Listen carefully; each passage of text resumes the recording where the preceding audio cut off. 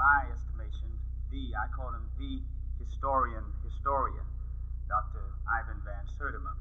Again, we welcome you. We have been trying to make a rather monumental decision, and that is whether we should go upstairs. We have ample room upstairs, but you appear to be so comfortable, those of you who are seated, and we don't want to get you too far away from the kitchen, nor do we want to get you too far away from the books. So, however, I think we'd be a bit more comfortable. People are still standing, and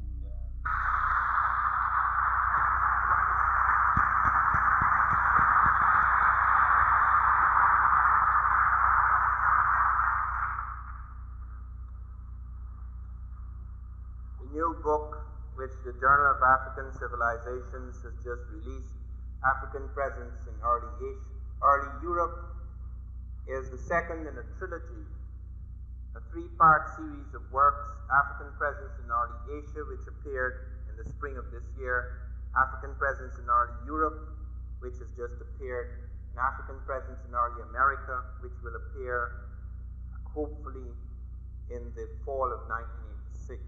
I say hopefully because under the enormous strain of my many duties, it has been very difficult to write the sequel. It's all in my head, it's finished. I have not put down a word of it. It's been many years since the publication of They Came Before Columbus. I completed that in 1976.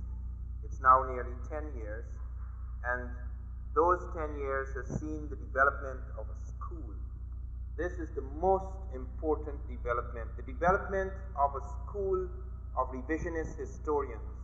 That is why I attempted to found the Journal of African Civilizations, because my great concern was to make sure that the vast amount of knowledge that lies hidden in millions of books, not millions, thousands of books across the world would not be lost.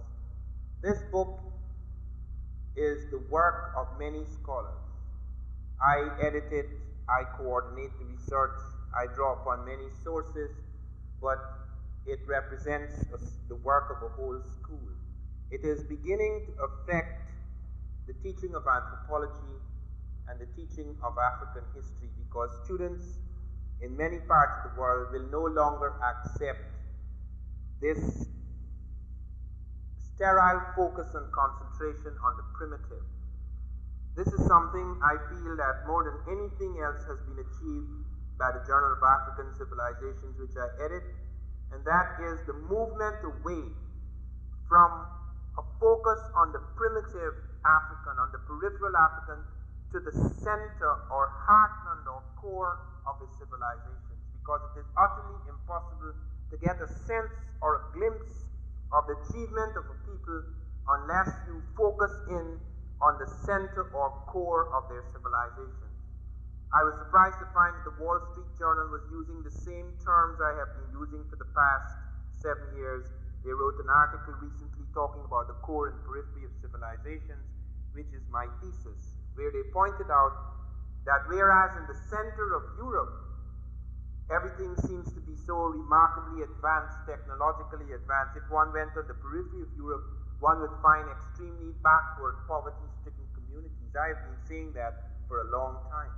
Nobody writes about those communities. I have lived in those communities, not just passed through. I've lived in both Western and Eastern Europe. I've lived behind the Iron Curtain. I've lived in both the communist and the capitalist worlds. And I have lived in villages in Europe where they have never seen a black man in all history.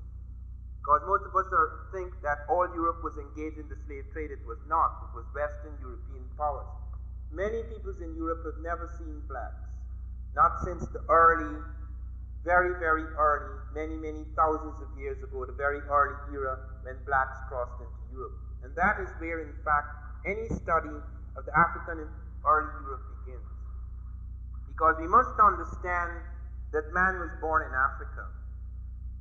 This now is accepted, but that was not accepted for quite a long while. People were searching for man, early man in Asia, early man in the Middle East, that so-called Middle East, Palestine, and so forth. But man was born in Africa. There is no doubt about that. Now, all the stages of man are found in Africa, right through until we find modern man with the present crania of modern man, etc.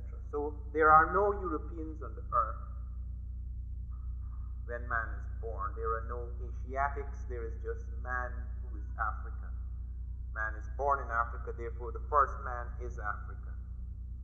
And you have movements, waves of people coming out of Africa, crossing into Europe and crossing into Asia. And when you go, therefore, to the first paintings in Europe, the first cave dwellers, the first paintings of Europe, the first art, the first tools, etc., they are African. We find African women crossing over 5,000 miles of Europe. We find all the pictures of our Europeans are African women. We find also that when we go to the earliest strata or layer in Europe, we find African skeletons. The structure of the bones, the structure of the nose, etc., it all shows there's the African. Therefore, there are no Europeans. Africans are 3.5 million years old. Europeans are only about 50 to 60,000 years old. And I was very struck many years ago, although I didn't know these facts then, when I attended a poets' conference in Wales, in Cardiff, I think it was, with some of the great African poets, Wole Soyinka of Nigeria, and another gentleman who is now dead. And Australians, New Zealanders, and other members of the white Commonwealth would get up and say, the younger members of the Commonwealth. I remember being very annoyed about that and saying, who are you calling younger members? In what sense are we younger? Because that is one of the theses that the Negro, the so-called Negro, is only 10,000 years old. He's the last, he's the youngest, and that's why he's so stupid. Man was born in Africa. There is no 10,000-year-old Negro. In fact, as I was to learn after many years in British anthropology, there is no Negro. The Africoid, as we shall now call him, and as we have been calling him in the journal, the African type, moves up into Europe. But first, that type is not a very advanced type. Neanderthal man or Neanderthaloid man has something slightly missing. It's some sort of lobe, the seat of the imagination. He is replaced by an advanced African type known as the Grimaldi. That advanced African type spreads all over Africa and goes up into Europe and goes up into parts of Asia. That type is known as the Homo sapiens sapiens. That is modern man. There is no inferiority or superiority in races because that is the type from which they all evolved.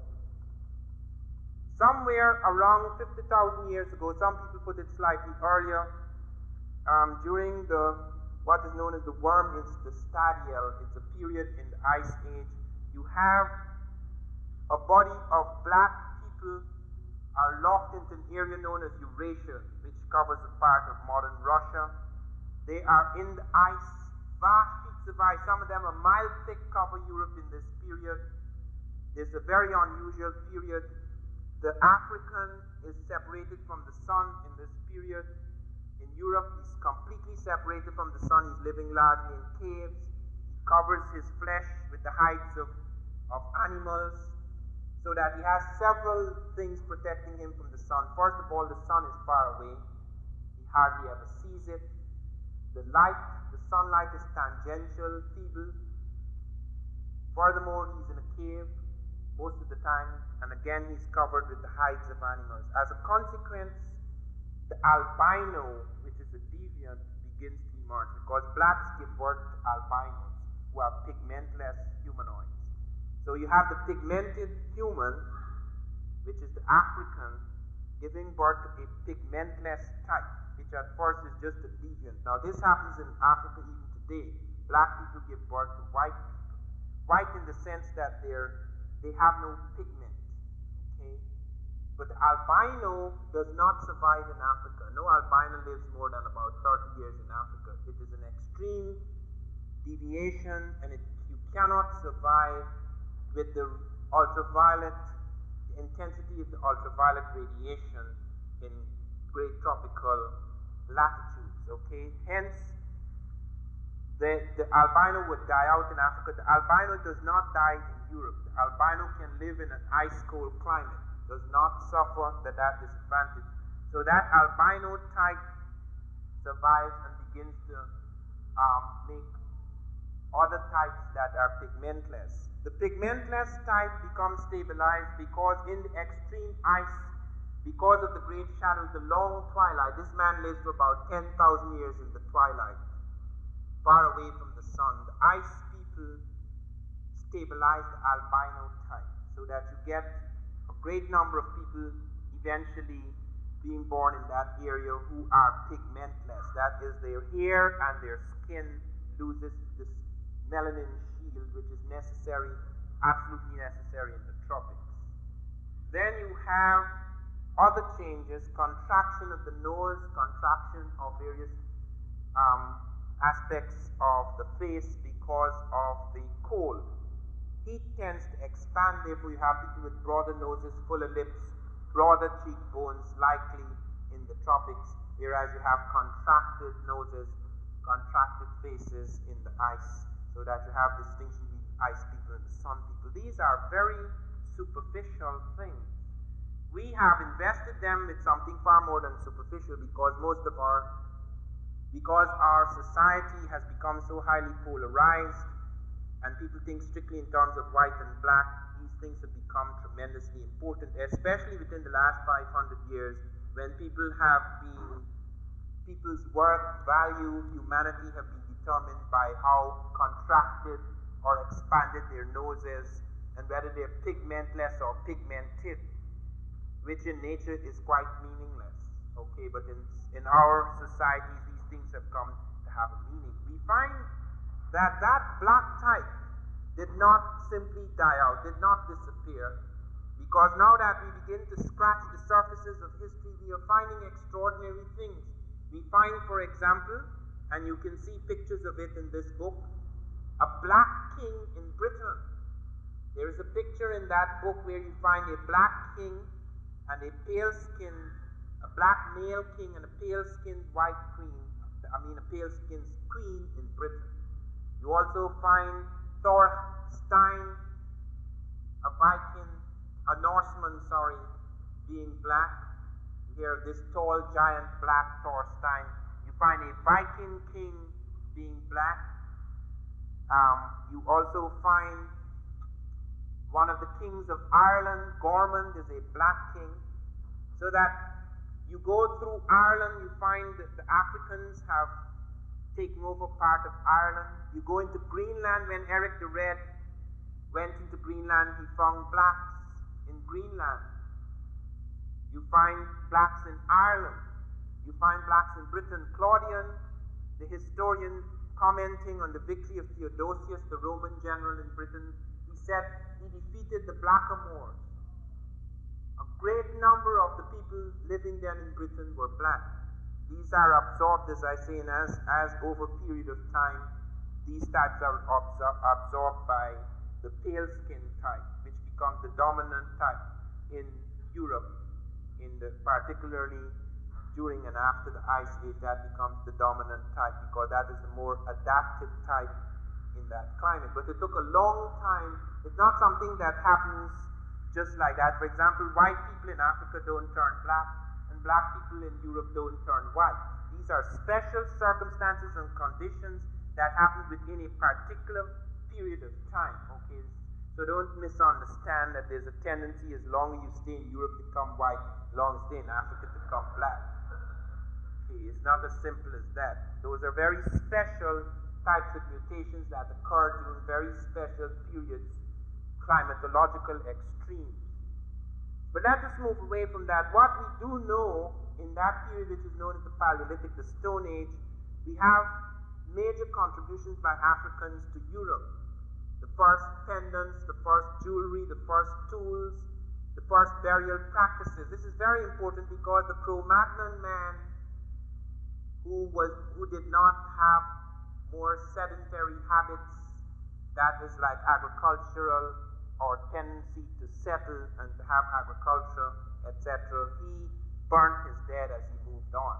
Whereas Africans introduced burial, the burial of the dead, the burial of the human dead, introduced introduced various things. Some musical instruments were introduced in that period.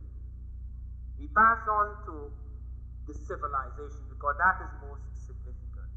While we do know the first man is African, and we have now a tremendous body of things developing to show how come the melanin shield is dropped in some certain places, producing the pigmentless type with the different hair and skin, different eyes, all of which are colorations, and then you get also other things in the climate producing a different texture of hair, a lankiness versus a tightness, and various kinds of lengths and things like that in terms of hair. All of these things can be explained in terms of climate. But when we come to civilizations, it has been said, okay, fine, all right, even if we were to admit that the black is the first man and that he did move up into Europe. After all, Europe did not have the Straits of Gibraltar then. You could cross by land. It's only 20 miles between Africa and Europe. They're very close to each other. The southernmost tip of Europe and the northernmost tip of Africa, you could walk across it within less than a day, okay? Even if you have the Straits of Gibraltar, you could easily cross over. So we do know of these waves of Africans going up into Europe, waves of Africans going up into India. But then comes the question, okay, fine. But then people say, all right, so you may have been the father of the European, but then what did you do? The European got smart, and he built all the civilizations, and he came back and civilized you. Those people who stayed, they just merely deteriorated, and those people who moved into new regions, they made all the great advances. That is not true. Because when we go into the early civilizations, and we're not talking about primitives now, we're not talking about first man now, we're talking about the first civilizations, the advanced cultures of the world, we find the black again at the beginning of those civilizations. We go into Crete, Minoan Crete, and you will find pictures there of a black in charge of the Minoan army. You find pictures there of many of the Cretans are black. And you find Crete is very important because, in case you don't know, Crete was to have a profound influence on Greece. Greece was to be the very flower and quintessence of European civilization. And there, Evans and Schliemann, these are the two greatest European excavators of Crete. And both of them are saying this is a black civilization. Both of them come to that conclusion. I remember some years ago, John Papademos, the Greek physicist, who's a very good friend of mine, he'd written a major article in the Blacks in Science issue. When he speaks, most of his colleagues walk out. They can't stand him because he has spent most of his lifetime to establish that Greek science, the so-called miraculous Greek science, is only partially Greek science. A lot of it is African science brought over from Egypt into Greece and claimed to be Greek. He has had the honesty to show how much his countrymen in history owed to the African. And he was in Crete for a year, and he wrote me a letter urgently, please tell me what to look for. I'm in Crete for a whole year, and I want to study anything that is African in Crete. And I put him in touch with various people who knew something about Crete, because this is not something I was studying at the time. And he came back with quite a lot of material. We have James Bronson, a very fine black artist in Chicago, who's given us a lot of pictures on Crete. One of the things I found astonishing about James Bronson, though, is that he always keeps his best pictures back. I was doing something for Gil Noble, it's not finished yet, an African presence in Asia. And when we came to China, all James Bronson had, for example, the Chu dynasty in China is all black. In fact, they call it Naqi, which means black man. So the Chang dynasty is black. And when we had to study that, we found we didn't have very good pictures. Just had a few primitive types or semi-primitive types. And then when I wrote James Bronson, I said, please send me more pictures. He sent me 6 pictures of African noblemen in the court of China. I said, don't you think that is important? He said, you didn't ask me for it. We have a wealth of things. You cannot imagine what incredible photographs exist, what incredible paintings exist from early times. On the cover of this book, which is just released, for example, are two African noblemen playing chess in 12th century Spain, right in the heart of Europe. And this is very difficult to find these things because one of the problems that we face when we come to deal with some black types in Europe like the Moors is that the Muslims had a thing against making images. It was sacrilegious, so that most of the paintings are done by outsiders. So the Moors themselves seldom painted themselves or represented themselves, so that we have a problem there. And in spite of that, we still have some very remarkable surviving paintings of Moors in Europe. But let me not touch on the Moors. Let me touch on Greece. Greece is the very center, as Egypt is, so is Greece to Europe. When we go back to the early history of Africa, when we go back to the foundation of African civilizations, Egypt is the flower, it is the fountainhead of African civilization. And there is now no doubt whatsoever as to who founded Egypt. Do not confuse the modern Egyptians with the ancient Egyptians. The modern Egyptians are not black. You will find some blacks among the modern Egyptians. Sadat, when he was here, Sadat said, I am a black man, and I'm the first true pharaoh in 2,000 years. He was speaking the truth because Sadat himself has Sudanic origins. Many people in his cabinet do not. Abdullah, for example, an Egyptian, when we had the Cairo conference in 1974, and Sheikh Anta Diop, the greatest of the Africanists, we call him the Pharaoh of African Studies, and by the way, we're bringing out a special book on Diop in the spring called Dr. Diop in America. And when Diop proved beyond a shadow of a doubt, he took skin from the mummies in the Maritime excavations and tested them for melanin content and showed that they were African. And he showed that Herodotus and a whole range of people said they were black skinned. Abdullah, the modern Egyptian, jumped up and said, even if they're black skinned, they're white.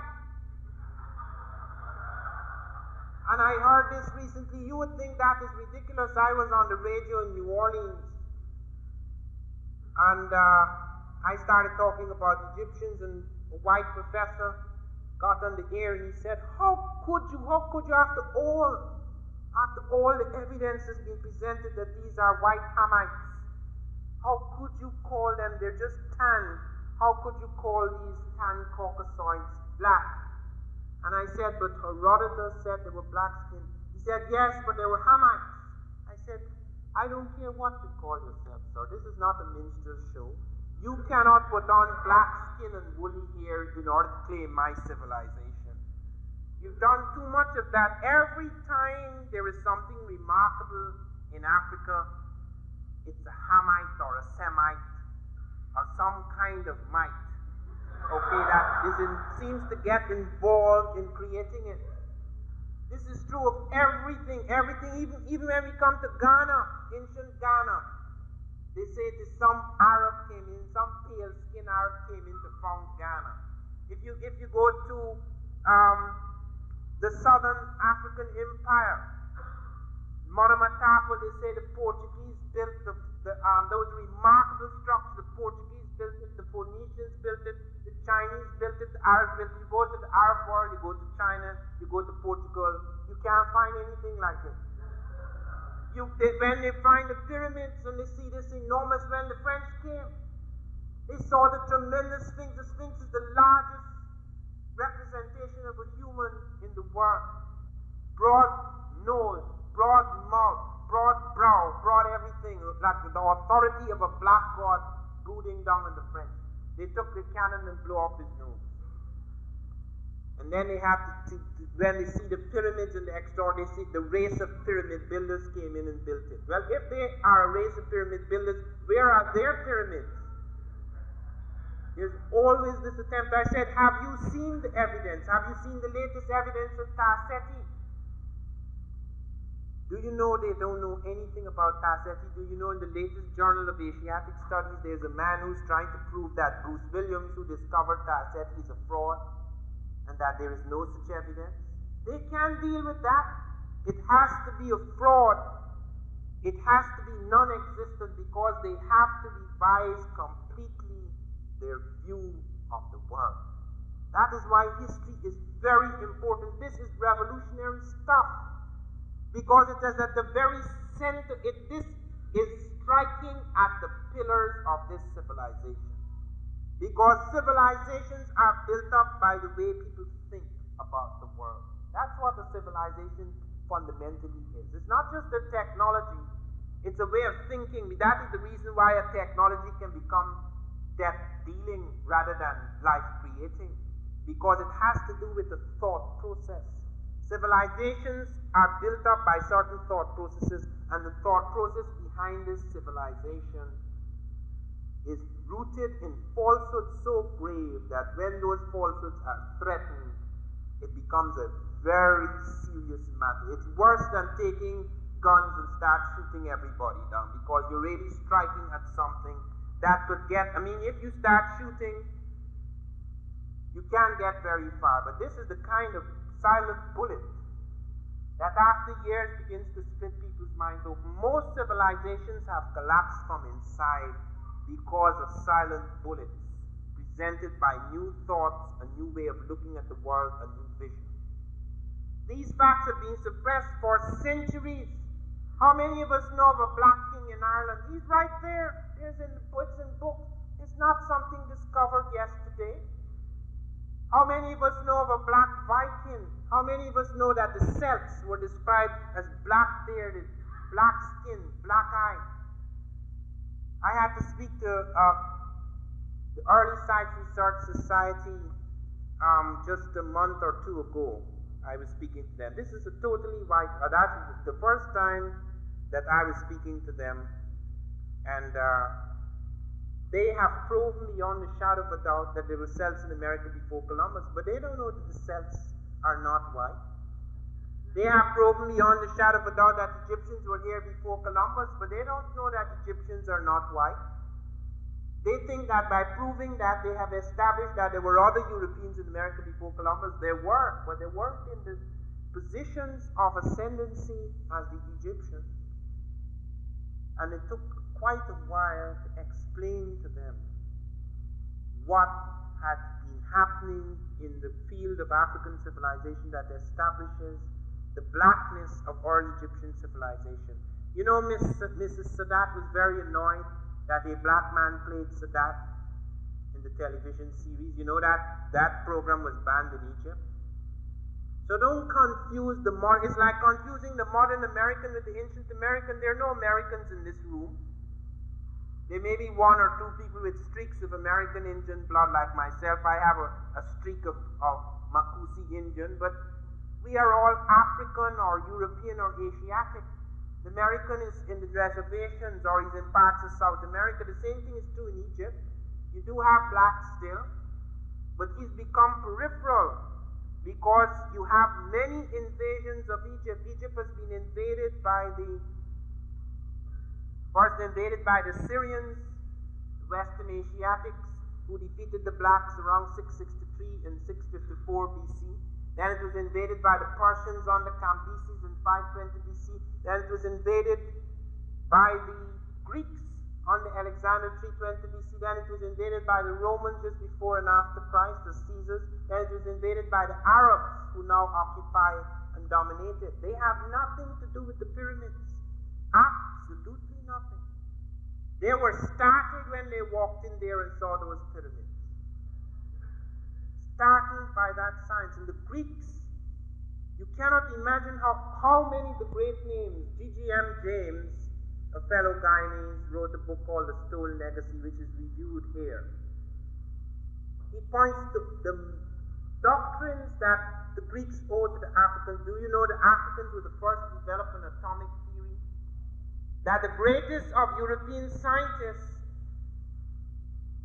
Isaac Newton, who we recently discovered was studying the Egyptian documents. Papademos had shown, for example, in a major article recently in the book I edited, Nile Valley Civilizations, that Kepler and Copernicus and all of Galileo and all of these people had read Egyptians and passed all bits and pieces down to Newton. He was able to bring about a new synthesis as a result of his genius. But now we're finding that he didn't even have to read these guys. He was an Egyptologist himself.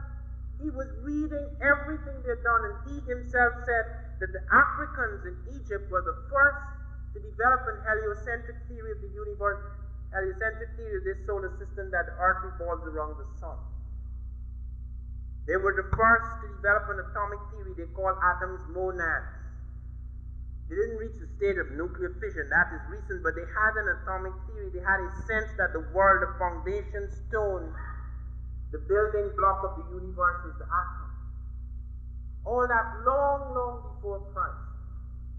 We're only now becoming aware of that, the impact on the medicine, on the science of the world through the Greeks, because Greece was to become the foundation stone of European civilization. Through Greece, all these things were to come down. Men like Anaximander, Anaximenes, Pythagoras, Xenophanes, Zeno, Heraclitus, Anaxagoras, Democritus, Plato, Aristotle, all of these guys were drawing heavily on African materials. And the next thing you hear, they're the father of this, the inventor of this, the creator of this. They were not without genius. These men had their own genius. But they could not have made the strides they made unless they had built upon a foundation that went back for centuries in Africa. And this was not the only thing that was to happen in that respect. We have several races that are found running through the various European tribes. The Twa, for example, of Africa, we find them far up, right up into Greenland. They have found people called the Skrælings who are black. In Greenland, the Arctic Circle, the top of the world. When Eric the Reed walked into Greenland, he found black people. As I said, when Theodosius the Roman attacked Britain, they found some of the people who were fighting them were blacks.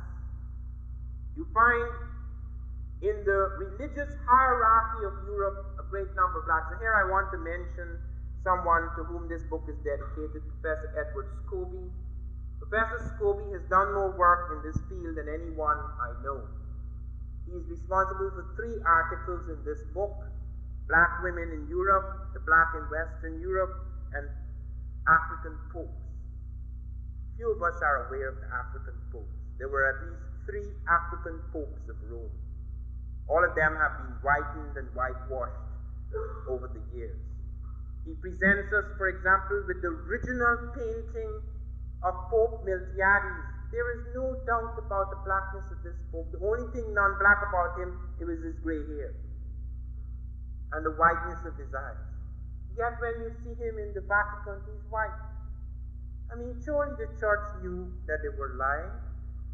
I mean, how come these things are covered up? As soon as that era of slavery entered, the black had to be diminished in order to make it work. Because the Christian conscience could not carry the horror of knowing that if the black was really equal, how could you be treating him like that? He had to be an inferior. Only then you can carry that kind of conscience. Only then you can sleep at night. You have to think that the person you're mistreating and dehumanizing is not really human. And it affected everything. People have to find reasons for things. That is the reason why the black was, whenever you saw the black in some prominent places, he was put down. And yet in the church, the black had tremendous influence. Many saints are black. Saint Maurice, the patron saint of Germany, is black. It's only just before Hitler's time he was removed from patron sainthood. You find the Madonnas running their brilliant pictures of the black Madonnas. Now they have European faces. The child still retains its Africanness. Many of the black Madonnas have European faces, but they keep their blackness, because when you go back to the original black Madonna, Isis and Horus, you see the African mother and child. And after the death of Jesus, that is how Jesus and Mary was represented, as a black mother and child. We do not know that Jesus was black, but we know that he had African blood, because when we see his first physical representation on a coin at the back of Justinian II in the 2nd century AD, you could see he has dark brown skin and he has woolly hair like that of an African. His nose is not African. It's a Semitic type nose. It's whatever you mean by Semitic, but it's not a broad nose. But he's obviously mixed, but he's not European. Only time Christ got to confront Europeans is the day he was arrested. Yet when he appears on the cross, he is blue-eyed with blonde hair. Where did he get that from? He spent his boyhood in Africa, at least until he was 12. He's there sitting among the doctors in Egypt. He was sent there, Hosea says quite clearly, out of Egypt shall I call my son. He was brought back out and brought in to serve his ministry. And even if in the search of Jeremiah's search for the historical Jesus and other works that have been done, they still come back to an Egyptian source. Jesus is the last and the most powerful and the most remarkable of the Christ. But you have the Christ figure appearing in Egypt, in Africa, before Jesus is born. Christ, in fact, is an African word, karas. Karas means the anointed one. That's an Egyptian word. Someone asked me on the radio this afternoon whether Africa is a word that Europeans made up. No, sir. Europe is an African word. It comes from an African princess, Europa. Africa was not made up by Europeans. Africa comes from an African word. Africa is an Egyptian word meaning birthplace. Okay, please note that. Because I'm not saying that other people didn't have words for parts of Africa, because several people have presented theories about other words, and there may be other words. People do not usually name their continents because they don't think of them as continents. It's only within fairly recent times that we have started to think of places as continents. Okay? It is very important to note that it is only recently, for example, that we began to think of ourselves as planet Earth. Earth doesn't mean anything, it's just a name. Okay, so that you can't call yourself Africa because you can't conceive of all Africa. Those are recent events. You can't conceive of all Europe. You can't conceive of America. So Americans can't call themselves Americans because they can't see the whole continent. Okay, so they're usually people from outside give a name and that name sticks. Okay, like Egypt, for example, is not the name given by the Egyptians. The name given by the Greeks, but it sticks because the Greeks were to become very important, etc. So there are other names for Egypt. You don't get involved in the names because it's still the same place once you know what we're talking about. It's very important to note about the popes. In Scobie's article, we learn of three great African popes. They are not just African, they did have significant impact because St. Victor, for example, who's from 189 to 197 AD, he was the person to force an observance of Easter on Sunday by both the European Christians as well as the Asiatic Christians, because I think one of them observed it on another day and he had to bring it in line. Then St. Miltiades, whom I just mentioned, from 311 to 314 AD, he reigned as Pope during the most significant moment in Christianity. This is when the Roman Emperor Constantine became converted to Christianity and gave back a lot of the property of the church back into the hands of the African who restored it. Today, the Vatican and how many of those places were given back to the church. And then there's St. Gelasius, who's responsible for Candlemas, many hymns and collects, the feast of the purification and things like that. So you do have African popes, and you do have a profound influence on the Madonnas. The most saintly figures, the most worshipped, the most venerated figures in Europe are black Madonnas. And this brings us to something that is very interesting, the strange contradiction of the European imagination in relation to the black. Okay, particularly black women, where you find that black women are worshipped from very early by Europeans. The goddess of wisdom is black. Minerva, the goddess of chastity, is black. Artemis. Circe, the great enchantress who drew Odysseus and his crew, she is black. You find Andromeda. Some of you may have heard of the great Greek myth of and Perseus and Andromeda. Perseus is the great Greek hero, and he marries Andromeda. When you see it on TV, of course, she's white. But Andromeda is black. You will see it in the book Black Women in Antiquity. You will see how they are represented by the early Greeks. In fact, the early Greeks never contested that blacks had a profound influence on them. Martin Bernal, who is a classical scholar at Cornell, wrote a brilliant article called Black Athena, the African and Levantine roots of Greece, where he showed that there was first of all what is known as the ancient model. The Greeks said that Africans gave them most of their gods. Africans influenced them in many ways, and Herodotus and the whole range of them, Euripides, Aeschylus, etc., all admitted that Egyptians had profound influence on them.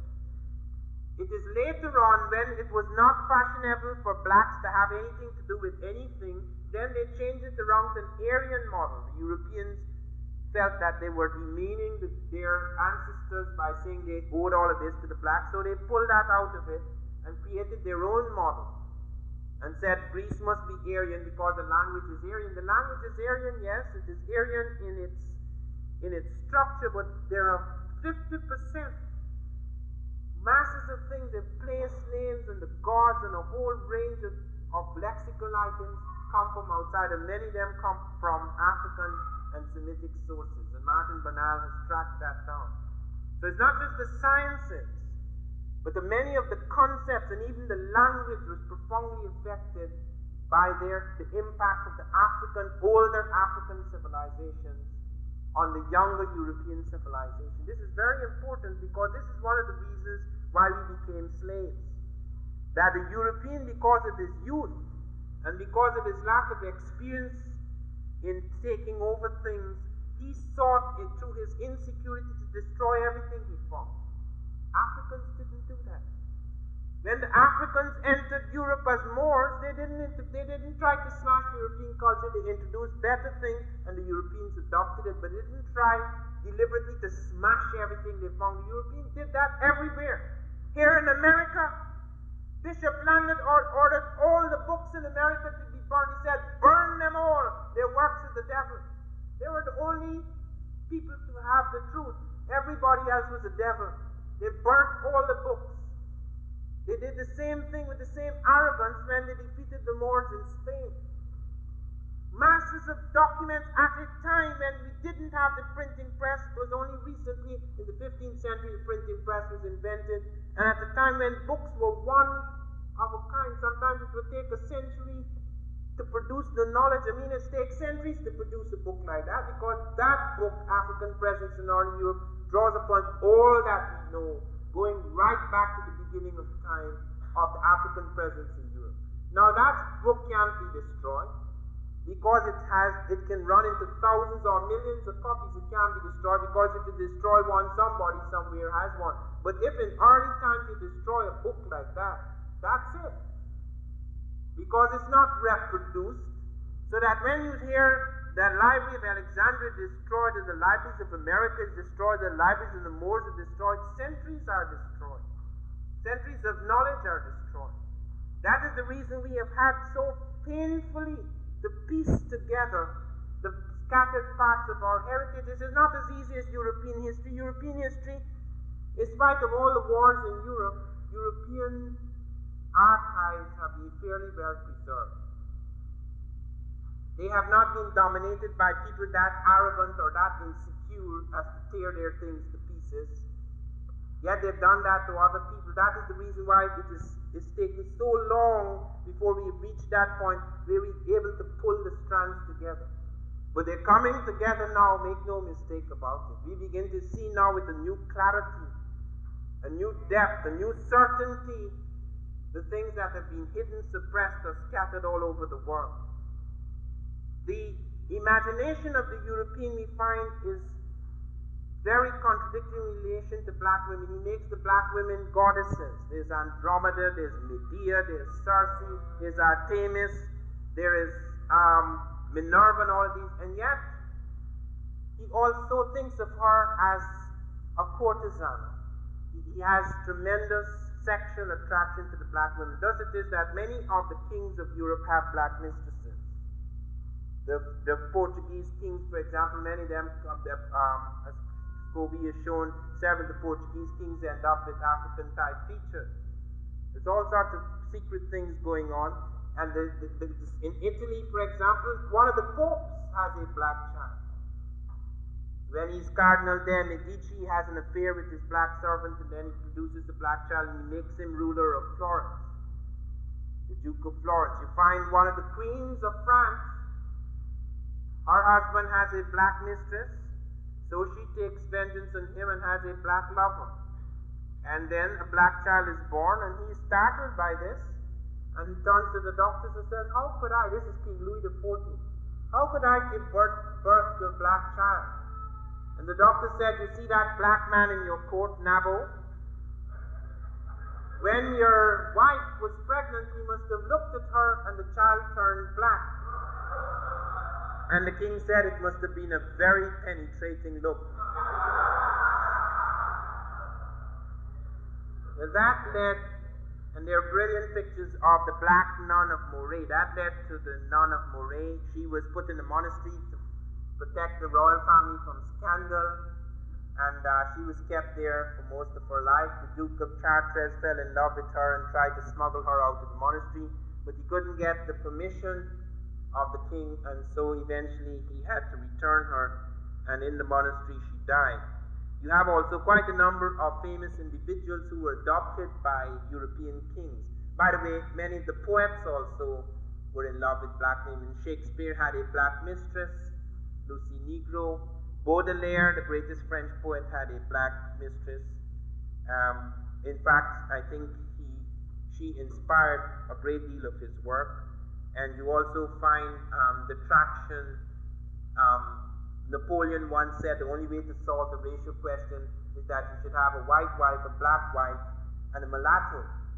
Well, he could have neither black wife nor white wife, so he picked the mulatto and made her queen. He picked a woman from the Caribbean.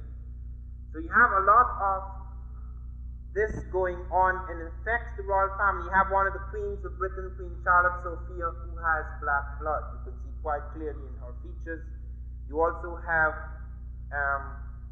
a number of the European kings adopting black children. So, for example, Abraham Petrovich Hannibal, not to be confused with the Hannibal of Carthage. He's given this name. He's a slave in Constantinople, and the Tsar of Russia adopts him, and he becomes very important. He becomes one of the generals in the Russian army. He also becomes an architect. He also becomes a diplomat. He has diplomatic mission with Sweden. He also helps to build various things. And then his grandson is Pushkin. Pushkin was the greatest of authors, the greatest poet of his day. He had a profound influence on the Russian language, and he was the black descendants of Abraham Petrovich Hannibal. Many of these people are mentioned, but I want to come to something that interests me most of all, because it was to have the profoundest impact on what we know today as the Industrial Revolution. Few of us are aware that the greatest influence blacks have had on Europe came with the Moors. Who are the Moors? When did they enter Europe? What did they do? What was their impact on Europe? First of all, the word Moor was used by the Romans, mores, dark or black, coming from moros, meaning dark or black by the Greeks. And they used it when, in 46 BC, they came into West Africa and they saw black people and they called them Moors. So, but that doesn't answer our question fully. It shows the origin of the word, but that word was used for various ethnic types.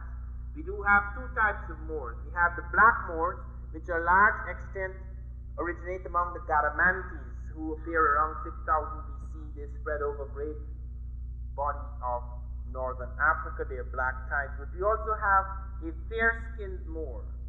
The Libyan, because some of the Libyans, James Bronson has shown to be dark-skinned. Some of the Libyans, Chandler has shown to be fair-skinned. Like you do have a type that is known as Tamahu. Tama means people, hue means like ivory.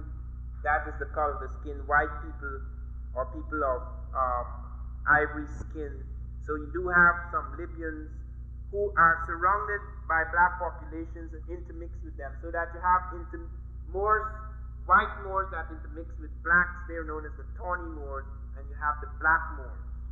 So you have a body of people like that. When the real story of the Moors begins seriously when Muhammad is born.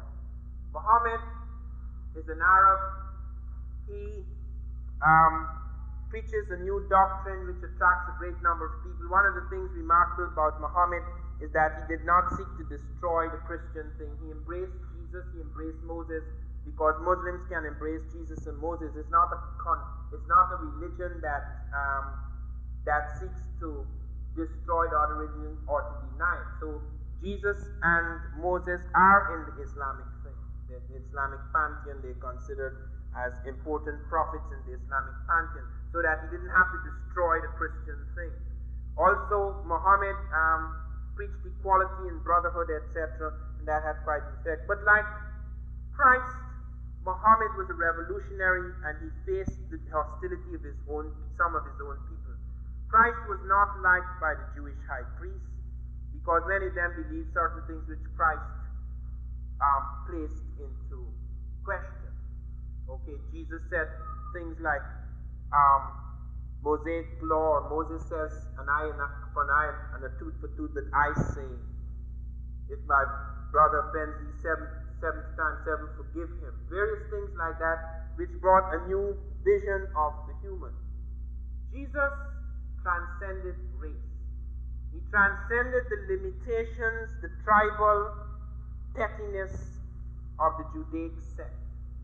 Okay, therefore, Jew or no Jew, he transcended the Jew. Muhammad is the same, Arab or no Arab, he transcended the petty, warring, semi-primitive Arab tribes of his time. The greatness of these men lied in their universality of spirit, their ability to stand above littleness of their time or the littleness of their people, to rise above those things and to establish an idea, a vision that would embrace the world, that would give man a new chance to become something, to become a new man, to build a new world. So that even though Christ was crucified and Muhammad was chased out. For example, Muhammad, the years of the Muslim world begin with the Hijrah, the flight of Muhammad. In both cases, both prophets were embraced by the blacks. Jesus fled to Egypt when he was threatened by Herod. He spent 12 years in Africa in a village called Marathia near Heliopolis, and in fact the first converted people who built the first great Christian churches are in Ethiopia. They're not in Rome, not in Europe. Europe came after. Europeans, in fact, although it wasn't, as Pontius Pilate said, it wasn't his fault, he washed his hands of the whole affair, because when he said, "Look, I have found this man innocent, here is Barabbas," the crowd said, "No, we want Jesus." So that in a sense, the Romans were not fully responsible for the execution of Jesus, it was his own people. But nevertheless, Rome did not come to Christ easily. It is the Ethiopians who built the first Christian churches. Let us remember that. When we see all of these blonde-haired and blue-eyed Christs, which were created afterwards. There is no harm in creating God in your own image. That you have all right to do. The sin lies in trying to push that down other people's throats as though it's the literal truth. To make us believe that Jesus is white. To make us believe that we have to bow down to a white image of humanity. Because this was part of the way of keeping us in our place. And this must be understood. With Muhammad's death came the Great Crusades. However, with his death came a division among the Muslims, which is very tragic and which in fact is going to haunt them for a long time.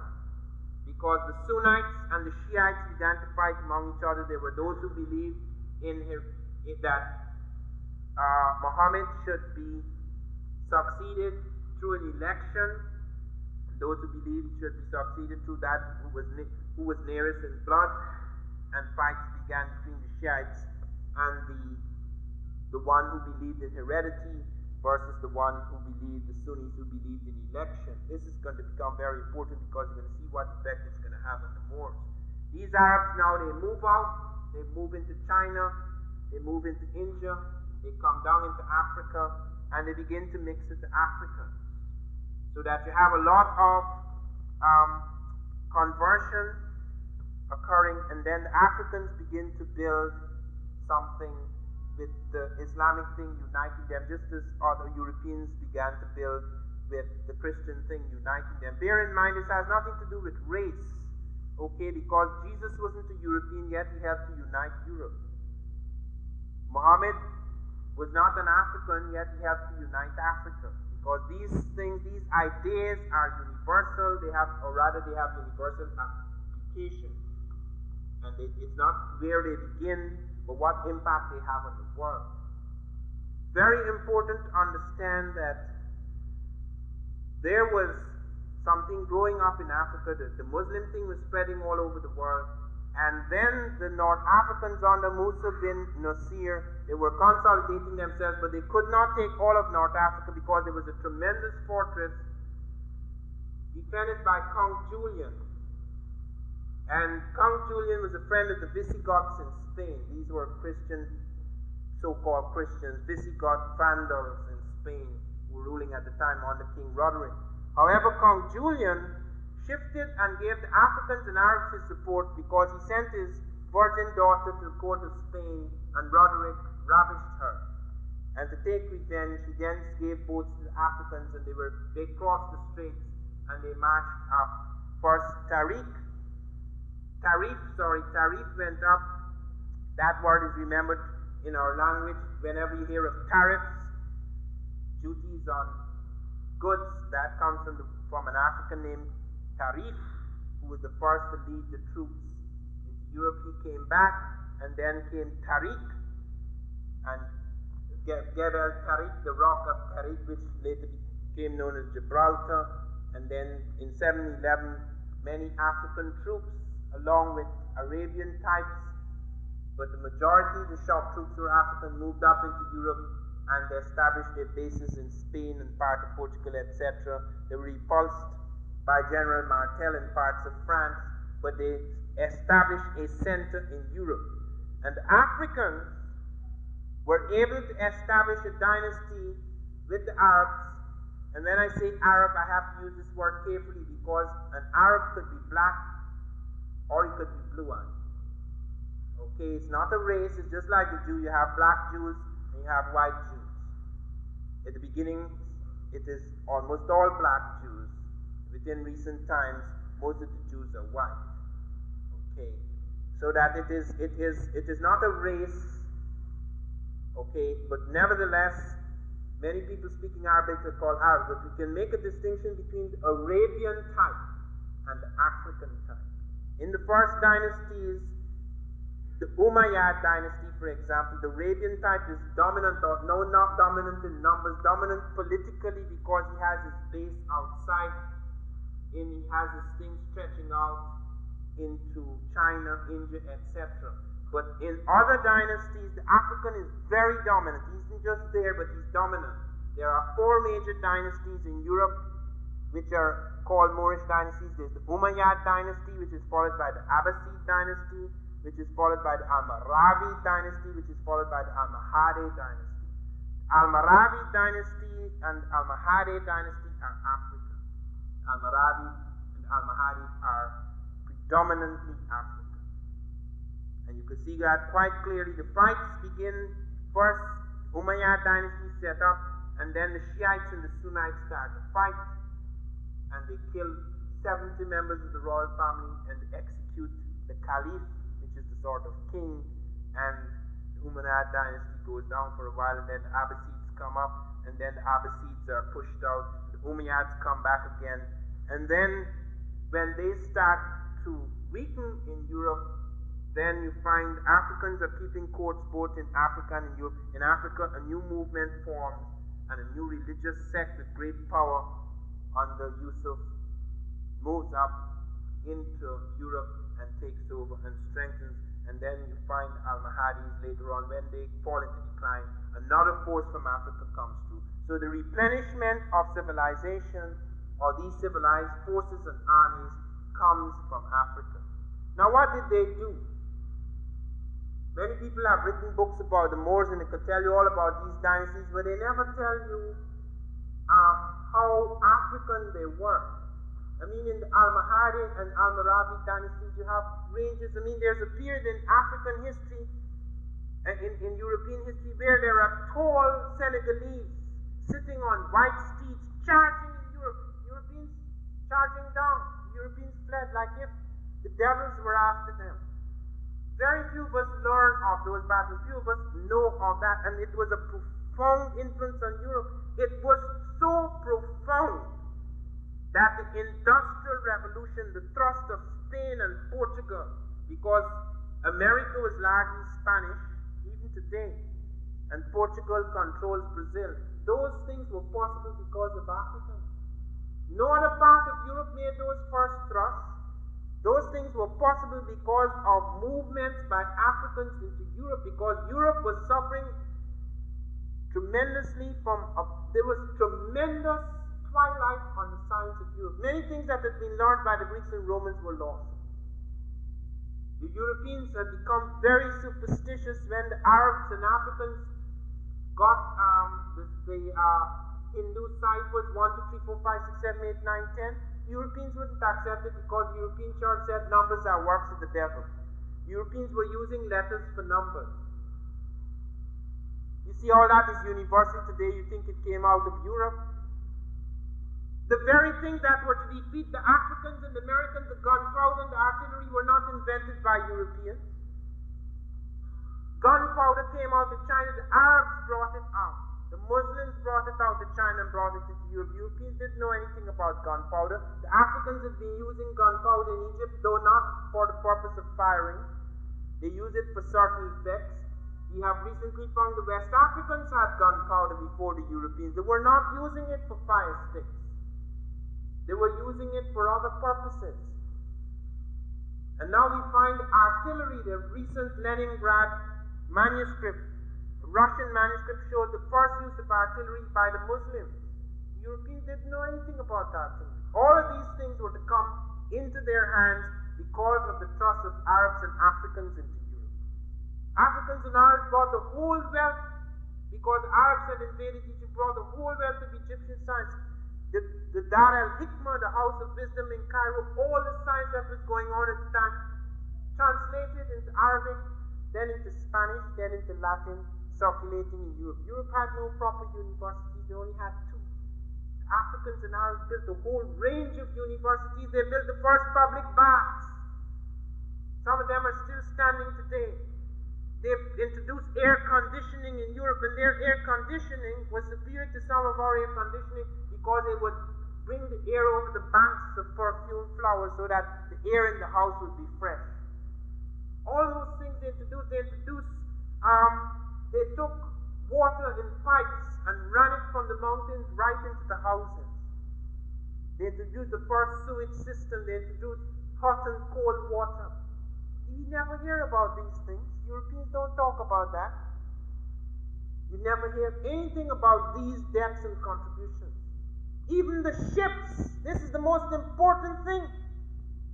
Without those ships, they wouldn't have crossed the Atlantic. The caravel, which was used by the Portuguese and the Spanish, comes from the caravos, which were used by Arabs and Africans. Comes from the pangalos on the Indian Ocean, used again by Arabs and Africans. The sails that Vespucci and Columbus used were Arab Latin sails used by Arabs and Africans on the Indian Ocean. The compass was not developed in Europe. It came out of various uses in China and in Africa. In Africa, they found the caravans. All the caravans had compasses. This is before Europeans started charging into Africa. The astrolabe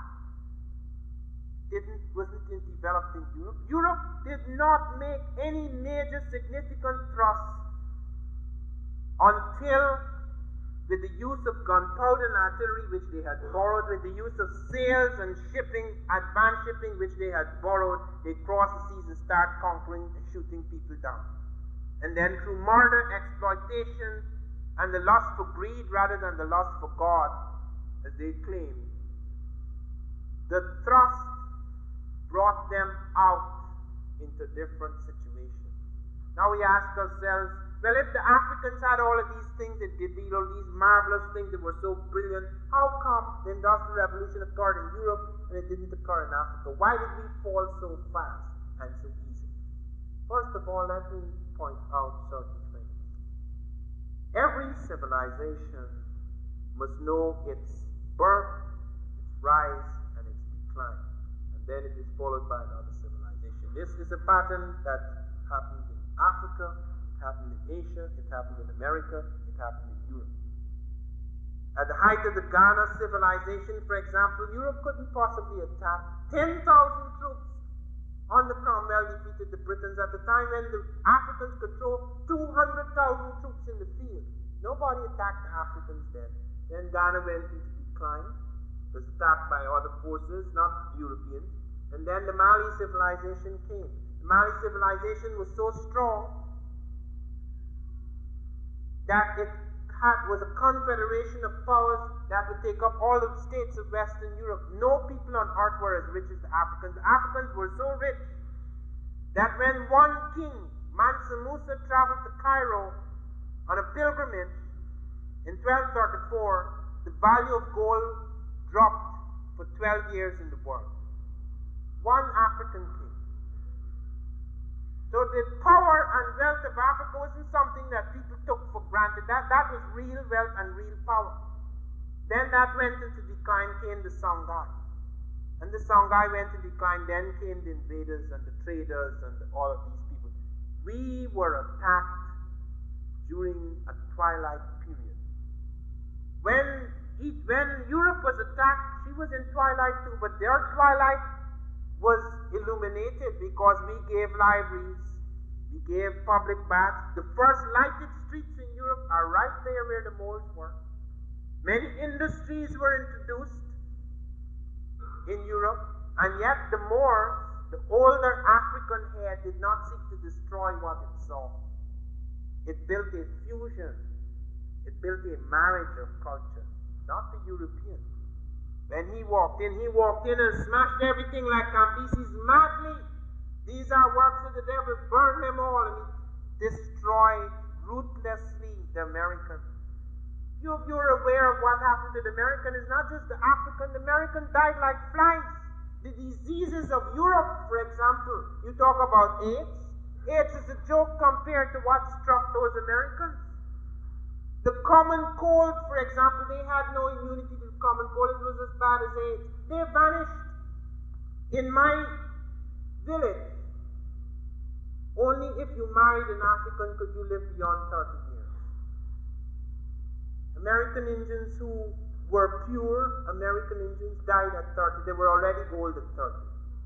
At my age of 50, they would have passed over into the great beyond long ago.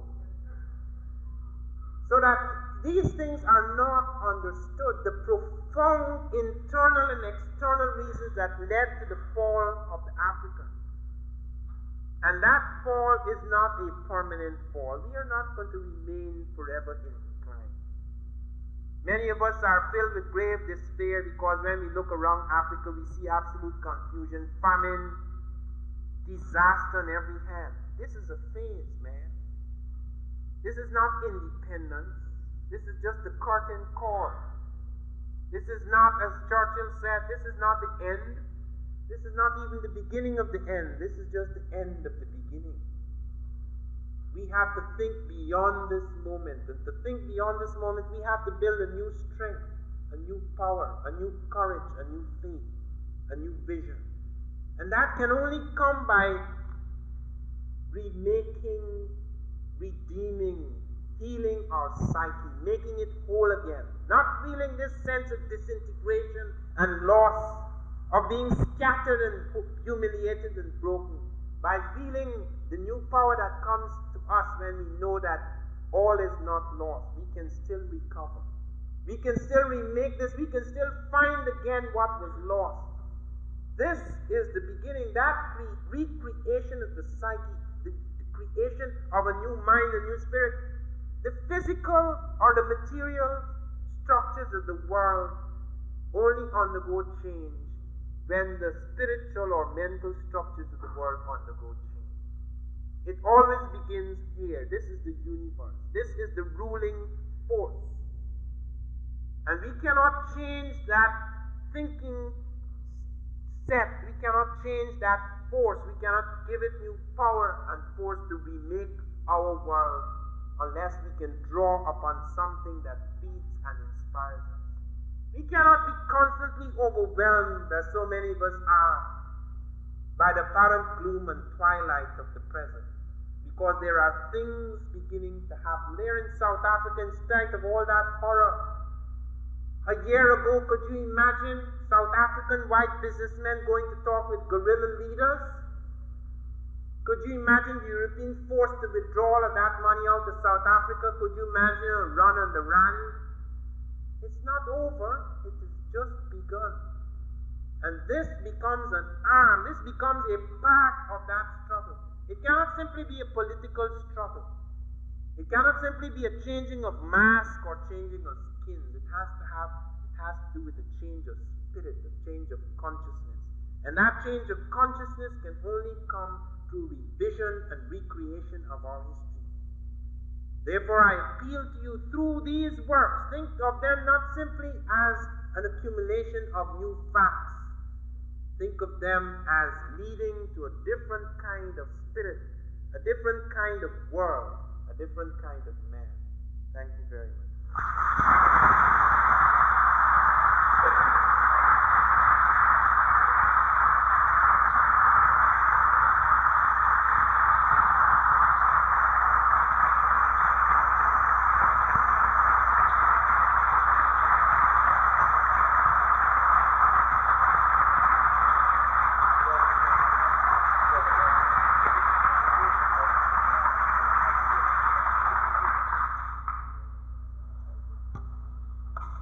Dr. Ivan Van Sertima, let's give him another round of applause.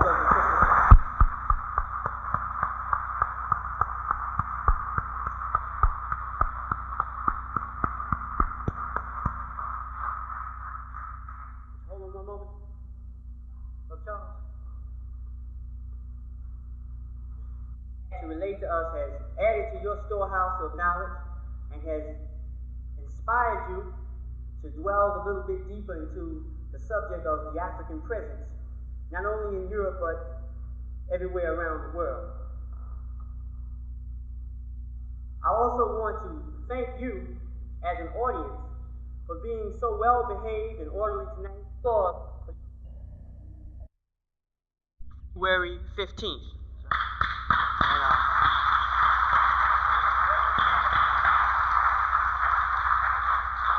So please take note of that, and I'm sure that you want to come out again and hear some more of his knowledge. And so right now I'd like to turn over the microphone. Time has come now for questions, so please come up. You see, because you have counters. If a race or a group develops an advantage, they also develop a disadvantage. Okay, like for example, in our present situation, we have certain unrealized capacities. I have never found a black who's been able to use his pineal gland, for example. You see, you may have a potential. A potential does not mean a realization. Okay, the European, for example, may have a potential disadvantage, but it doesn't come out because it is balanced by the fact that he has a historical advantage. Okay, for example, where is the wealth? It's in the European hands. Where is influence? It's in European hands. Where is power? It is in European hands. Where is the technological initiative? It is in European hands. So that even if you may have an advantage, it doesn't make you superior because it is balanced out. Okay, because for example, it has been argued that Africa, the black man in America cannot do anything really because from the word go, most of them grow up in the ghettos. They're brain damaged. They have, they get poor food. They operate in very bad ghetto conditions. Therefore, they have brain disadvantages. Now, we don't accept those theories because we know that those things are countered out. So that if you start using the melanin thing, you get into the same problem, because people will say, okay, you may have potential, you may have something in your pineal gland. Show me what you're doing with it. Show me how come that you have, while the European over the last 500 years has created about 1 million inventions, blacks have created about 1,000. So how come his pineal gland, which gives him greater creativity, he didn't create the million, the Europeans created the million, and he created the 1,000. Europeans created the million because they're not superior, but because they have an advantage. They were in charge of the world. They went to the universities. They controlled writing. They whipped us down. They kept us and they put us on slave ships, etc. So they have been able to produce and invent more than we have within recent times. Prior to that disadvantaged period, in which they were not in control, we were able to do far more than they. Not because we were superior, but because we were the first, not only as men, we were the first civilizations. We were far in advance of Europeans, so that when Egyptian science struck Greece, for example, the Greeks had, just like today we have to go to European universities because a great deal of African knowledge has been lost. So we have to go to the European universities.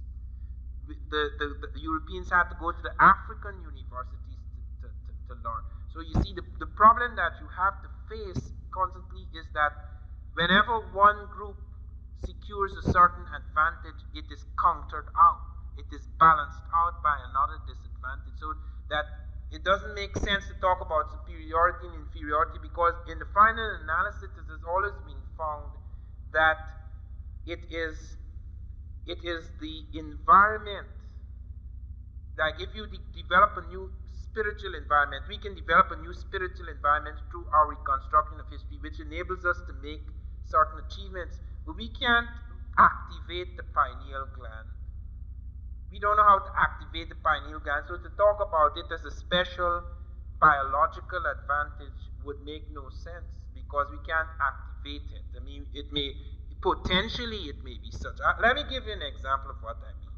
I am brain damaged. Nobody would know that. But when I was 9 years old, I was dying, and I had a fever about 107 degrees, which usually kills you. It didn't kill me, it wiped out a part of my brain.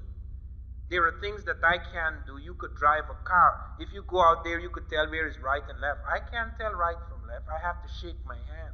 I have to make like this to know that this is the hand I write with. Therefore, this is the right side. If you put me on a highway and you let me go, I can't find my way back. I go to lectures sometimes, and I ask people to take me to the bathroom and not to go away because I can't find my way back to the lecture room. I am brain damaged. You can't tell me I'm inferior intellectually to anyone else, because that part of my brain which was kept intact, I use it more than most other people use it. So you see, even if you have a potential advantage, that doesn't make you superior. You see, you can't. That is the reason why theories of racial inferiority and racial superiority doesn't make sense. The Europeans started a lot of nonsense about the size of the brain, and then when he'd gone pretty far, then they discovered that Immanuel Kant, who was the most brilliant European of his time, had a pint-sized brain. He had the smallest brain. So you see, I mean, he could have built a whole lot of theories about how he has this big brain and how it has all of these convolutions, and then he find a little guy, a little brain like this. He opened the most brilliant man, and he find a little pint-sized. When I die and they open they're going to find part of it is just blanked out. I don't carry as much brain as most other people, but I make full use of the piece that I have.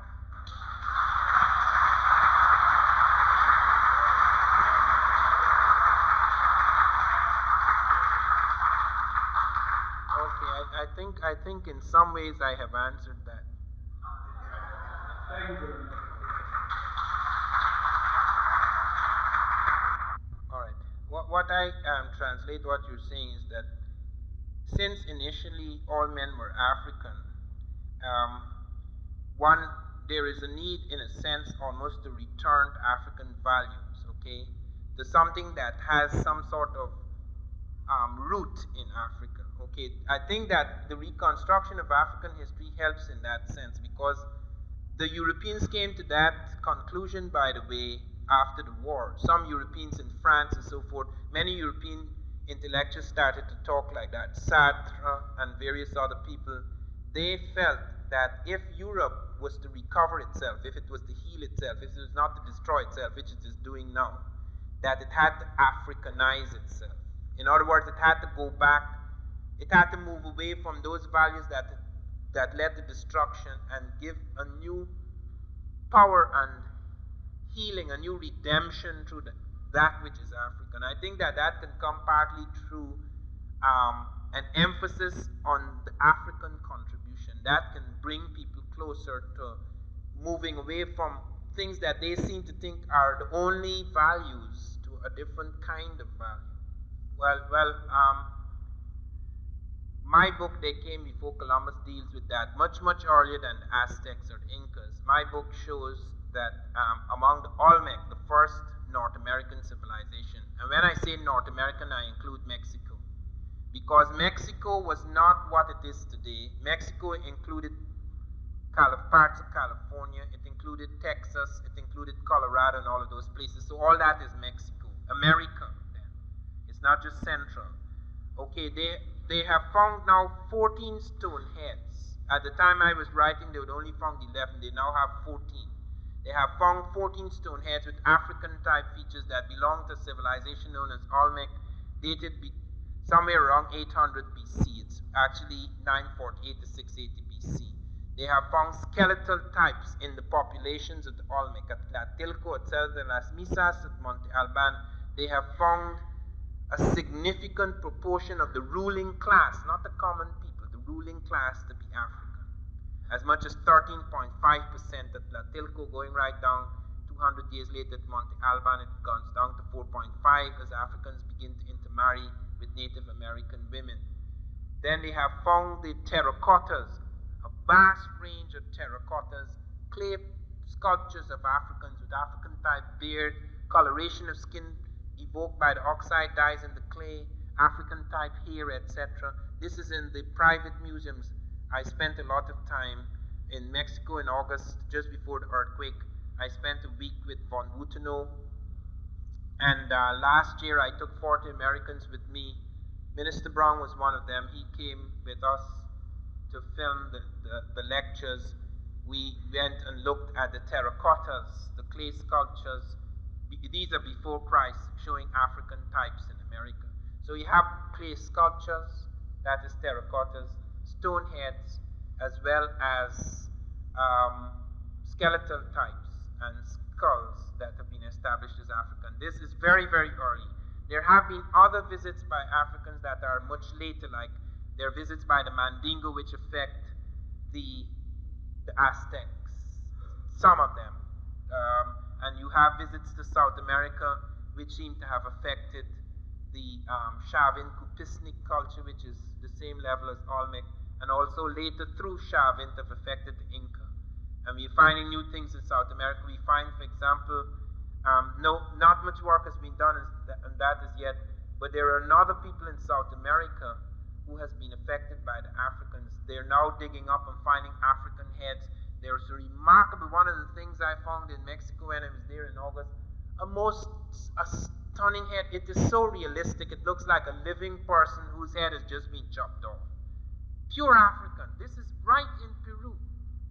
You know, and I remember a few years ago, 10 African archaeologists came to this country, and I took them to see Barry Fell's studio. Barry Fell is who wrote this book, America BC. While I was dealing with African, he was dealing with Europeans in America, although he didn't realize that some of his Europeans are really black, like Egyptians, Celts, etc. But he has had a remarkable museum, and one of the Africans who is chairman of the anthropology department in Khartoum in the Sudan he came down and he looked in the wall and he saw a plaque of beaten gold. And he looked at it and he read in English something written in an ancient Egyptian language. And he says, which part of Egypt did you get this? Only 3 people in the world can read this. I'm one of them. And Barry Fell says, that's not from Egypt, that is from Peru. He says, I don't believe you. This could not have been in Peru. And we had to spend half an hour to convince him. You know, he nearly got a heart attack. It's absolutely amazing. This incredible. I mentioned last year in New Mexico, I mentioned to the Western Epigraphic Society, I mentioned that Minister Brown and I think we took a photograph of some markings on top of the head. You know, that started a whole new investigation. And when I went back to the Early Science Research Society in Massachusetts at Salem, I found that they have a new book out. They're starting to take photographs and draw the markings, and now they're trying to decipher them to see what these people were saying on the top of the head. So the evidence there is absolutely overwhelming. I'm now doing a sequel to They Came Before Columbus, which deals with that. I'm not saying that to be funny, but I have cut off. There are many historians who are experts on slavery, but I don't know anything about slavery. I have lost all interest in slavery. I'm only interested in what great things blacks did. Okay, there are millions of books on slavery, and slavery is not to be forgotten and it's not to be ignored. But I am the person who has come with a mission to give another picture to balance that one out. There are many historians who deal with slavery, but I don't have time. I have 25 years to live. And I don't have time to deal with slaves because they have 25 million historians dealing with that. I am dealing strictly with what Africans gave to the great civilizations in the world before they became slaves. Note that. I am interested in what Africa gave to the world before it was enslaved so that it can be free again.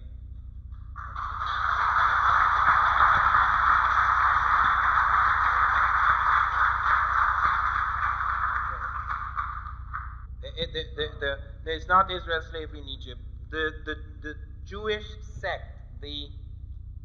sect was discriminated against in ancient Egypt.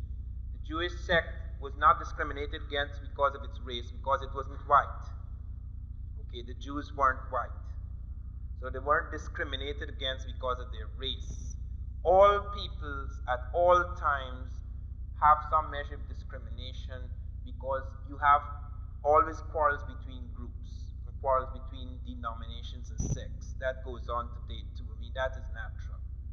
And the Jews, therefore, in Egypt came away with negative things about Egypt, and some of them, as they were reminded in the Bible, remember that how long you sojourned in that country and how much you learned from the Egyptians, okay? So that there's always been this love-hate relationship, because when the Jews wanted to escape, they went into Egypt, okay? So that the thing is that you see, the Jewish thing is a very complicated business because the white Jew is a departure, okay? And you see, you're really dealing with these guys around here now, these recent Jews, okay? I mean, that doesn't enter real serious history, okay? You know, I mean, there are many people who came converted to the Jewish sect who became Jews, etc. And as happens in many of these things, the other types, you know, declined in power and influence, etc. But I am not the master of the Jewish question, you see, because quite honestly, it takes so much energy to deal with the historical aspect. The only thing I know about the Jews in relation to blacks is that the blacks saved the Jews at a time when you had both black and Semitic Jews, where they were close enough. They were close enough for the blacks to go to protect the Jews. Taharqa, one of the greatest of African kings in his time, in 701 BC, sent an army, a Nubian and Egyptian army, into Jerusalem to save the Jews from the Asiatics. The Bible says there was a plague and Assyrian forces were cut to pieces. But it wasn't a plague. It was the malaria, okay, which fell upon the Asiatics and really destroyed that army. So the blacks protected the Jews under Hezekiah against the Asiatics. And the reason why the blacks went to protect the Jews is because they were brothers. At that point in time, they were brothers. The Jewish thing has become very complicated because there's a whole range of things that has happened since then to do with European Jewry, etc. And I don't know much about that because it isn't at that stage, it ceases to be so much African history, it becomes more European history. But there is an aspect, there are many aspects of the Jewish thing that is part of African history.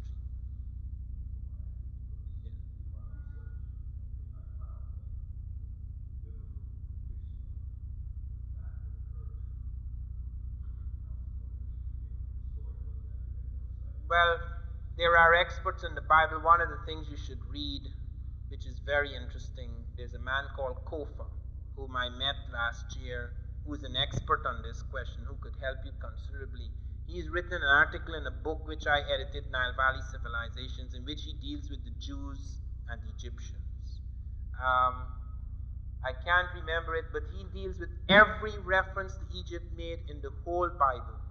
Every possible reference, what is negative, what is positive, what is the relations of the Jews to the Egyptians, who are the Israelites, Judahites, Jews, etc. And I think he has written a lot on the subject, so he has references. So that is very helpful to follow up that question, because I know this is a burning question. I have recently been heavily questioned about the Jews, because a picture of me appears with Farrakhan in the final call. And I was called to ask, what do I have against the Jews? And I pointed out that I have nothing to do with that. I stood on Farrakhan's platform because Farrakhan invited me to speak on black achievements. And if the Ku Klux Klan was mad enough to invite me to speak on black achievements, they need the education, I would do it. So I am not involved in any anti-Semitic from all black leaders who seek to create a picture of black achievement, whatever their differences one may have with them about their views of various people, groups, or sects. I join in that respect. Okay, I mean, because that is common ground. But where his opinions about Jews are concerned, I have nothing to do with that. I don't want to be sucked into that. And I was asked, I mean, please answer the question, are you anti-Jewish? I said, how could I be anti-Jewish? My publisher is Jewish. My dentist is Jewish. My lawyer is Jewish. My psychiatrist is Jewish. My best friends are Jews.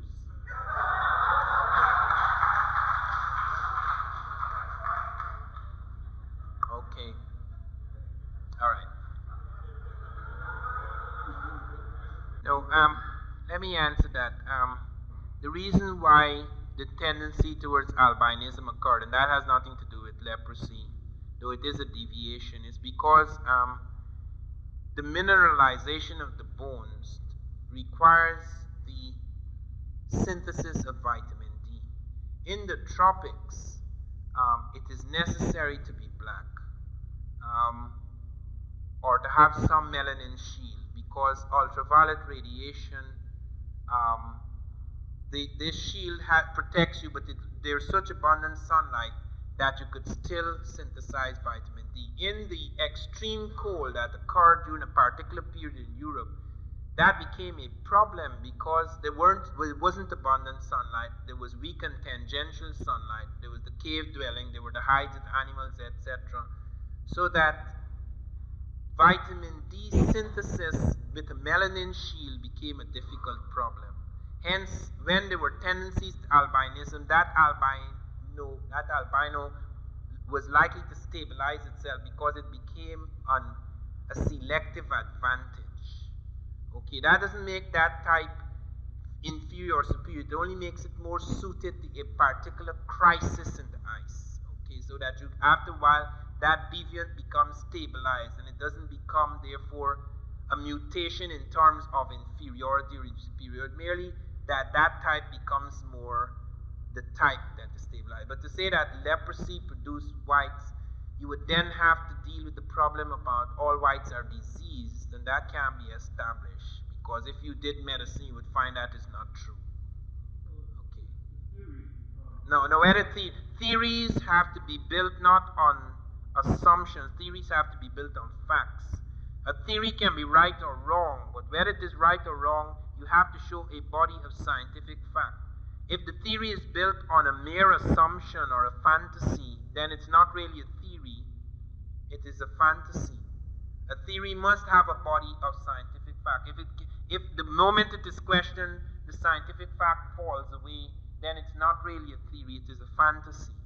Okay, you must have a body of scientific fact. Leprosy has certain specific things like AIDS, and unless you can establish in a laboratory that this is leprosy, you can't proceed any further because you have to have the medical knowledge to say, well, leprosy has A2, B2, or what have you, such and such factor, Kell factor, or what factor, and you can't find it in the laboratory. You have to abandon it because whatever any book may say, books are written by ordinary people, okay, whether they're inspired or uninspired.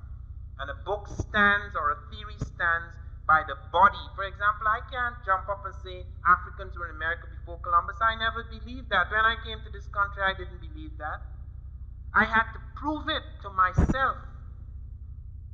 In other words, it's not an opinion or a theory. My thesis about Africans in America before Columbus is not a theory. It is a proven fact.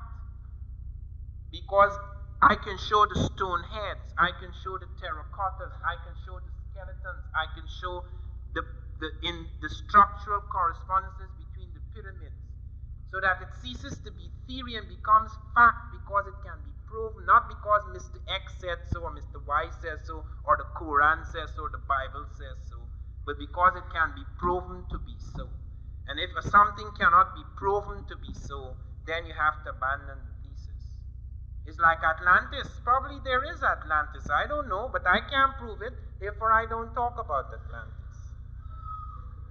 Okay.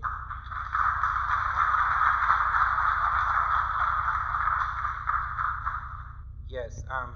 Yes. Thank you for bringing that to our attention. That this was not a lecture specifically on science, but it is important to note here that the Africans, according to the Greeks, like Herodotus, etc., they were the first to have specialists for every organ.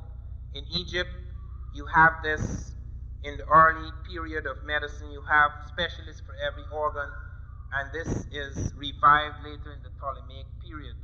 The tetracycline you mentioned is found among Nubians. They find the Nubians using tetracycline 14 centuries ago, when we only started to use it in the 1950s. And we find also very complex things among the Africans. Africans using aspirin before us, using Salix capensis, which yields salicylic acid, the main active ingredient in aspirin. They were using other things before us, like we have got from the medicine press, uabane, capsicum, physostigmine, which deals with glaucoma, cola and calabar beans. They were the first to pioneer in the use of drugs to treat hypertension, like reserpine, which comes from them, carpectate comes from them, Annona senegalensis, which is used now for cancer, that comes from the African medicine chest. Also, they have one of the most effective skin remedies for certain skin diseases, etc. They also developed complex surgical operations. They were the best bandages in the world. The Africans are the only people in the world until recently who have their leaders mummified. You can still see Africans, you can still see the faces of Africans who died thousands of years ago. You can't see any European who died thousands of years ago. Okay, they brought chemistry of mummification to an extraordinary point where recently in 1964, I think it was in the University of Oklahoma, they found that the Africans had so well preserved Princess Mini, one of their princesses, that the cells in her hand were still intact. Okay, it is almost as they're taking it in a solution, like how we put organs in a solution in the hospital. That is the level they had reached. You also find certain medical operations like the cesarean section. That's not Egyptian. That was done by East Africans, the neurosurgeon. They noted East Africans performing the cesarean more than a century ago, at a time in the 1870s when the cesarean was experimental in Europe. And when every attempt at the cesarean in Europe led to the death of the mother, they could only save the child, whereas the Africans saved both child and mother. And the Africans were found to be using both anesthetics and antiseptics in the operating theaters. Why it's important to note this, they were also the first to invent the vaccine. Why it's important to note this is because when you look at TV today, all you see is sickness, disease, and famine in Africa. Nobody inquires what is the background to that, how did that happen? They say these are backward people, the Africans can't protect themselves. So people don't usually inquire into background, they just see the living present and that is thrown at them. That is one of the reasons why I have pointed out that most people's interest in Africa is only with them as primitives in the past and as problems in the present. They're not interested in anything else. They don't want to see anything but the dark side of the moon, the backside of the moon, the backside of Africa. That is the only thing that is put before us, the backside of Africa. Anything that has to do with the remarkable achievements of Africa, that is the reason why students don't want students do not want to identify with Africans. I teach a course called Black Civilizations. If I call it African Civilizations, it gets 3 students. When I change it to Black Civilization, the same thing I'm teaching. If I call it Black Civilization, it gets 50 students. Blacks and whites. You call it African Civs, no students come. They don't want to hear the word African because African to them means primitive. It means disease, disaster, famine, etc. They don't understand what happened. So they can't associate with that African because they think that that African is only linked to a certain kind of darkness. It's very important to note this. Tonight, I come here to pay tribute to our late Sheikh Anta Diop, who died in February of this year. Sheikh Anta Diop was the greatest living African, at least in terms of the reconstruction of our history. No one who has lived in this century or before of African descent has made such a major contribution to the reconstruction of African history. I first became aware of Sheikh Anta Diop, as most African Americans did, through the translated work on African Origin of Civilization, Myth or Reality, which was translated. It's a combination of things. In fact, it's 2 works, excerpts from 2 works translated by Morse Cook, which was published by Lawrence Hill in this country. Unfortunately, I only became aware of him when I had completed They Came Before Columbus. I had just come to the conclusion of my book when I became aware of Sheikh Anta Diop. Sheikh Anta Diop was to leave an impact upon the minds of all the people who had read him. He was the subject of tremendous attacks in France and in various parts of the world. And one of the most astonishing things is that although at the first World Festival of Negro Art, he was given, along with W.E.B. Du Bois, the award for the greatest scholar, black scholar, who has exerted the greatest influence on the minds of blacks in the 20th century. There was actually a conference in Dakar, just 300 yards from his laboratory, by Africanists, mostly European, and he was not invited. He, the greatest of all the Africanists, was not invited to an Africanist conference that was being held in his own country. You become aware through a study of Diop's life not only of great issues that affect the history of African peoples, but you also become aware of the tragedy of the modern world. Because Diop had his foot in many worlds. He was a great physicist and chemist. He was a great linguist. He was a great historian, of course, particularly Egyptologist. And above all, he was a great politician. Few people are aware of what he did in terms of his own country, how he was imprisoned. He founded 3 political parties, and in fact he was to become as the leader of the opposition, he was most likely to become the next president of Senegal. So I shall speak of many aspects of his life. I must first speak of meeting him, because although I knew of his work and we had corresponded for about 9 or 10 years, I did not meet him until 1985. I did not meet him until January of 1985. That's one of the curious things about me. I am so busy that unless I meet someone at the lecture, I hardly ever meet them at all. There are many of my colleagues at Rutgers. I've been there 16 years. I have never met them. I know their names. I've heard them on the telephone, but I've never seen them. I remember Ronald Christ, for example, who edited a magazine, Inter-American Review, and I subscribed to that magazine. I wrote articles. He wrote me letters. I talked with him on the telephone. I have never yet seen him in my life. And Cheikh Anta Diop, for whom I had a special affection, wrote me several times, and I wrote him back. We had long correspondence, but I never saw him. And not until last January in England did I meet him. And I met him under the most unusual circumstances, because I had lived in England for many years. I had lived in England for 10.5 years. Only one of those years was spent in Africa, and part of it also was spent in Eastern Europe, but I kept coming back to London. But when I had spoken in London before, people were aware of me only as a literary figure, a writer of novels. I had written a book which was made into film, a television film called The Black Prince, and people knew me as a literary critic. I had sat on the Nobel Committee, at least when I came to America, I sat on the Nobel Committee based upon the work I had done as a literary person, but nobody knew of anything that I was thinking in terms of the black world, because that was not something that one talked very much about in England. People weren't even aware that they were black.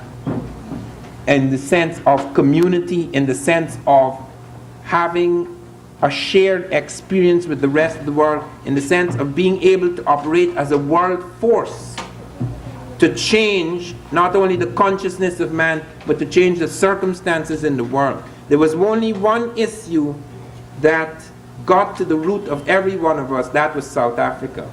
And that issue, in fact, nearly led to my expulsion from university, because I never spoke.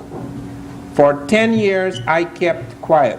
I never said a word about anything political. And the only time I opened my lips was on South Africa. And this was conveyed back to the authorities. And the arrangement was that I should be expelled from the university. I don't want to go into that now. If I were questioned about it at question time, I will come to that matter. But the reason why I raise it is because I'm very much aware from a study of Diop's life that Diop, like myself, was deeply involved in politics. It is impossible to become involved in black history without becoming involved in politics. Because to reconstruct the history of black people anywhere in the world, you have to fight against a climate of great prejudice. Diop discovered that Diop could have had an easy route, because Diop was very fortunate. At the age of 22, he had his bachelor's. There was at least a university in Dakar. There was no university in my country. I did not get my first degree, my BA. I did not get my BA until I was 32. He got it when he was 22, which is normal. That's what you get here. There was no university in my country. So he had his career all set out. He was a brilliant young man. He was born in 1923. He died at the age of 61. He was born on December the 23rd, 1923 in Diourbel in western Senegal. He was a Muslim. He attended Quranic schools. His family was Muslim. He belonged to the sect of the Murids, one of the most independent Muslim sects that you can find anywhere in Africa. And he went out to Paris in 1946 to further his studies. But he was a proud, stubborn, independent mind. He could have got anywhere he wanted to go. With a scholarship to Paris, a French African could go anywhere in the world. He could even end up as a minister in the parliament. The British never allowed that. None of us were ever allowed to become head of anything until we became independent. None of us. That is one of the things when I was growing up. I remember when I was about 20, I entered the civil service. About 19, I entered the civil service in Guyana. The first thing I heard, I was at the meeting with the director of the audit department. They put me in the audit department, and he sat down before all the Asians and Africans and other people, and he said to them quite nakedly, "You can aspire to any position in this department except my own." Because only heads of departments could only be filled by Englishmen. And one of the things you noted in that country, it didn't matter what an Englishman did, he never went to jail. There was no Englishman who ever went to jail. They disappeared, meaning they put them on a ship and sent them back home quietly, but they never went to prison. No Englishman ever did a menial task. That is why many West Indians, when we went to England and we saw white porters lifting things, people nearly who died from shock. They'd never seen a white man lift an object before. Everything was done for them. Now in the French world, in spite of the prejudice, the great prejudice, there were certain distinctions made that were not always made purely on color but on class. So that someone who was highly educated, who was very French in culture, could get right up to the position of minister in the government.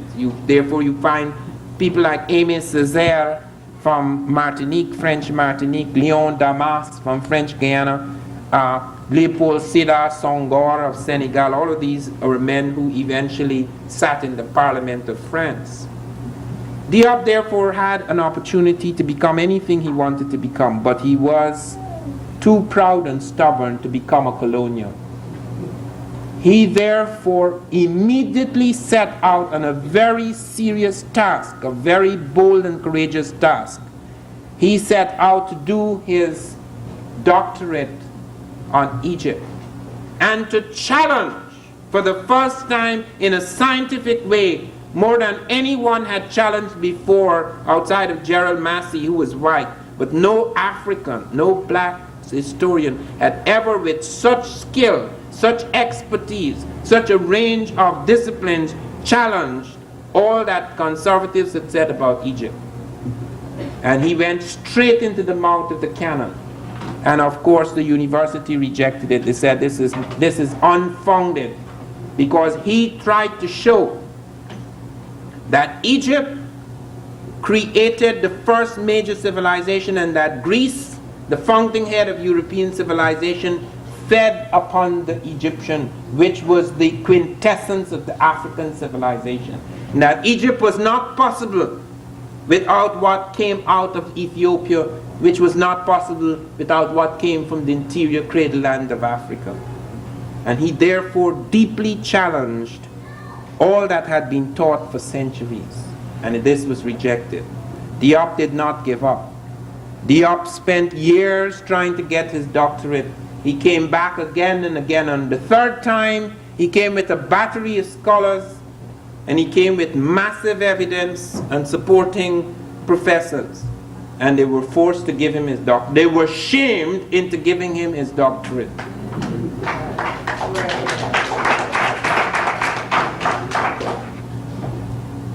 He was not just a historian, he was a scientist. Diop came first in mathematics in his school, and he entered one of the most advanced laboratories in France. Many of you may have heard of Mario and Giulio Curie, who won the prize, the Nobel Prize in physics for the discovery of radium. Their son-in-law, Giulio Curie, he founded a laboratory, the most advanced laboratory in France, and Diop worked in that laboratory. Diop was therefore open to the most advanced scientific knowledge available. He was so developed that at a time when only a few people in the world understood Einstein's relativity theory, Diop translated major sections of that theory into Wolof, his own language. That startled a lot of people. And that knowledge, that scientific knowledge of physics, there was also a knowledge of chemistry. Diop developed a special process known as the melanin dosage test, whereby he could tell by test going into the skin of dead mummies, African kings and pharaohs who have been buried thousands of years. He could take off square inches of that skin and test it in the laboratory and establish that the level of melanin in that skin proved that they were black people, that they were African. He was able to do that with the Mariette excavations. He was able to show that all of those mummies were of African descent. And when he established this, he asked permission to get square inches of skin from other mummies in Cairo Museum. No, sir, you're not touching our mummies. They're mummies, and they have absolutely no relationship by blood or history to those mummies. Because the modern Egyptian is as much Egyptian as the modern American is American. There are no Americans practically in this room. We are Africans, or there may be a European here or there or an Asian. But we are not native to this place. So that many Egyptians are not native to Egypt at all. Many of them have no claim whatsoever to those pyramids and those mummies and the marvels of early Egyptian science and philosophy. When Sadat was here a few years ago, Sadat said, "I am a black man and I'm the first true pharaoh in 2,000 years." What Sadat was saying, I'm not like them. I am for real. I am truly Egyptian. My mother is Sudanic. Many of them are not there. When I come to deal with the Cairo conference in 1974, you will find that the most reactionary of the delegates to the UNESCO conference were the Egyptians. Let me tell you about that conference. Let me read you my report on that conference in the introduction to this new Diop book. I have to point out that the Diop book does not come out until July the 7th, but I urge you to subscribe to it now, so that as soon as it comes out, I could send you a copy of the book. It is 400 pages. We have never attempted anything like that. It is delayed because we never knew that the material would pile up to a point whereby it would become almost twice as large as most of our journals. It's larger than African presence in Europe. It's more than 100 and something pages larger than Blacks in Science. So it is the most ambitious thing that we have attempted. And now in France, strangely enough, here we are in the English-speaking country, and we've already done a tribute to Diop, the greatest of African scientists and thinkers. And now France has become aware of my work, and they're writing letters asking me to send an article to be published in their tribute to Diop. Their tribute to Diop may not come out this year at all, because they're not ready. It's a strange thing. A prophet is not without honor save in his own country. Diop went to this conference on the peopling of ancient Egypt. Now I want you to listen to this very carefully.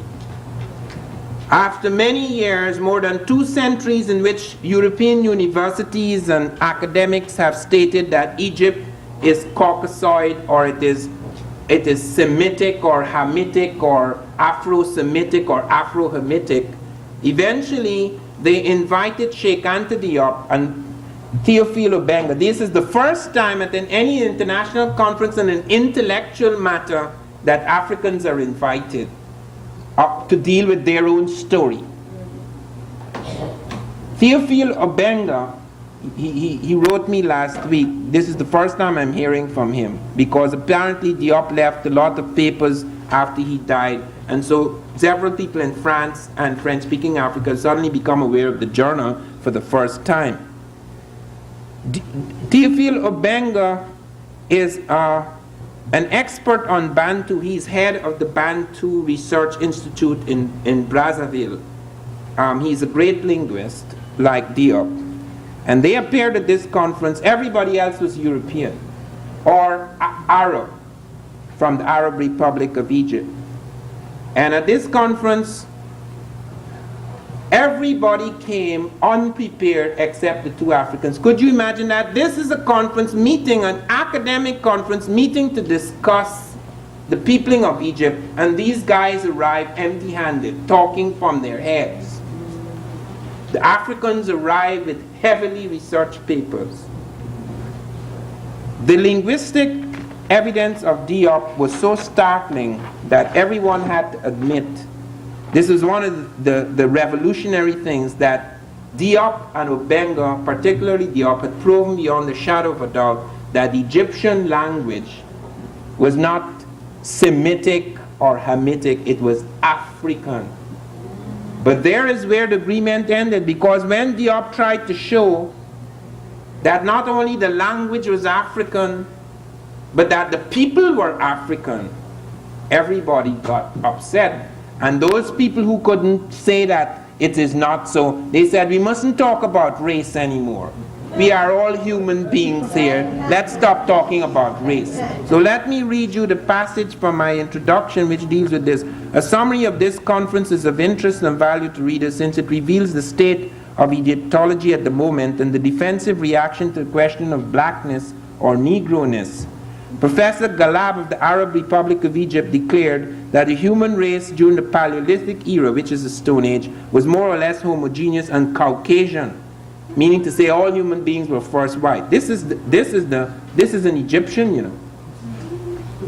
And that Negroes only began to appear much later. A Negro culture, he claimed, did not appear prior to the Neolithic, that is the age of agriculture. Professor Di Bono of Malta spoke of a race of pyramid builders coming into Egypt, a race with Libyco-Asiatic affinities, without even deeming it necessary to show where on this earth stands the proto-pyramid that this race constructed before it migrated to Africa. How could you have a race of pyramid builders who never built pyramids anywhere else? Several participants, finding it difficult to demolish Diop, decided instead to demolish all talk about race. Professor Saf Soderberg of Sweden, while demonstrating that the majority of Neolithic cultures in the Nile Valley belong to techno-complex of Saharan and Sudanic cultures, said the concept of race was outmoded and should now be abandoned. After he showed that the technology of the early Egyptians is Sudanic and Saharan, which is African, he said, don't talk about race. Race is outmoded, must be abandoned. Professor Vorkuta of France, insisting that there was no way to tell how many of the Egyptians were white and how many were black, felt the evidence nevertheless showed that Egypt at least was African in its way of writing, its culture, and its way of thinking. Now just imagine that. You can't tell how many white people are there, yet everything they're doing is African. In other words, they're white Africans. These white Africans, their language, they said, is African. Their culture is African. Their science is African. And yet you can't tell whether they're white or black. Professor Shinny of Canada said that Herodotus and all the Greeks and Romans who had called Egyptians black were merely being subjective like Dr. Diop. Race was not a scientific concept. Professor Mokhtar of the Arab Republic of Egypt said the problem of race was unimportant. Professor Abdullah of the Sudan, after chiding Diop for adopting an Africanist approach to this problem, went on boldly to assert that the Egyptian language belonged to a family of Proto-Semitic languages and that there was abundant evidence to prove it. He had not come to the conference, however, with his abundant evidence. This, in fact, was one of the remarkable revelations of this international conference. In its final report, UNESCO pointed out, quote, listen to this, although the preparatory working paper set out by UNESCO gave particulars of what was desired, not all participants had prepared communications comparable with the painstakingly researched contributions of Professor Sheikh Anta Diop and Obenga. The Africans at last had done their homework, and those theses, which had once seemed formidable, now shook with the fragility of leaves in the new intellectual wind blowing from the continent. All the time they had had their own way until they had become intellectually flabby. This is one of the things that I have noted. When I was in Arizona some years ago, I had to fight with someone they called an expert on Mexico. And when I opened up on this guy, I realized that I wasn't fighting an equal, that he couldn't fight because he'd never fought in his life. We have to fight. We have to fight for every inch of ground. Nothing is yielded to us without a struggle. But they always took it for granted. As my mother used to say, they're born with golden spoons in their mouths. And so when at last he met a fighter, he couldn't fight. When I started on him, I suddenly realized, I said, you know, animals when they fight like apes, etc., when they're about to overpower you completely and they realize that you are losing, the ape pulls back. Man doesn't usually pull back. And there is something Christian in me which said, you know, you've got him on the ground now, let him go. And there's something devilish in me that said, let him go, my foot. He has trampled us for centuries. These are the kinds of men who have destroyed us for centuries. They are still destroying us. Our children are being destroyed. Don't let him go. The time has come to kick these people. Amen. When the knowledge arises, there is no compromise here because we are dealing with something savage and brutal. It is something that is cruel. It comes on the smiles. It comes on the smiles, etc. And everyone is so sweet and kind and nice.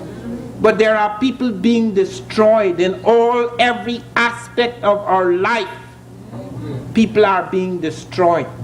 You cannot look at some of our children today. You cannot go into those universities to teach without realizing that somebody is taking a gun and shot out a piece of their brains. You have to rebuild the whole world. You have to rebuild the whole intellect now in order just to get a few facts through. How can one be soft about something like that? How can one stand before something that is so painful, so absolute, so pervasive, so overwhelming, so destructive, and not feel an anger so great that when the time comes, one wants to shoot them all? Because when Diop told me about South Africa, do you know South Africa has an atomic bomb? And do you know how they got it? They have the finest atomic bomb. When you read the book I have brought out, Great African Thinkers, read the section where Diop talks in South Africa, and he's a physicist, he knows about uranium in detail. Read how they got their bomb. And one of our satellites spinning around this planet a few years ago saw a flash, an atomic flash out of South Africa. It was all covered up. I don't want to give you, I prefer you to read the section that deals with South Africa and the atomic bomb and where they got their plutonium from and where they got their expertise from. It is something frightening. And you have to read these things because Diop wasn't just a historian. Diop related himself to the modern world. He knew as a politician who had suffered in prison that unless these ideas can be related to our present lives, they will be lost. People have to know the relevance and urgency of this kind of information. I had a long correspondence with him once about the discovery in the body of Ramesses II of tobacco. This is something that stunned the world. Ramesses II was a great pharaoh who had been lying in state in the museum in Egypt for many centuries. Suddenly he developed, or over a period of time, he developed an infection in the leg. You can understand how extraordinary the African mummification must be, that it took thousands of years for him to develop an infection in his leg. This infection was eating away the mummy. They got afraid, and since France is in control of most of these things, many Parisian laboratories came to study the mummy of Ramesses II. He was taken over to Paris. Diop said, when they took off the cover, he saw Ramesses II. Ramesses II was very black. When they brought him back home, he was pale. They put so much gamma rays in that mummy that they turned him pale. Diop said in spite of all of that, it would still be possible to test him, to give him the melanin dosage test. But some strange thing happened. And I unwittingly had something to do with it, because Diop wrote me and says, they have found tobacco in the belly of Ramesses II. And he said to me in a letter which is published in this new journal, that proves that you are right. Not only the Egyptians come to America, but they came back bringing the tobacco. And I wrote him and says, no. Here you are likely to be making a mistake, because even though people have argued for centuries that tobacco is American, it is not. I have shown in my book, which at that time, he was writing in 1980, my book did not come out in France until 1981. So he had only read pieces of my book. He had not read the French edition of the book. And I said, when the French edition comes out, you are to look very closely at the chapter on tobacco, because I have shown that tobacco is not American. There is an African tobacco and there's an American tobacco, and that in fact the word tobacco comes from tobak, which comes from dubak, which is a Syrian word for viscum glue, and the viscosity of the tobacco plant led the Syrians to call it dubak, and then it was changed to tubak, and it led to words like tuba, taba, tawa, tama, and that is what came over, so that the Americans started to call not the tobacco plant, for which they had a name since they had a tobacco plant, they called the pipe tobacco. And they called the act of smoking with the mouth, which was new to them, tobacco. So that could be an African tobacco. So use your laboratory, because Diop was the founder and maker of the radiocarbon laboratory in Dakar. Since his death, I think it was last month, the government of Senegal decided to call it the Sheikh Anta Diop Institute rather than the radiocarbon laboratory. It is now named after him. But he could not do this because nobody would allow him to touch the tobacco. But nevertheless, he informed people in Egypt and in France that I had raised the question that they should test the tobacco to see if indeed it is like American tobacco. Do you know, after the test was performed, everybody got quiet? There were 48 laboratories involved, and none of them published reports. And do you know what they said? They stopped studying Ramesses II, and then the rumor went around that they got the wrong mummy.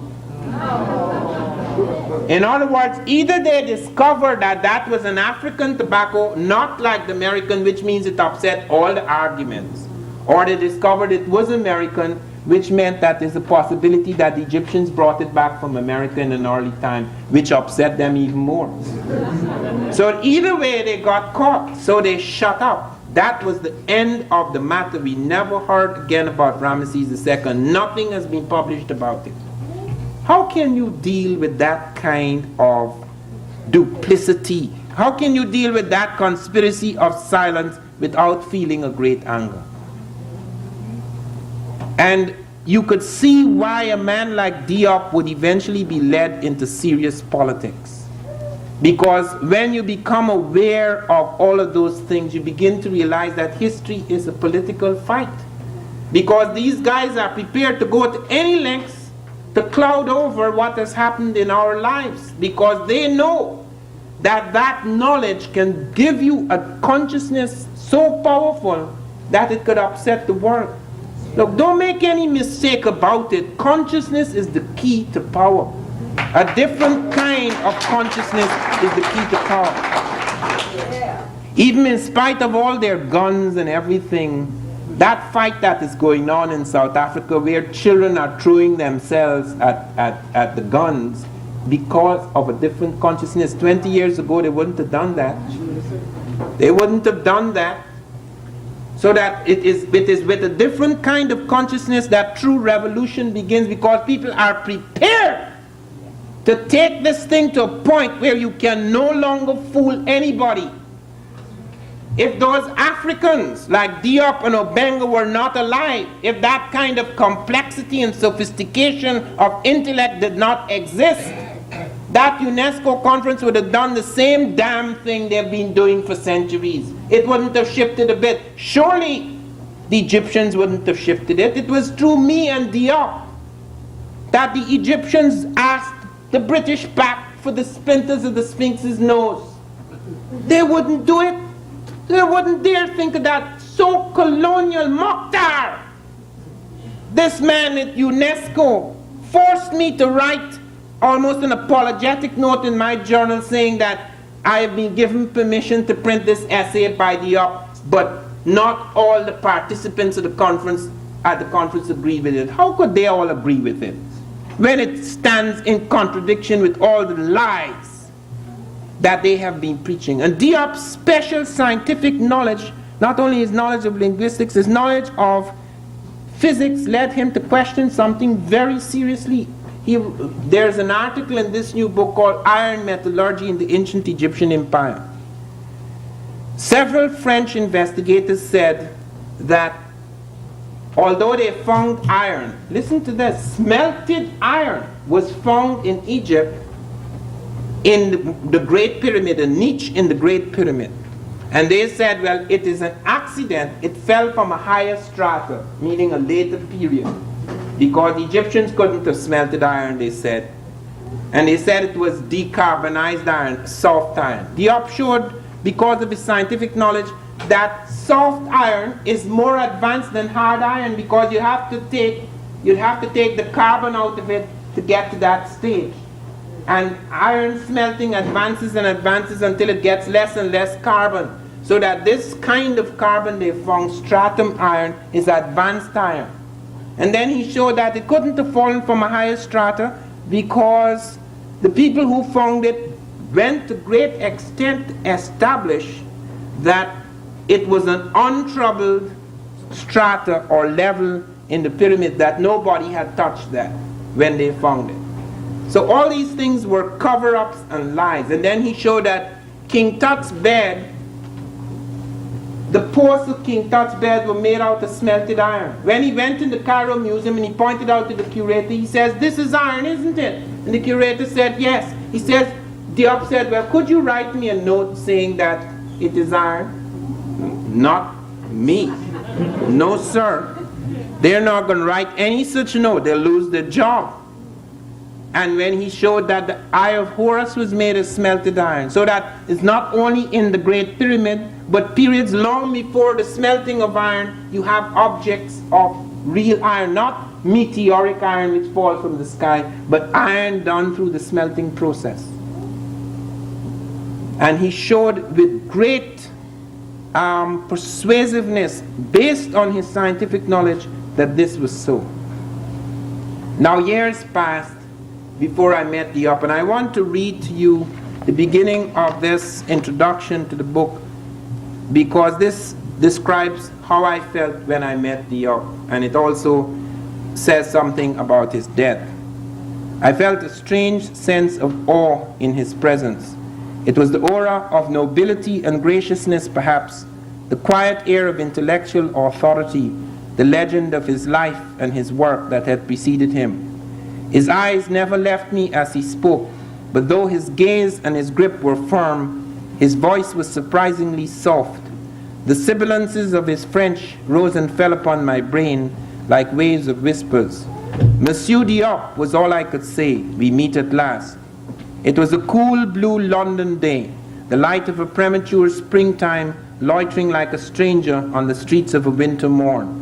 January 13, 1985, about a year and a month before his death. We had exchanged long letters. We had spoken on occasion on the telephone. I had read his work in English, he my work in French. He had followed avidly the issues of the Journal of African Civilizations. Yet nearly a decade was to pass before we met face to face. That week in London we talked to packed houses. We dined, we discoursed, we debated. Diop's great friend of many years, Carlos Moore, made us feel at times as though we were conversing in the same language. But in spite of the growing familiarity, my sense of awe and reverence in his presence persisted. I saw him more as a father than as a comrade in arms. I felt the long road that I would still have to walk. I could not shake off the impression of being in the shadow of an elder spirit. It is not for us to say that the death of a man comes too early or too late. Fate is far too complex. But let us venture to say that we in America needed a guide and a teacher like Diop. Africa, above all, needed a leader like Diop. Had he lived to become president of Senegal, he might have piloted some of the nations of West Africa into the first stages of a federated state. His passing, therefore, is a very great blow to us all. Yet history teaches us that men like these do not die at the time of their deaths. Often it is that the fall of a great teacher or prophet is the beginning of the rise of his ideas. So let it be with Diop.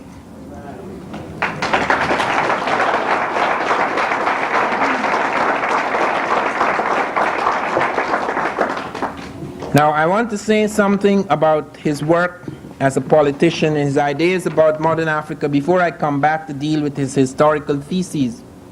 Now, Diop was very determined to change Africa. He was deeply depressed by the state of modern Africa. He was well aware that Africa is only in the first stage of its independence. Lots of us are very unhappy about the state of modern Africa. We have seen tremendous disasters occur in Africa, in Uganda with Idi Amin, in the Congo with Lumumba, in South Africa, of course, that is the darkest, the most terrifying chapter of African history.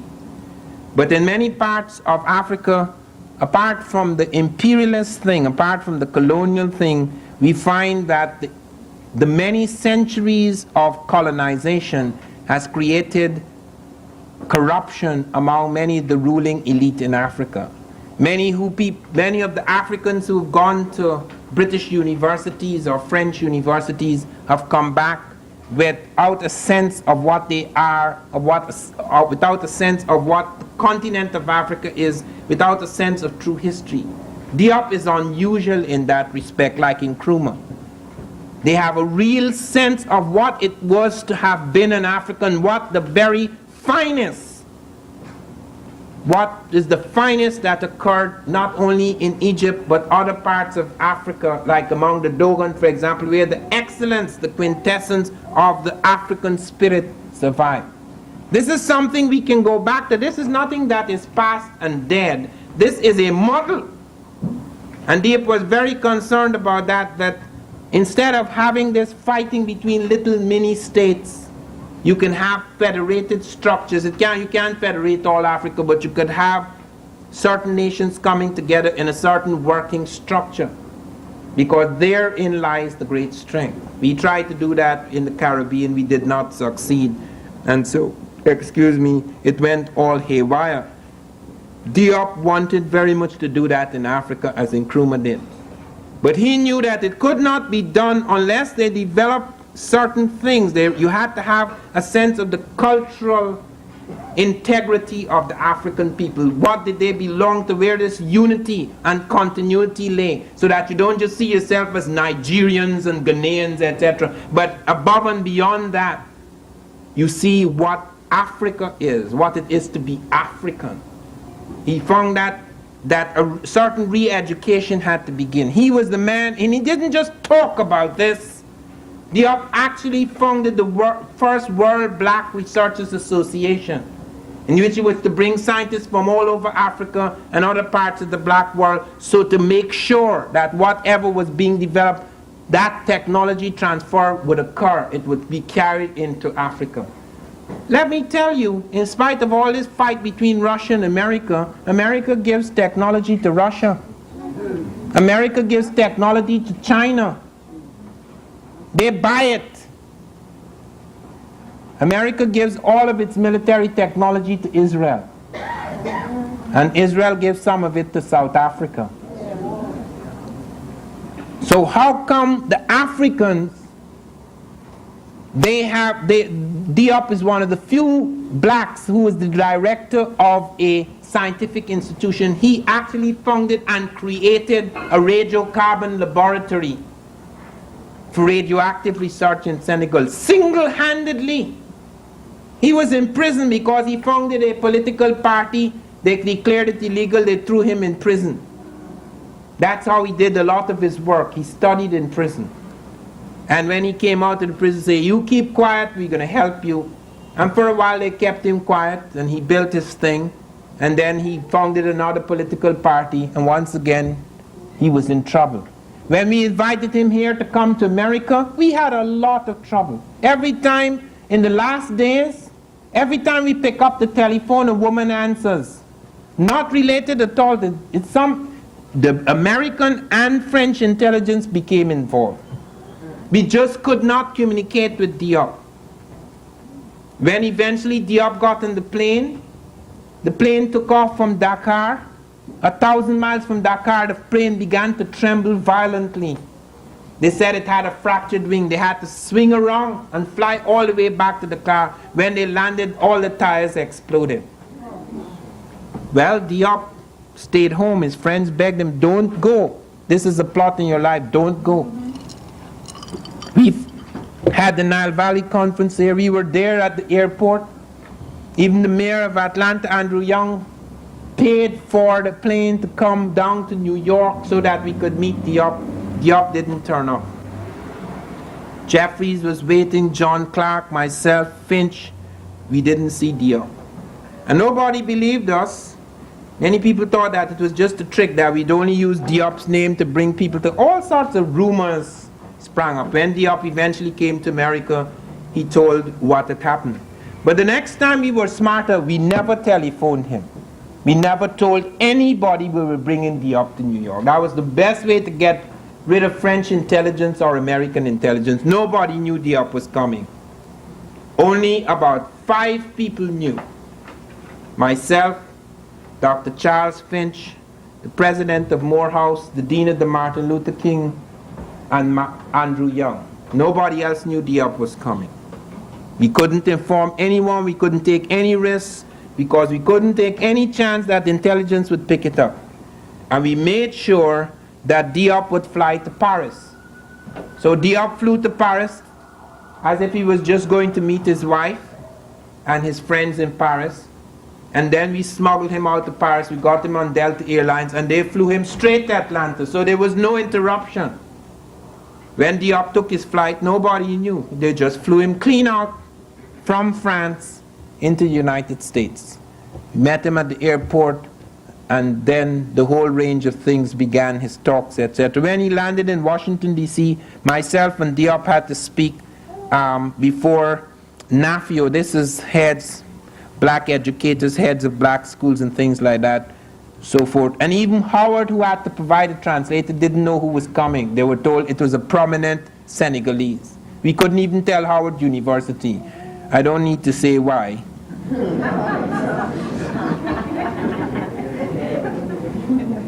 But Diop came here, and he was profoundly impressed by his treatment. He was treated as a head of state. Everything that could be done. We brought out the whole Atlantic police force to protect him, all the security, all the hospitality, everything.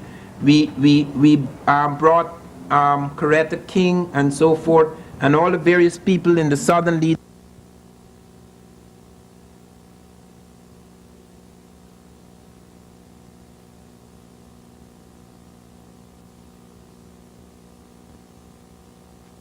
That started a whole series of lectures.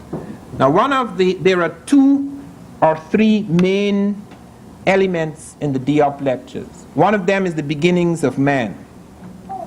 Diop has argued that man, black man, African man created European man and Asiatic man. Now in my university, in various parts of the world, it has been accepted for the last 15 to 20 years that man was born in Africa. That is not in question. Nobody doubts that now. They doubted it early in this century. They looked for man in Palestine. They looked for man in Asia.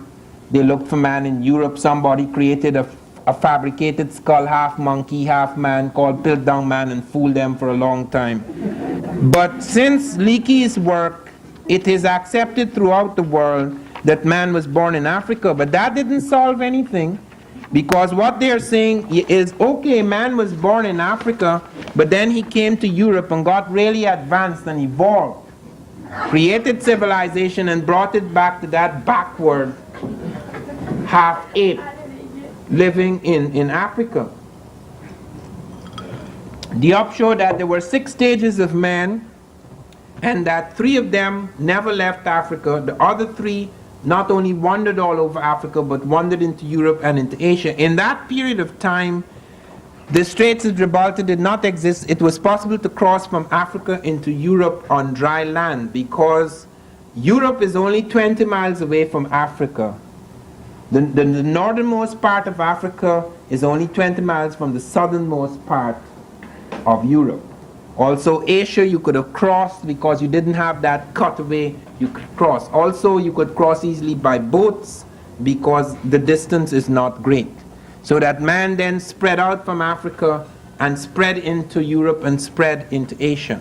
Now this was, while Europeans accepted this, they're saying, yes, okay, fine, he came out of Africa, but he came out at the most primitive, backward stage. His brain was not properly developed. But when he got into the ice, then he started to evolve. Okay, and so European man is a highly advanced type, but African man is a backward type. Now, strangely enough, the most ironic thing to happen in this whole story is that the day before Diop died, a battery of 11 scientists, most of them from Oxford, England, the most conservative place you could find in the world, came out with proof that not only was man born in Africa, but modern man was born in Africa. Okay, I want you to note that there's a big distinction. This is the end of the argument. Not only have they shown, as Leakey did, that man was born in Africa, that has been accepted for quite some time. It doesn't prove anything. But they have proven that the last man, the most advanced type of man, the last phase in the evolution of man, the most modern man, the man with the brain case of the European, the Asiatic, and the African, was born in Africa. Let me read that section to you. It appears in Nature, as I say, the day before Diop died. It's entitled Evolutionary Relationships of Human Populations from an Analysis of Nuclear DNA Polymorphisms. It's the work of 11 scientists, most of them from the University of Oxford, England, and it appears in Nature, Volume 319, February the 6th, 1986. The team of scientists concluded, quote, the earliest fossils of anatomically modern man, which is known as Homo sapiens sapiens, have been found in Africa, at Omo in Ethiopia, Border Cave in South Africa, and at Classes River mouth in South Africa. The data from the last site suggests that Homo sapiens sapiens was present in South Africa more than 100,000 years ago, and an adult mandible from Border Cave has been dated about 90,000 years before the present. Hence, it has been argued that the evolution of modern man took place in Africa. Our data are consistent with such a scheme in which the founder population of the modern world migrated from Africa and subsequently gave rise to all non-African populations. In other words, it has now been established by the analysis of DNA polymorphism that the European is an African. He springs out of African, the Asian springs out of the African. The Asian is partly Africoid and partly Caucasoid, because the Caucasoid, the Asian, appears later. The Caucasoid comes out of the African. It's a shift. It probably comes from albinism, where the African gives birth to a pigmentless person. This is possible even today in Africa, though a pigmentless person does not survive in Africa. An albino only has about 25 to 30 years of life, but in the ice an albino would survive. So that you have in the ice, about 50 to 55,000 years ago, in the ice of Europe during an ice age, a certain number of the Africans living in Europe began to undergo a change. The first change is that they retain African features, but they become albinos. The albino condition springs out of the fact that the pigmented skin, which is critical to survival in the tropics, is not critical to survival in the ice, in the extreme ice. And I'm not talking just the temperate zone. We are living now in the temperate zone. That's not ice. Okay, it has a certain amount of cold period. I'm talking about an extreme ecology in which great parts of Europe were covered by ice 1 mile thick.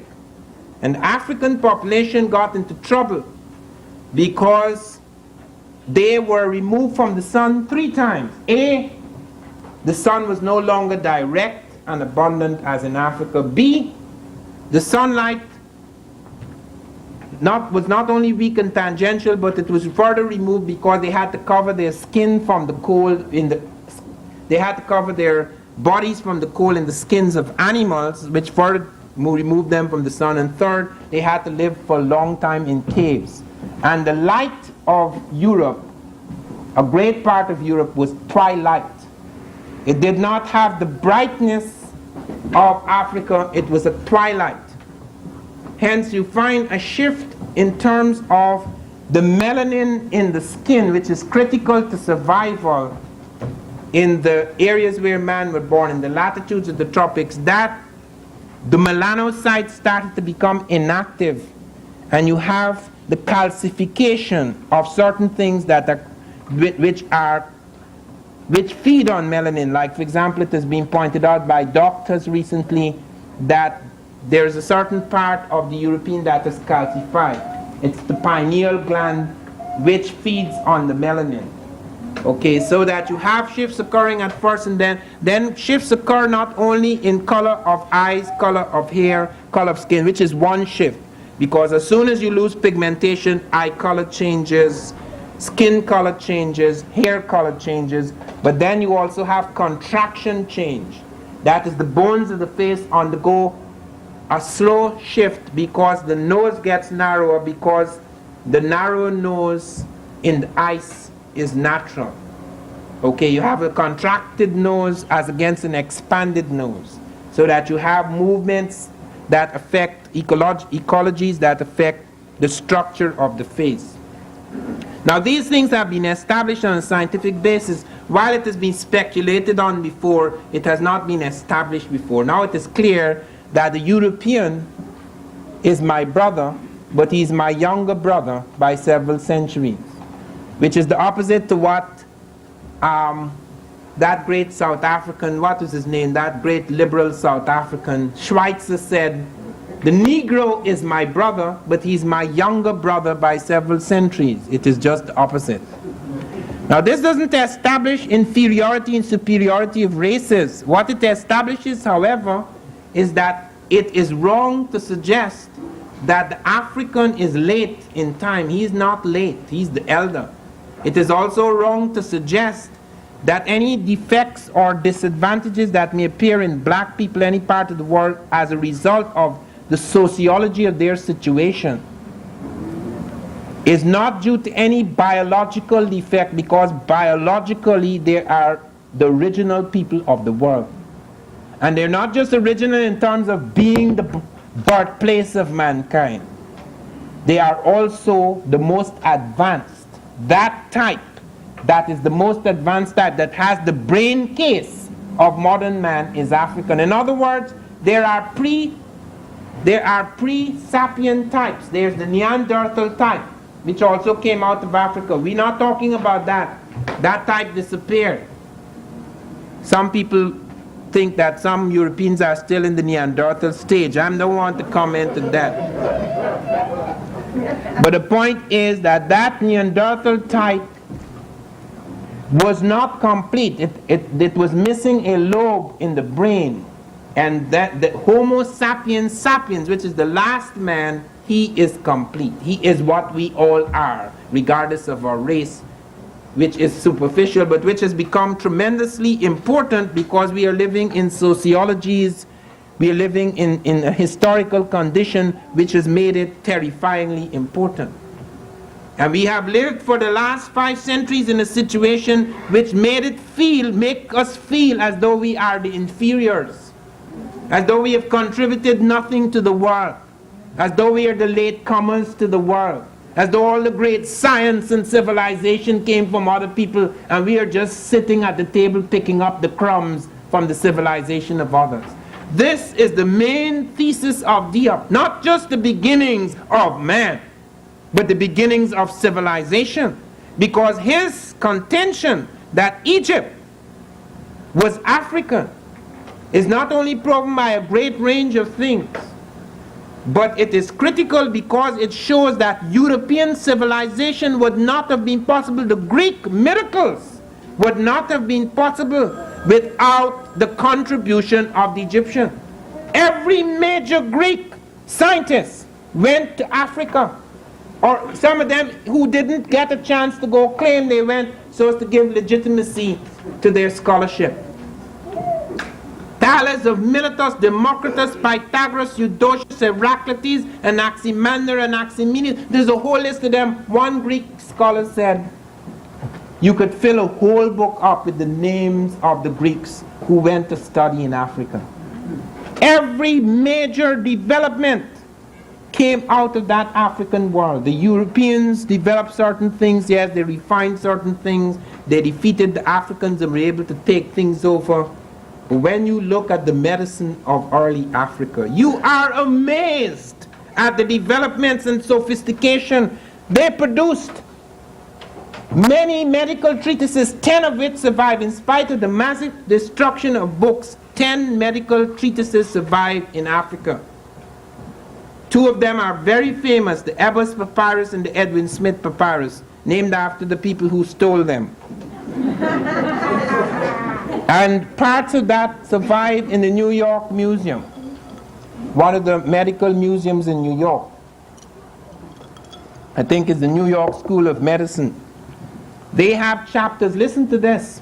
Those 2 manuscripts, the Ebers and the Edwin Smith, are 2,600 years before Christ and 1,500 years before Christ. And the one that is 1,500 years before Christ, which is 3,500 years ago, has chapters on helminthiasis, ophthalmology, gynecology, pregnancy, diagnosis, treatment of abscesses and burns, diagnostic percussion, studies of the pulse, notes on circulation, 3,500 years ago. These are our ancestors writing books about that 3,500 years ago. Yet you hear about the father of modern medicine is Hippocrates. When even his theory of harmony and opposites comes out of the Egyptians, you hear about the great geometry of the Greeks. Geometry was created by the Africans along the Nile. They had to create geometry in order to deal with the fluctuations in the Nile tides. Pythagoras spent 22 years. I put it at 7 because I'm conservative. Even the greatest of European scientists stated that Pythagoras spent 22 years among the Egyptians, and the greatest of European scientists pointed out that we owe the Africans 3 things. He said the Africans developed the first atomic theory in Egypt. They call atoms monads. Now they haven't reached the stage we've reached today, atomic fission or anything like that. But do you know what it is to be aware of atoms as the building block of the universe? The atom has to be magnified 1 billion times for you to see it. And yet they were talking about these monads, these unseen, invisible things that were the building block of the universe. Isaac Newton, the greatest of European scientists before Einstein, said that the Africans had a heliocentric theory of the solar system. That was not true in Europe. Europe believed the earth was the center, not the sun. That is why the Egyptians worshipped the sun. They saw the sun as a center and the earth and other planets revolved. They hadn't found all 9. They'd found about 5, but they saw it revolving around the sun. He also pointed out that they were the first to have ideas about gravity. They developed this business about the harmony of the spheres, these orbits moving in a certain order, having a certain harmony. These are new to Europe. We take all this for granted because all knowledge now comes from Europe. All books are made in Europe. All the teachers are in Europe. All those who get degrees and so forth, you have to go to Europe. So we have assumed that all this began there. It didn't begin there. The Greeks had to go to Crete as well as to Egypt, and Crete has been established both by Schliemann and Evans as largely an African civilization. And that long precedes the flowering of the Greek thing. Even the gods. You know how many of the gods and goddesses of Greece are black? And let me talk about the goddesses. Artemis, the goddess of chastity, is black woman. Minerva, the goddess of wisdom, is a black woman. Circe is represented in Grecian vases as a black woman. She is the temptress in the Odyssey that turns Odysseus' crew into pigs. Jason, searching for the golden fleece, the great hero of the Greek legend, is helped by Medea, who is considered to be a black princess. Europe is named after an African princess, Europa. Most people think Africa is named by Europe. That's not true. Africa comes from Afruika, which means birthplace. It's an Egyptian word. So that the profound influence, not just on the science, in terms of mathematics, and in terms of medicine, in terms of these things, but in even philosophical concepts, religious ideas were carried over from Egypt, the seat of African civilization. When I say the seat, Egypt would not have been possible without all the things streaming from the cradle land of Africa, because Egypt is not the beginning of African civilization. They have found Ta-Seti in the Sudan, Kustal on the edge of the Sudan, which has kings, 12 black kings reigning 2 centuries before the first Egyptian dynasty, and all the elements that are later to appear in Egypt are already set down at Ta-Seti. Even the hieroglyphs, the world's first major writing system. Other people have developed writing systems, the Sumerianites, but nothing was as highly developed as the hieroglyphic system. It was to affect a lot of people, including the Europeans. Europeans have very few writing systems. There are very few Europeans who had writing systems. The French do not have a writing system. The English do not have a writing system. The Spanish do not have a writing system. Only the Romans and the Greeks and the Russians and the Phoenicians. There are only a few people with writing systems, about half a dozen in Europe. You take for granted everybody wrote. When the Romans conquered the English, they were utterly illiterate. They had never written a line. Yet when I was at university in England, they're talking about Africans are preliterate. They have a part missing in the brain. They're preliterate. That is not a highly developed part. And they're bloody preliterate, so that Cicero, the Roman, had to say, when they conquered the British, they are so stupid. I am quoting his exact word. They are so ignorant. I am not sure we can even make them into good slaves.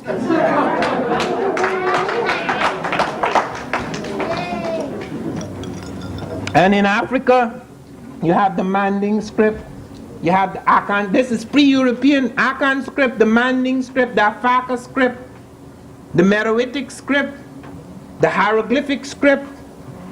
There are several scripts in Africa. You say, well, okay, if the Africans had scripts, why didn't they write books? The earliest books in medicine are African. The earliest books in mathematics are African. And they're now saying, now it's becoming more and more clear that early Egypt, classical Egypt, was African. People like Nugabor and other mathematicians are saying, yes. So the Africans did a few things, but they did not develop theoretical mathematics. They developed a sort of practical mathematics. The mathematics, they said, of empirical recipes. They learned from trial and error, but they didn't have a theoretical mathematics. Theoretical mathematics, theoretical abstract science begins with the Europeans, the Greeks. Do you know they actually programmed the computer in this country in 1967 to test that theory? And the computer discovered that of 22,295 possible decompositions, the early Egyptians had chosen the 46 most elegant and simple equations, which is what the computer would have chosen. Developed 4,000 years later, that is the absolute proof of a theoretical science. Because they weren't guessing. They couldn't have gone through all those possible computations to develop their structures. Geometry, which was borrowed from them, arithmetic was borrowed from them, their algebra hadn't gone very far.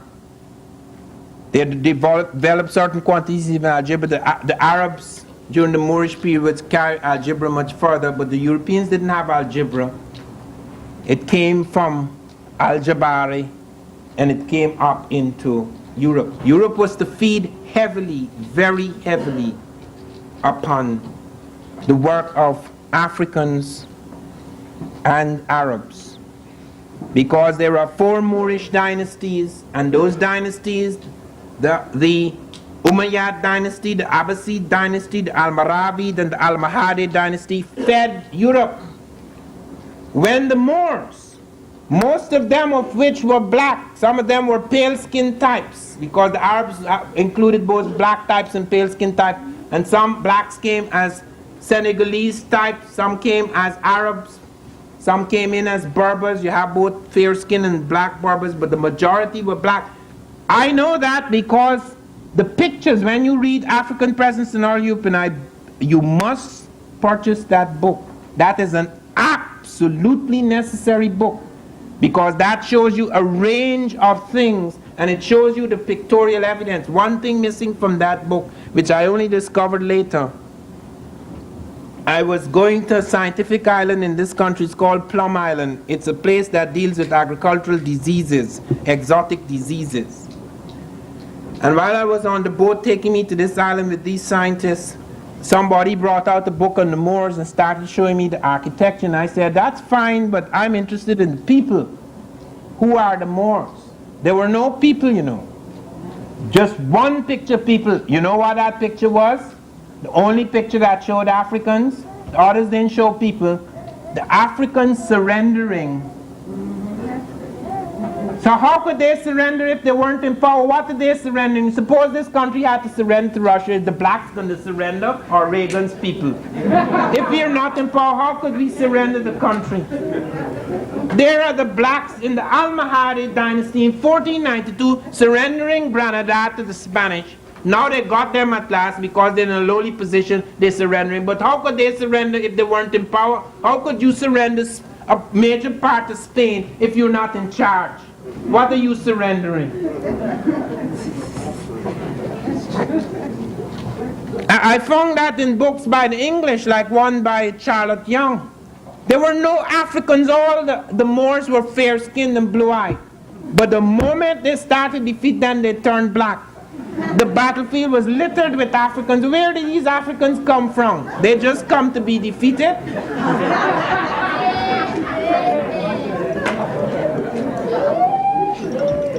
Diop had to fight this nonsense for many years. And I want to say a few things that he said about America when he came here.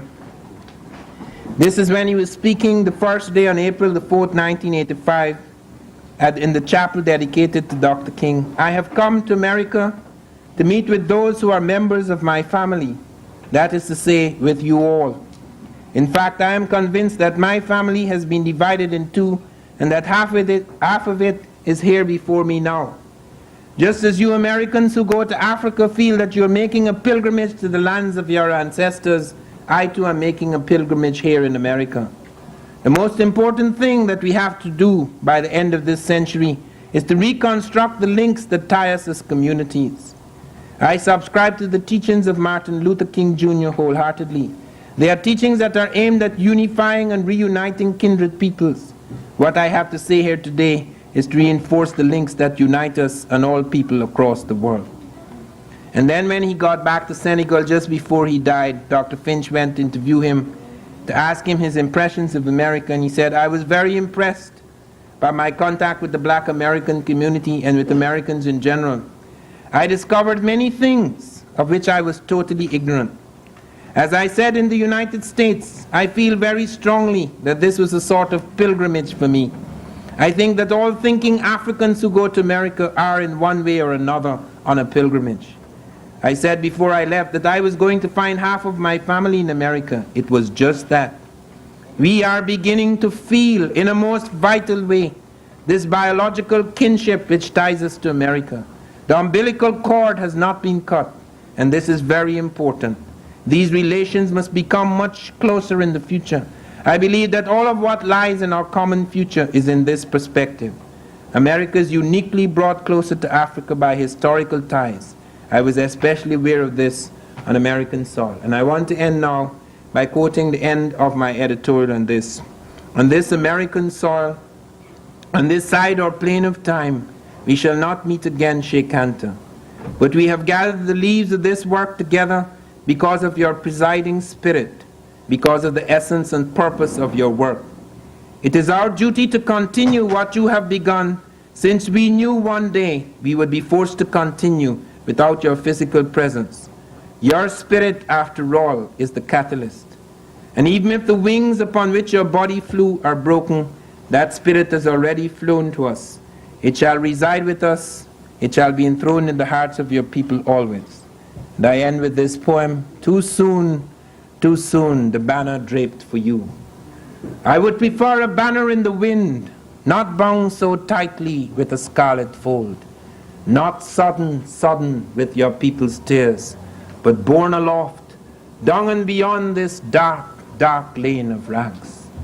Dear comrade, if it must be that I no longer speak with you, no longer walk with you, no longer march with you, then I must take a patience and a calm, for even now a greener leaf explodes, sun brightens stone, and all the river burns.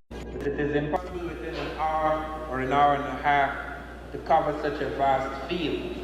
But what I shall be doing, I shall deal with the beginnings of man and the African contribution to that.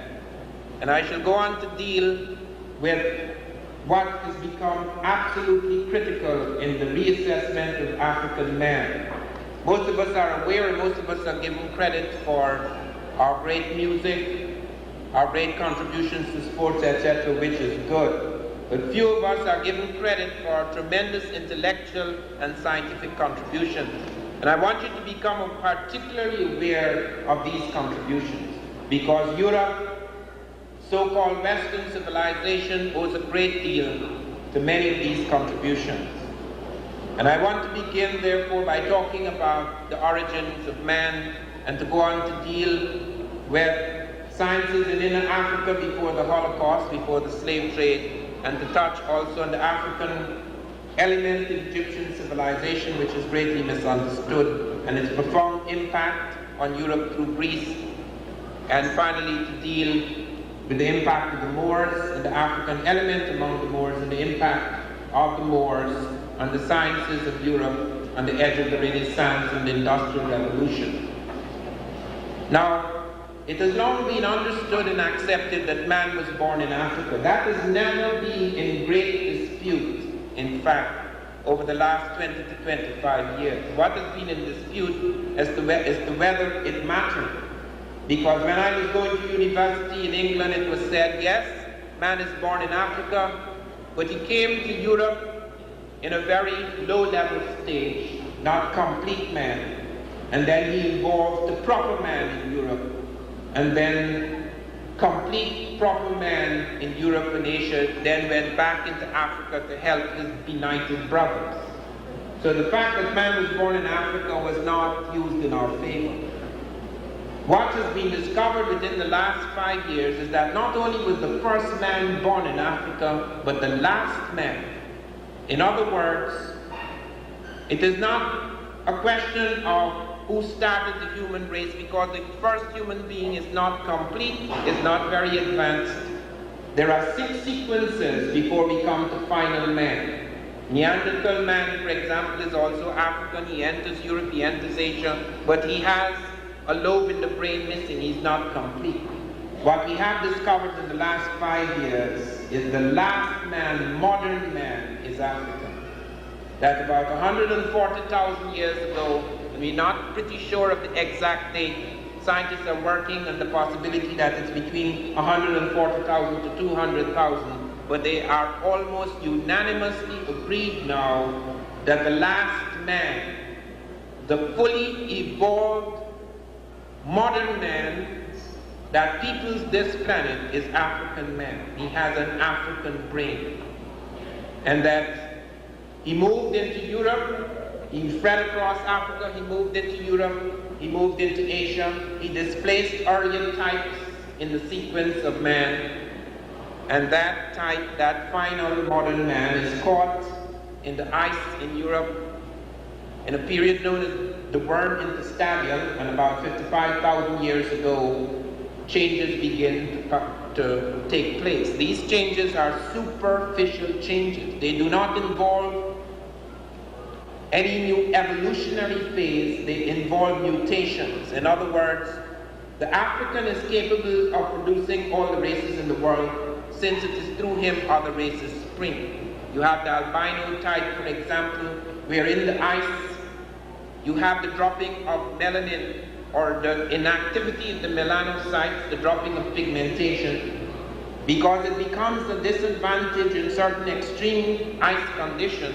not temperate zones where we're living now. It becomes a disadvantage because in the tropic and subtropical regions where man was born, he had to have melanin shield in order to protect him from the intense ultraviolet radiation. In the ice, where light was tangential, it was an advantage for the sun to go right through the skin without the melanin shield. Hence the albino type began to have a survival capacity over the darker type in the ice, and then you have a stabilization of that type, which is still Africoid in feature, but the first change is melanin change, which produces changes in color of skin and color of hair, color of eyes, etc. You then have superficial morphological change, which affects the structure of the face, like the narrowing of the nose. The narrow nose is more effective in warming cold air. So that you have other things that follow this, contractions, like the mouth, the nose, etc. You have a broader type of face among the so-called sun people, and a narrower type of face or narrow features among the so-called ice people. European man, that is the Caucasoid type, does not emerge until about 55,000 years ago. Okay, so though you have about 5 million years of evolution of man, you do not get the final modern man in Africa until about 140 to 200,000 years ago, and then you have European man appearing, Caucasoid man appearing in Europe about 55,000 years ago. And then you have in Asia a complicated situation, because you have both the Africoid Asiatic, there are about 100 million black people in Asia today, and you also have the invasion of Europeans, or the Aryan type in India, so you get an Indo-Aryan type as well, with more European type features but with darker skin. So that you have explanations emerging now for the differences between races which are superficial. The differences between races today, particularly in America, do not remain superficial simply because of the fact that slavery and the denial of status to black people and the denial of their humanities created an entirely new situation. That is the reason why it has become necessary to make distinctions, and it has become necessary to discuss the contributions of the African type as distinct from that of the Caucasoid type, because every attempt has been made over the last few hundred years to deny us any significant role in history. We have been completely wiped out of history. Wherever we appear only as slaves, servants, little people. And in fact, all studies of Africa until recently, 95% of the studies in Africa are of little people. I know from my own life, you cannot go anywhere in a territory and study its people. You have got, if you want to have a sense of the complexity of a civilization, you have to go to the centers as well as the periphery. And if you smash the centers, you have no idea, until archaeology recovers what lay at the center, you have no idea of what people were doing. I have lived everywhere in the world except Asia.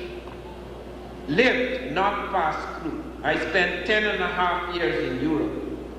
I spent 24 years in South America. I spent 1 year in Africa. I spent 20 years here in the United States. I have lived in parts of Europe where many Western Europeans have never strayed. I spent 1 year behind the Iron Curtain. I speak Hungarian. I speak Swahili. I used to speak French. And of course I speak English very well. I went into parts of Europe there they have never seen a black man in all history except on television. I found in one village where I went into Eastern Europe, because we seem to think Europe is all one great industrialized world. I went into parts, villages in Europe where I found as many as 12 Europeans using one outhouse latrine. They did not have flush toilets. They knew of them because it was in their cities, but they did not have it. They went to the standpipe in the morning and they fetched water in buckets, just as some third world people do in their shattered condition. And they brought these buckets and they bathed. They didn't have showers. This is Europe, 20th century. Now suppose I was to write a book about the little European, the European away from the mainstream. Suppose I ignored all the technical achievements and advances Western Europe had made, feeding as it did upon the wealth of Africa and America. What would you think of Europe? That constituted the potential and capacity of the European. We have been made to look at that at Africa. It is only within the last 20 years that we have begun to discover that Africa had more complex technologies than we were led to believe. Why didn't we find them before?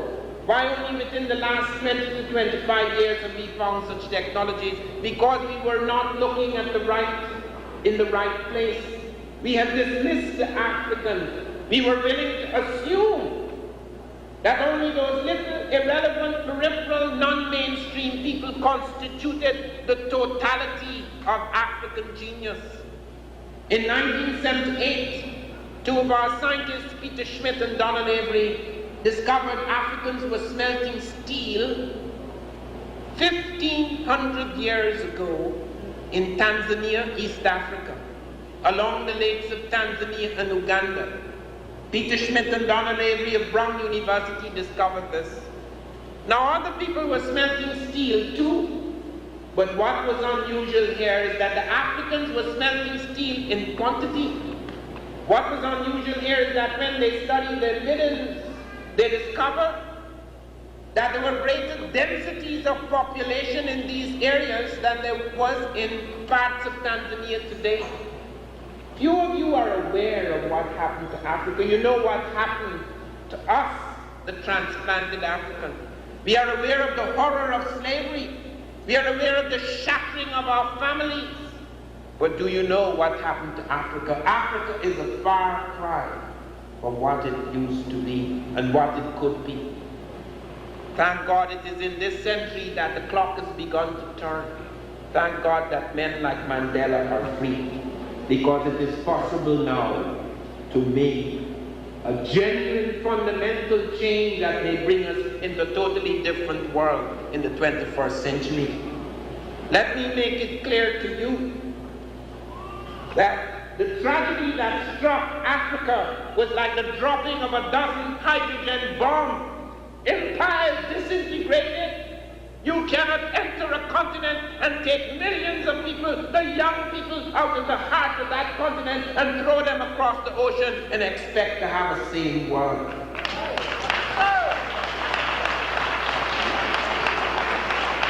Africa was recut, its boundaries were recut, even people who were close together became enemies. The shock was cataclysmic, and it profoundly affected, it halted the burgeoning technologies of Africa. Look at the steel machine.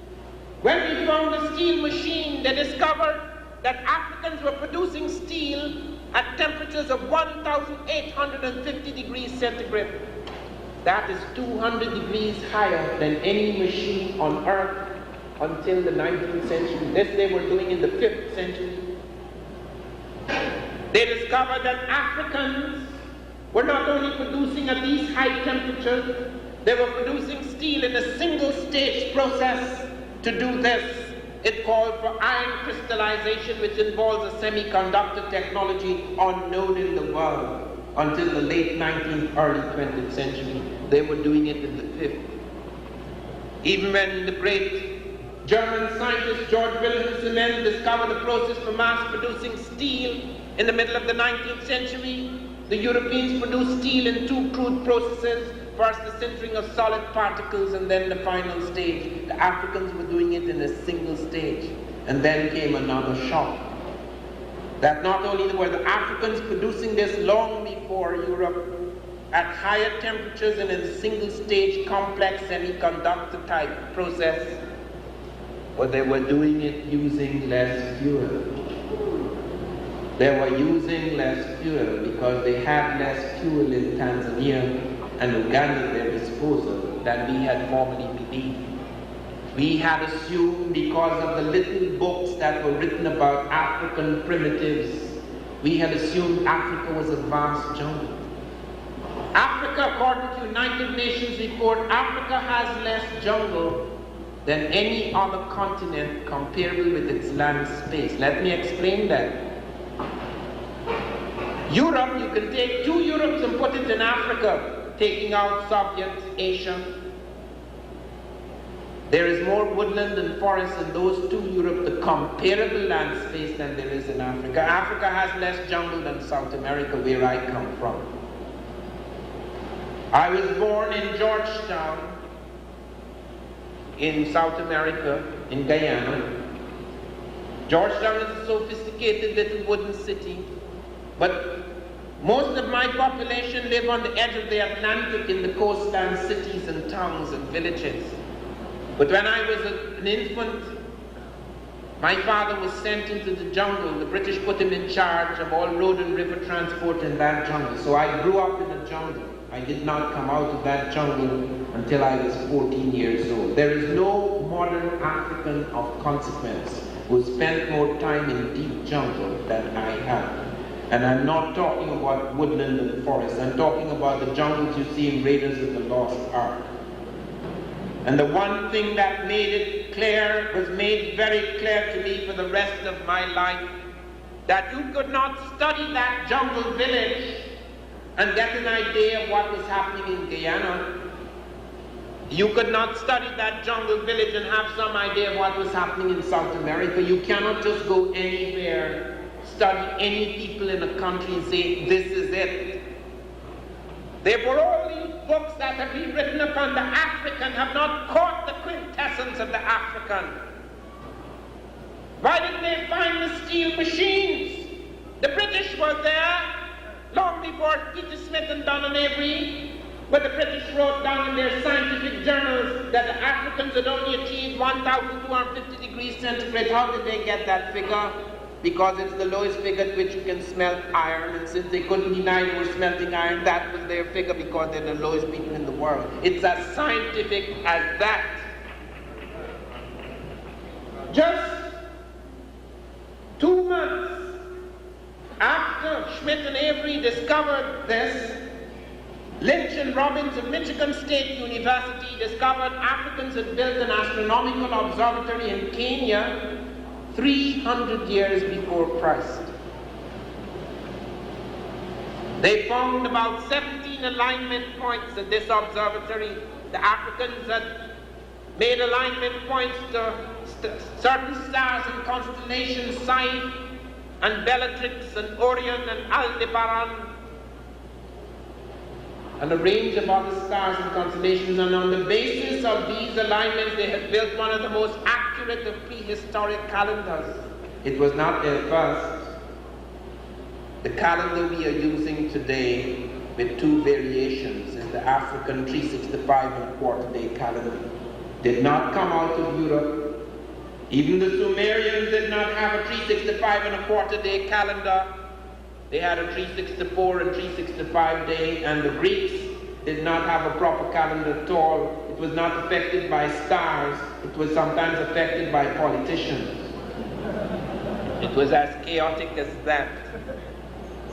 But even more astonishing in terms of the African contribution to astronomy was our discovery through the French, Marcel Briot and Germain D'Italin, who discovered the Dogon people of West Africa. They found them 200 miles from the city of the medieval university city of Timbuktu, which, by the way, is not a myth. I've been informed by UNESCO officials that far under the ground in dry earth they have found some manuscripts which they thought were lost forever. We have not found everything, but we have found some of them. They're still being examined. And these Dogon people were found in an inhospitable mountainous region. They had fled into this region when they heard stories of how these strange, pale-skinned men, these alien figures had entered, and they were taking people up and throwing them into the ocean. Many people were disappearing in these boats, so they ran into this area. When they were studied, we were astonished by the sophistication of their knowledge. Those of you who want to follow this, there are 3 books on it. 2 of them have been translated into English so far. One of them is called Conversations with Ogoto Meli, the Dogon Elder. The other one is called The Pale Fox. These African people had started a dance to a star, the dance of orbits, a star which they call Sigi Polo, which we call Sirius B. It's a companion to the brightest star in the night sky, Sirius A. This star, Sirius B, is impossible to see with the naked eye. Let me repeat that. It is impossible to see with the naked human eye. The Africans not only saw it, they plotted its orbit right up to the year 1990. They did this 500 years ago. They showed it had a 50-year elliptical orbit around its parent star, Sirius A, and an orbit of 1 year on its own axis. We have established through modern science that it has a 50-year elliptical orbit. Perhaps next year, using our Hubble telescope, we will find out if it has a 1 year orbit on its own axis. They went further. They said it was made of a bright metallic iron, and that although it was an imploded star and seemed smaller than all the big bright stars around it, it was so heavy that if all the creatures on this earth were one lifting mechanism, they could not budge it. We have since discovered through modern science that it is the heaviest type of star in our galaxy. They went further. They said there was something flashing and darkening, contracting and expanding within the region of this star. 3 years ago, the Einstein orbiting satellite sent out from NASA found the Africans were dead correct. There is such an object. It's a dwarf nova. How did they do it? These are supposed to be primitives. Kenneth Brecher, the Massachusetts Institute of Technology, wrote in Technology Review, the Africans have no business knowing any of this. And true. The African we know, the African we've been made to see in books is a simple, nice fellow living on the edge of civilization, and we praise him for his humanity because we do know, and this is a fact, civilization is not just machines. Civilization is the humanization of the human. And therefore, there is good in saying that simple people, because they're not capable of the wickedness of more advanced people, that's good. But we're not just simple people. Because that kind of astronomy indicated they were involved in complex things. The Russians, I had communication with them some years ago because the New York Times, I brought out an essay in the New York Times on its op-ed page on December the 4th, 1975, Archaeology's discovery of an African presence in America, which the New York Times subtitled Bad News for Columbus. That article went all over the world, and then I got a letter from academician Sanarov of a Russian science city in Asia. They said that they'd been working for some time on Pacific migrations, not just the Bering Strait migrations of the Native Americans who came across the Bering Straits, but also migrations from Japan in pre-Columbian times, which I mentioned in my book, is the finds Jomon pottery in Ecuador. In fact, the Japanese were the first people to offer to translate my book into Japanese, though my publisher rejected that without even informing me. But nevertheless, they wanted to know more about these Atlantic migrations since they had concentrated on Pacific migrations. They did not do this out of prejudice. They did this because they had no real contact with Africa in earlier times, and that they were interested, they wanted to know more about this. So a correspondence began, and they eventually informed me, because I was very curious as to what they'd found in Egypt, because they spent a lot of time in Egypt before eventually they were kicked out. And they told me that one of their scientists, Bolosimo, had discovered perfectly ground spherical crystal lenses in ancient Africa, leading them to the conclusion that some Africans had telescopes. The Egyptians, Galileo had told us that there were telescopes in ancient Egypt. In fact, Galileo used an African water clock in one of his experiments in accelerated motion. And it is possible, since the Dogon kept up a linkage with the Egyptians even after the fall of ancient Egypt, that they could have got telescopes from there, but they could have got it through their own work, though it may have disappeared over time. But we cannot explain away these things because they do indicate sophistication in technology which we are not aware of, because we are finding these things in shattered worlds. The Dogon preserved their shattered world because they fled, and thereby protected themselves by going into an inhospitable mountainous region, protected themselves from the European invaders. Mathematical systems, we did not know those existed in Africa. Why? Because we went into the bush. We were interested in finger counting. It looks so exotic. It makes good television. Then Claudia Zaslavsky spent a great part of her life studying what Africans were doing in mathematics. She discovered a range of mathematical systems. She even found some African people like the Shona, the children of the Shona. Almost all their games are mathematical games.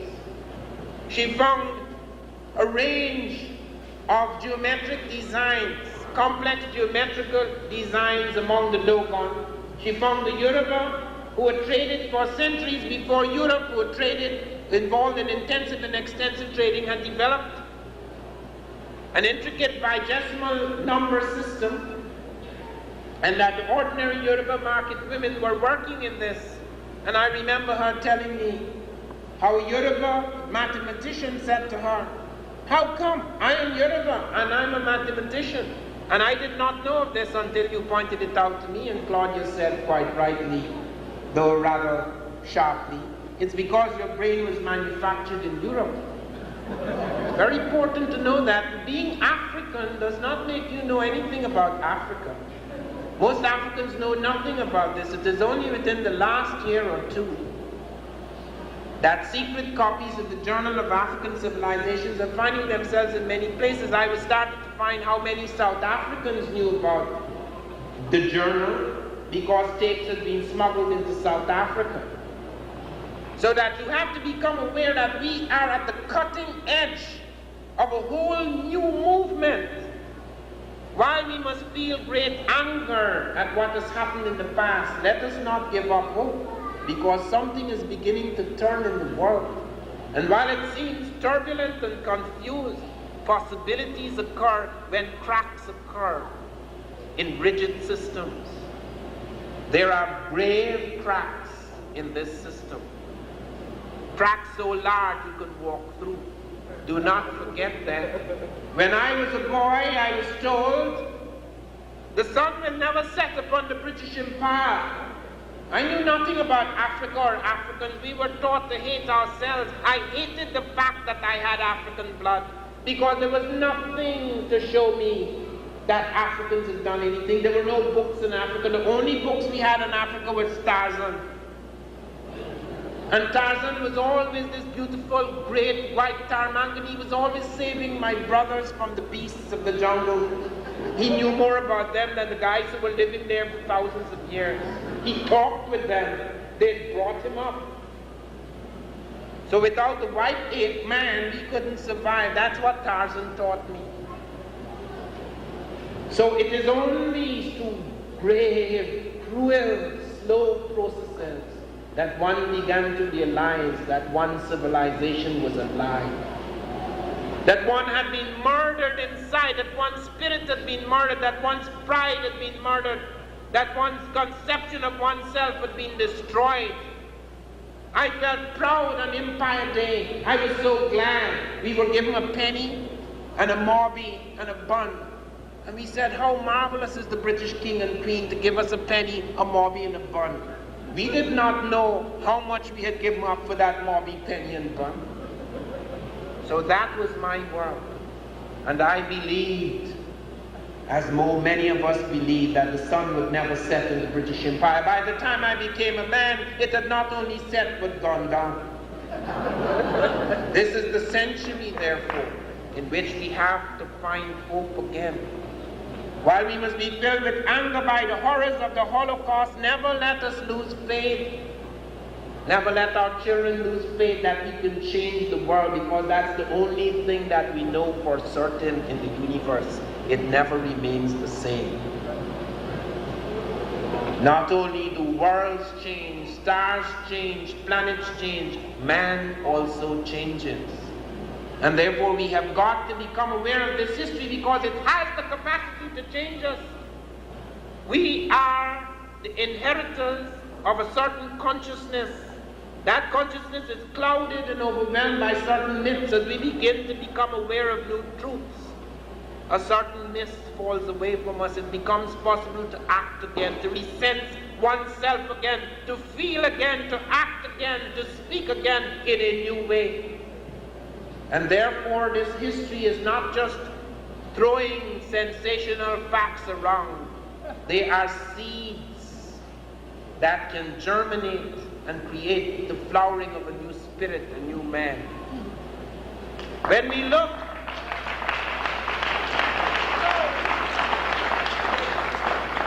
at Africa, when I was in university in London, I was so proud to go to university. It was impossible to go to university. There was no university in my country. When I was 16 years old, the highest you could go was high school. There was no college. I finished my exams. I had to sit all the exams over again at 17 to get 10 more marks, because only the person who came first for the whole country could go to university. So you had to get the highest marks in the country to enter university. You had to be the brightest person for that year. So I did my exams all over again at 18 for the third time to get 10 more marks. But I couldn't do it, because only the scientists, people who took the precise sciences like mathematics and chemistry and physics, they got the scholarship. So I stayed at home. It took me 10 years before I got into university. I got into university at 28. I got my first degree, BA, at 32. I hear people around here in their early 20s talking about their life is finished. What absurdity.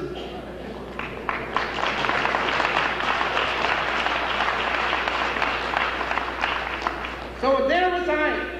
And I was particularly chosen because I had written a special series of things in the Caribbean novel. I was not in this. I was writing novels. I was studying literature. And the thing that attracted me to Africa was the sophistication of its literature, not anthropology. I never entered anthropology initially. It was literature. And because of what work I had done in literature, I was given a scholarship and I sent to the best school for African studies, so they said. School of Oriental and African Studies, London.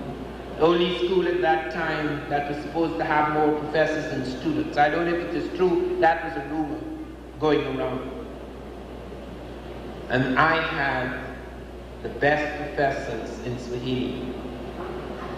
But after 2 years, I realized that my anthropology degree was making me more ashamed of Africa than proud. Because anthropology at that time was distinguished from sociology. Sociology was supposed to be the study of advanced industrial people. Anthropology was the study of simple people, simple society. So professors I had great admiration for, I thought they were world authorities. And then you find their world authorities, yes, but world authorities and wooga-boogas and luga-boogas. They would go out into the bush, find the simplest, smallest tribe, where they could control all the variables and vectors, and they study them to death and they come back. That's why they found no technology. That's why they found no writing.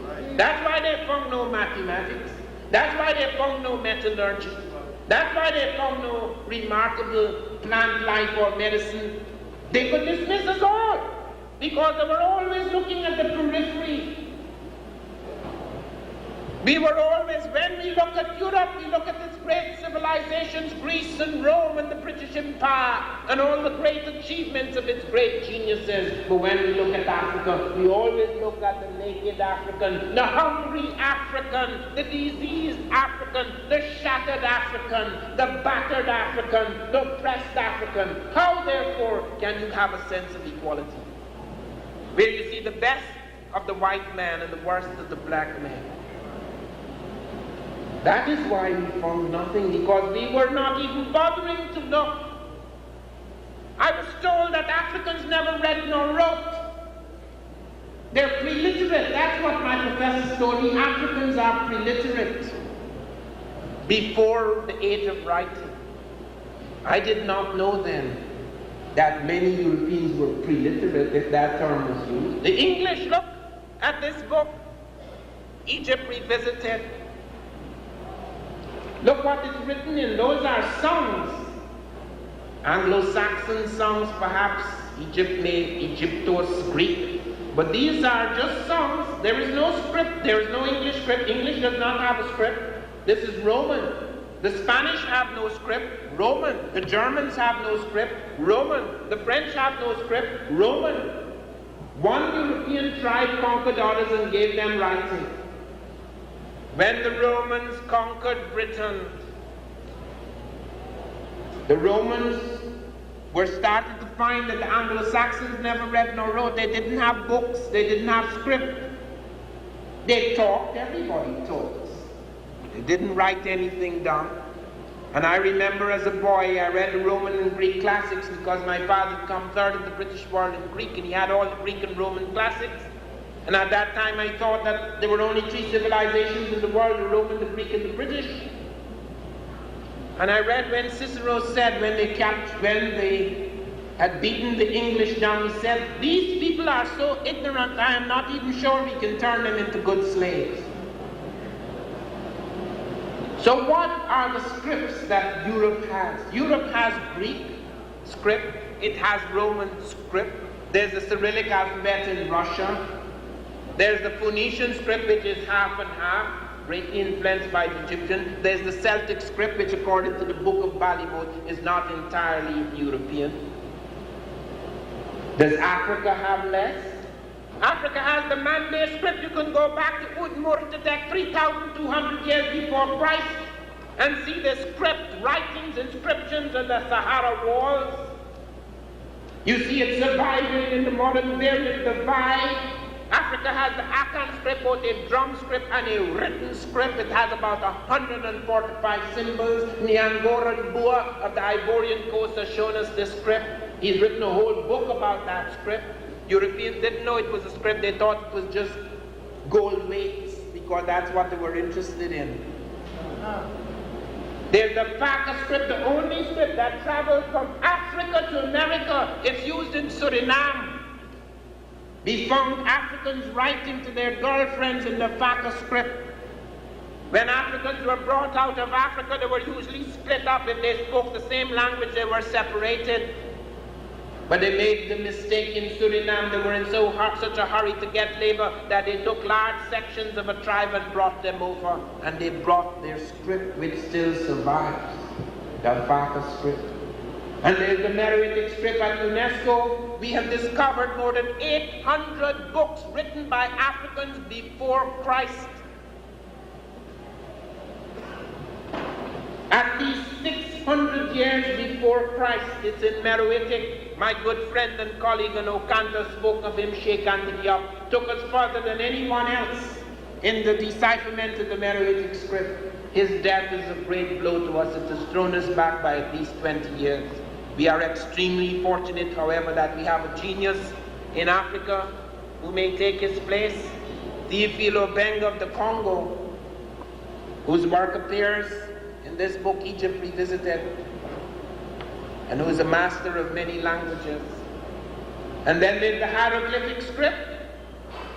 People argue that the hieroglyphic script only appeared in the north, in Egypt, because the blacks in the south, we'll come to that in a moment, the blacks in the south did not develop any script. Not true. In 1962, and I want you to note this because this is the most important single discovery in Africa in the last 300 years. In 1962, an American team under Keith Seal and Bruce Williams discovered a pharaonic dynasty known as Star-Seti in Nubia, Ethiopia. A dynasty which began at least 200 years before the first pharaoh appears in Egypt.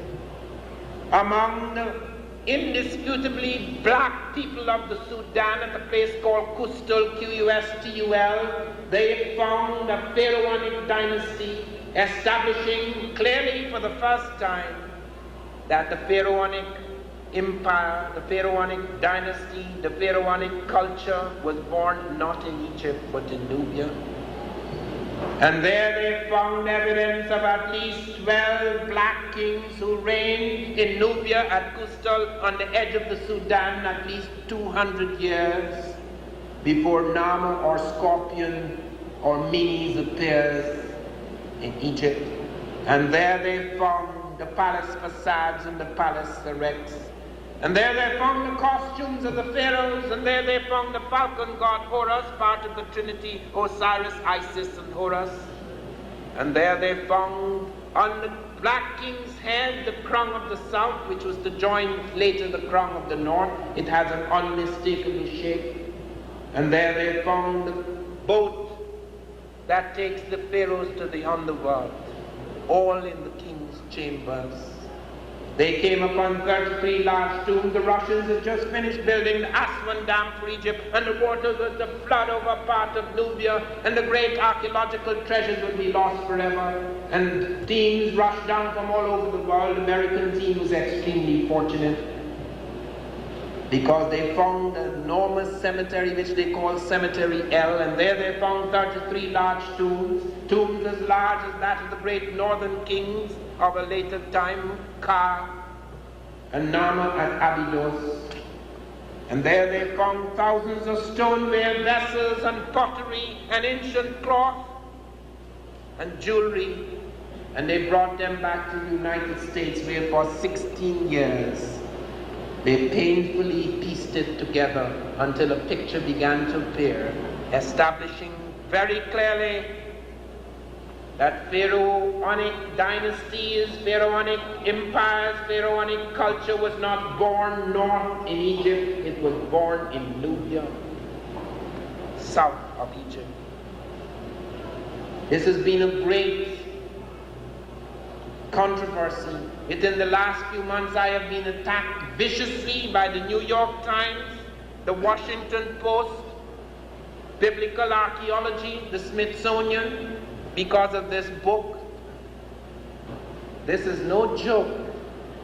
The claim to Egypt is a very serious matter because it affects everything.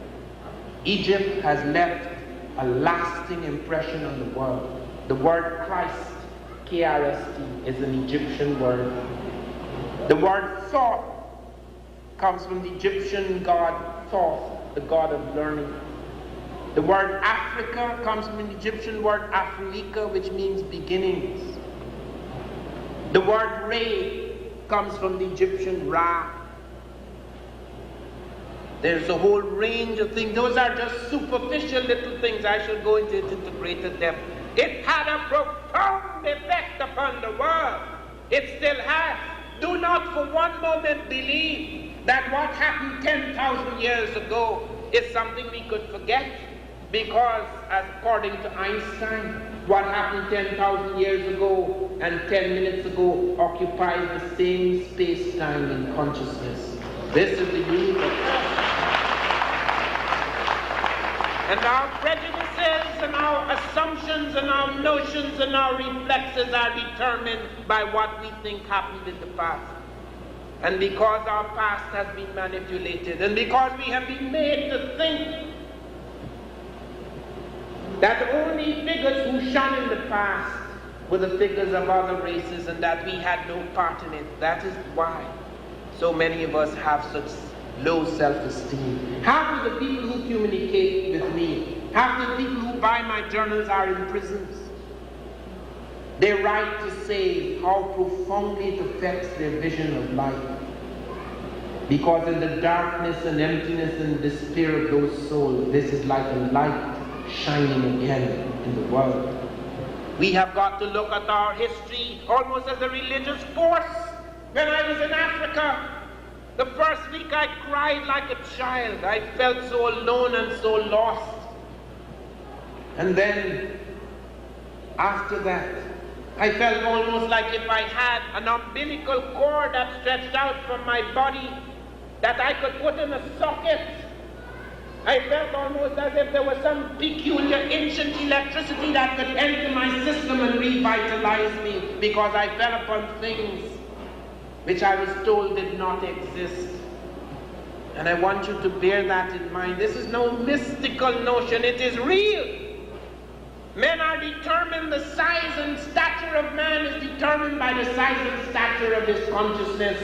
We have shrunk in the consciousness of the world. We have shrunk in our own consciousness. And if we are to rebuild it and make it a huge thing again, we have got to go back to our history. We have got to realize what happened in the world. And in Africa we were told there was no great medicine. That the Africans, whenever you see the African practicing medicine, they pick out of some stupid witch doctor.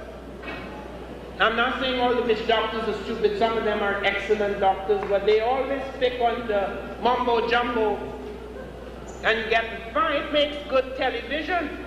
You would think there is no scientific superstructure to African medicine. The Africans gave us urbane, the Africans gave us capsicum, the Africans gave us physostigmine, which is used in eye diseases. The Africans gave us Coca-Cola. The cola drink was used for thousands of years. Coca-Cola put the fizz in it.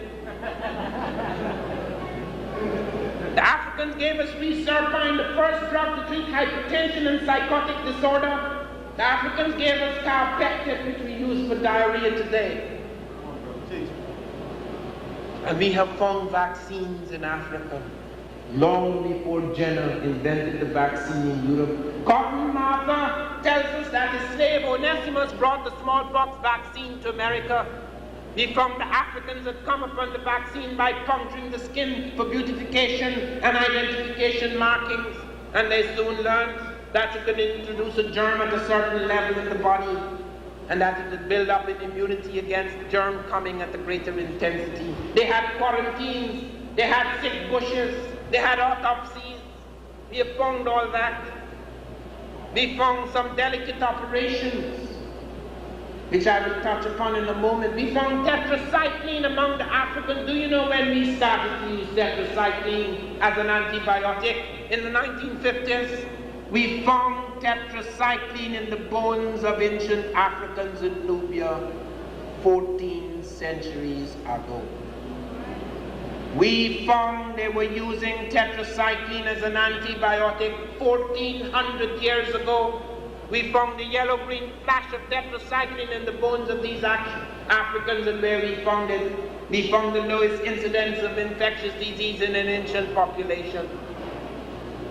And then we found aspirin. We found the Bantu were using aspirin, they were using salix capensis, which is salicylic acid, the main active ingredient in aspirin. Long before us, they were using it for certain skeletal, muscular, neurological pains. They were using it long before us. And operations, we found the Africans were the first to initiate eye cataract surgery. We found it in Jenny in medieval Mali. We found the Africans had still solutions that could almost freeze the eyeball, and that they could take delicate instruments and knock the cataract off the eye. Nobody was performing eye cataract surgery in the 14th century. They were, the Arabs reported. In the middle of the 19th century, the cesarean section was an extremely complex operation. Almost invariably, women who had problems with their birth canal and had to have cesarean sections died in Europe. Then the British Empire, which had spread its tentacles over half the world, became aware of the fact that certain Africans were performing the cesarean with 100% success. A team under Dr. Felkin went out among the Banyoro surgeons in Africa and discovered the Africans were performing this operation with a skill that exceeded that of their best Harley Street specialists. They studied it very closely. They studied how the Africans collapsed the abdominal wall. They studied how they used the cautery iron, that they were able to stanch internal bleeding almost instantly with minor tissue damage. They studied how they stitched. They actually drew the stitches and brought it back. It was published in the Edinburgh Medical Journal at the close of the 1870s, after which the cesarean section became very successful in Europe. You've never heard of that. Plants. We have found plants in this country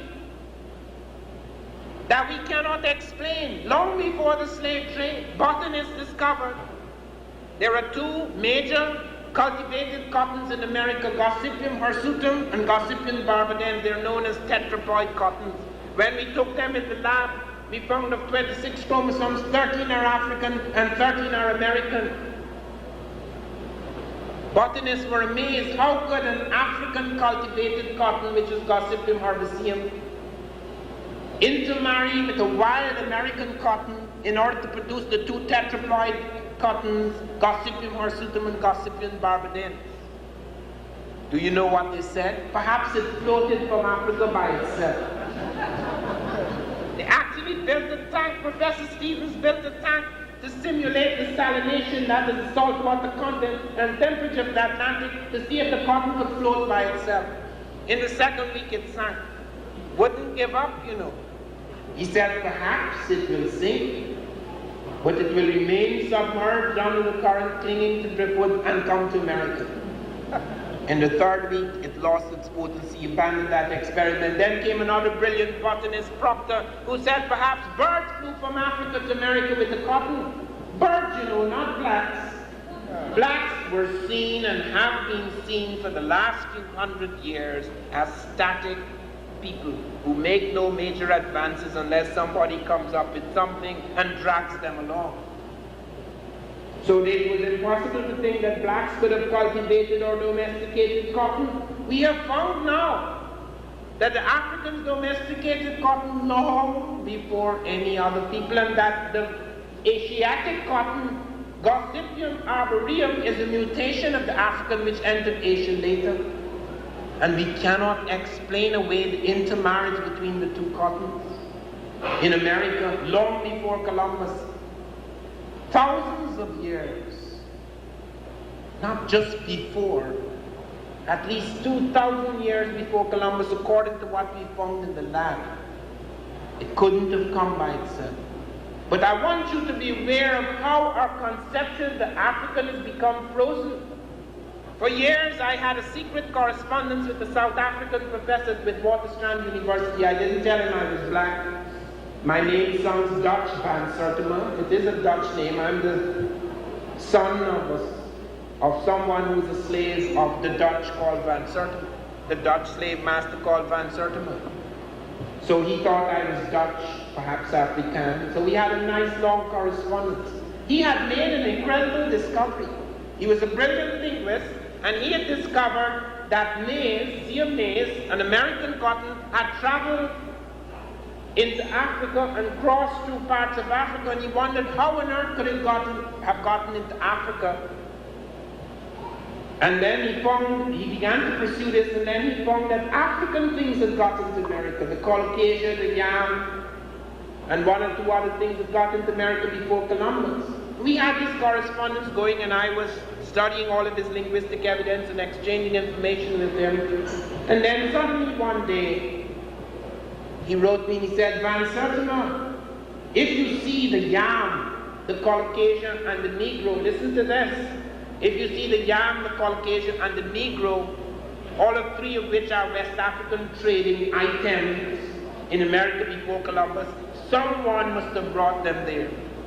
In other words, although he had come to the conclusion that Africans were American before Columbus, he thought somebody, a human being, had brought these items, the Negro, there.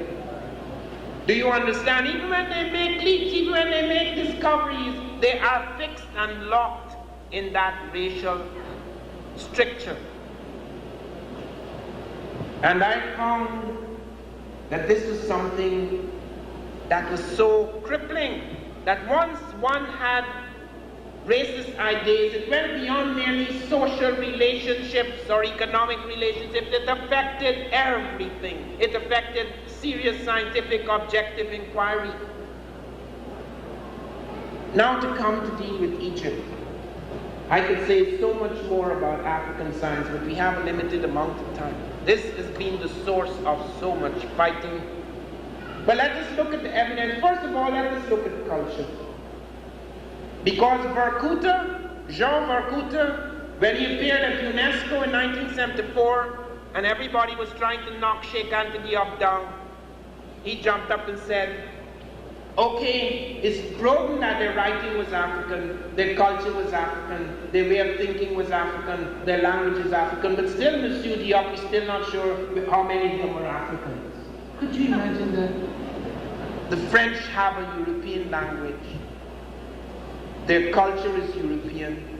Their writing is a Roman script European. We're not sure whether the French are European. That is the extraordinary situation. In 1974, a break occurred in this subject. For the first time, a world body invited Africans to talk about African history. African history had always been written by outsiders. They invited the wrong, right people. Sheikh Anta Diop of Senegal and Théophile Obiang of the Congo. Sheikh Anta Diop got up and spoke for 6 hours without drawing breath. He presented a vast amount of evidence, thousands of intimate interconnections between inner African languages and the Egyptian language established through adjectives and verbs and suffixes and everything to establish beyond the shadow of a doubt that the Egyptian language was not Afro-Semitic or Afro-Hamitic or Afro-Nilotic or Afro-Asiatic, it was African. And UNESCO said, in spite of the passion and prejudice that marked that conference, there was one thing upon which at last they were unanimously decided, that the language of Egypt was an African language. And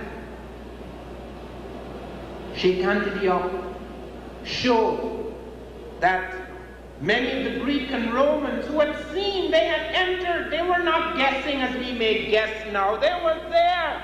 They had attacked the people, invaded them, captured the place. And they said they were black-skinned with woolly hair. Herodotus makes it quite clear. These are black-skinned people with woolly hair. And Sheikh Anta Diop went to the Museum of Man in Paris and took square inches of skin off some of the mummies and put it to the melanin dosage test. Sheikh Anta was an extraordinary man. He wasn't just a linguist, an ethnologist, an Egyptologist. He was a physicist and a chemist. He worked in the most advanced lab in Europe under Frederick Julio Curie, who was related to the Curies who discovered radium, who got the Nobel Prize for the discovery of radium. Sheikh Anta Diop actually established the first radiocarbon lab in Africa. And Sheikh Anta Diop presented this evidence. I got a letter from a doctor who is a skeletal radiologist who told me that of 11 mummies they found in the Cairo Museum, 2 of the 11, this is just a small sample, 2 of them had triquetral fusion, that is fusion of the bones of the wrist. It only occurs in black people. When it occurs in a European, it's 1 in a billion. They found 2 in 11 and they said they were Caucasoid types. We look at the skeletons. William McIve of Oxford, Falkenberger, did studies of skeletons where they shed the craniometric measurements, the structure of the skull and so forth, indicated that only 1/3 of the Egyptians, ancient Egyptians, were black. 11% were white, and the rest of them were brown Mediterranean peoples. Now, let's look at that closely. Chatterjee and Kumar did a study much later, and Sheikh Anta Diop showed the same thing, that if you were to take those craniometric measurements and put it in Africa, almost all the Africans would be brown Mediterraneans. Unless they found the classical Negroid type which they created in their mind. Everybody has to have a broad nose. Everybody has to have a certain prognatic jaw, and if you don't have heavy prognatism and very broad nose, you're in black. Sheikh Anta Diop showed that there are variants of the black type, and these are not brown Mediterranean. Chatterjee and Kumar showed that when we look at pre-dynastic Nubia and Egypt, and we look at Middle Kingdom Egypt, we look at Old Kingdom Egypt, the craniometric measurements are roughly the same. Even though there are people trickling in from Europe and Asia, they have not profoundly affected the physical character of the ancient Egyptians. But let us look at their culture. That settles the matter. Their plant life is African. The bottle gourd, the cotton, the tamarind fruit, the oil palm fruit, the watermelon, a range of their plants, African. If the Mediterraneans were coming in, where are their plants? Let us look at their techno-complex. There's no mummies in the Mediterranean, but you can find mummies in Africa 500 years before we found the first Egyptian mummy. We have found mummies in inner Africa, mummified, flexed and buried, hands crossed, fingers open, just like in late Egypt. We have found the Pharaonic dynasty at Tasseti. We have found the language to be African. We have found the writing. We found hieroglyphs at Tasseti. Hieroglyphs! We have found the beginnings of the hieroglyphs south of Egypt before it appears in Egypt. We have found all their rituals to be African. Their circumcision is African. Their totemism is African. Their form of divine kingship is distinct from any divine kingship in Asia, and it does not exist in Europe. Now, how could the rituals of a people be African? Their techno-complex be African. Their plant life be African. Their language be African. Their writing be African, and they're not Africans in Africa. It's so ridiculous. And then the Egyptian delegates of all people, and the modern Egyptians, please note, because several of you are going on pilgrimages to Egypt and you're making big mistakes about certain things. The modern Egyptian is not necessarily native to place. Some of them are, many of them are not. They can claim the pyramids, they are later invaders. It's just like most of us in this room, white or black, we are not Native Americans. We are later Americans. Most of the Egyptians are later Egyptians. They're not native to place, so that was an exception. When Sadat was here, he said on CBS, they struck it off the air, I am a black man, and I'm the first true pharaoh in 2,000 years. No melodramatic statement, but he wanted to make a distinction. Yet when we put a black man to play Sadat, some of you remember, it was banned in Egypt. They don't want a black man playing Sadat. Now I'm not attacking all modern Egyptians, I've had to work with them, but some of them are very, very prejudiced.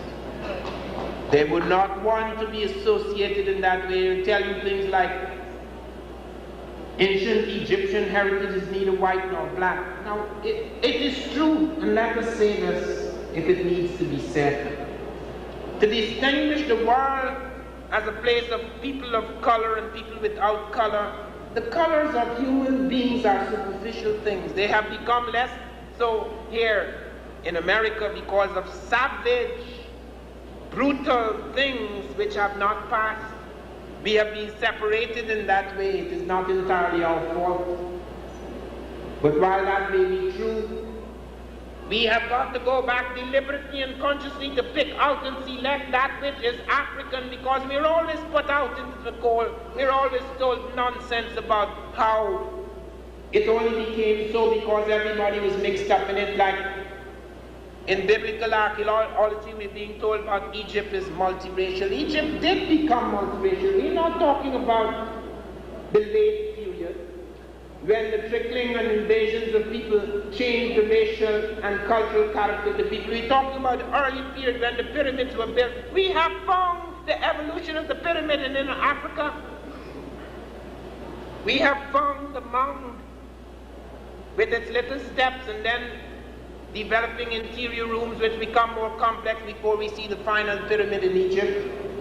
There are no pyramids in the Mediterranean. If these brown Mediterraneans created the pyramid, where are their pyramids?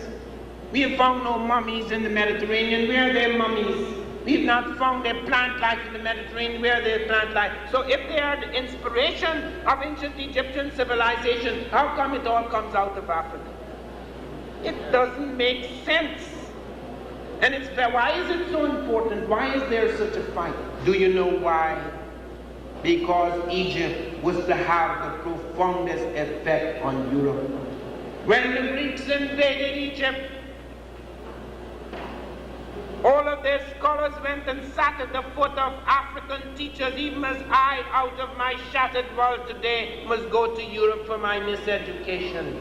Then did the Greeks go to Egypt for their education.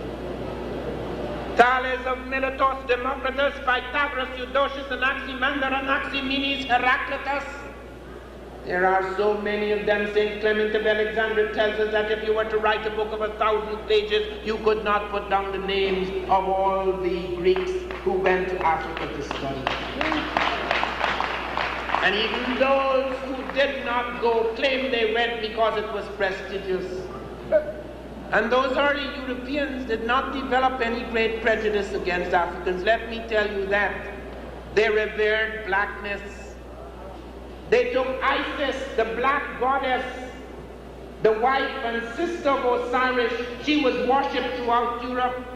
Paris is named after Isis. Paris, place of Isis, shrine of Isis. Europe comes from the African princess Europa. The Greeks made Artemis, a black woman, the goddess of chastity. They made Medea, who had Jason win the golden fleece, a black woman. Circe, who had Odysseus, who enchanted the crew of Odysseus, is a black woman with African features. You could see that in the book I edited, Black Women in Antiquity. Even Andromeda, who married Perseus, the Greek hero, is a black woman. Minerva, the goddess of wisdom, is a black woman. The first Europeans who saw the advances of the Africans were so startled that Alexander did not even build his capital in Europe, he built it in Africa at Alexandria. And there they came. Pythagoras spent 20 years, according to Newton, spent 20 years, as much time as I have spent being educated here in the United States. 20 years with the Egyptians and came back talking about the Pythagorean theorem. Newton tells us, Newton, the most remarkable of European scientists who had brought about the synthesis of the sciences, tells us that three things were prefigured by the Africans in Egypt. He said they had a certain sense of gravity, that they had a sense of the atom, they call it the monad, and although they had certain mystical notions about it, they recognized it as the building block of the physical universe. He said they were the first people to develop a heliocentric theory of the solar system. Europeans thought that the sun was the center.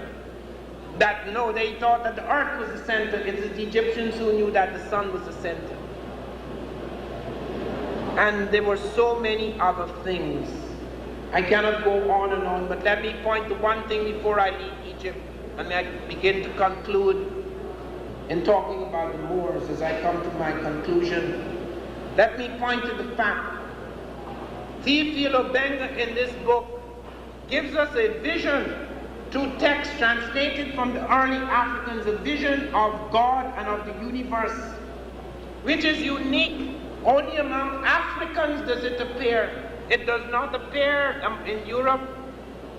It does not appear in Asia. If Europeans or Asiatics created ancient Egypt, how come their vision of God and of the universe was different? These Egyptians believed, as many modern physicists believe, they come close to that conception, that there was a primal stuff in the universe, and through that primal stuff came a peculiar vibration, yerity as they call it.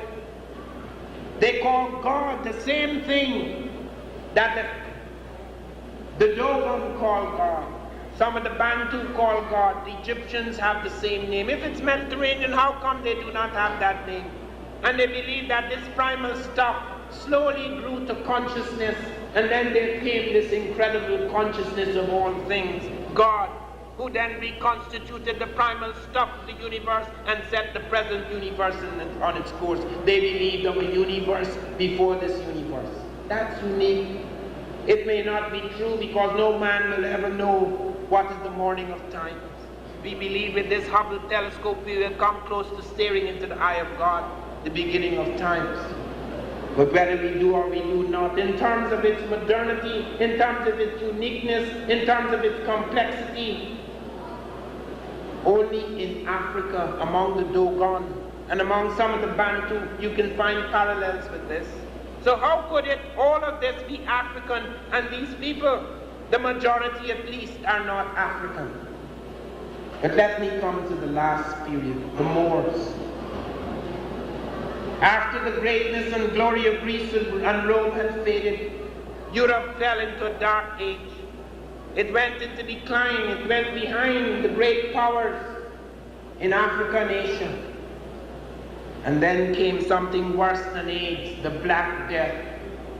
The Black Death practically decimated Europe. In some places it killed 50% of the population.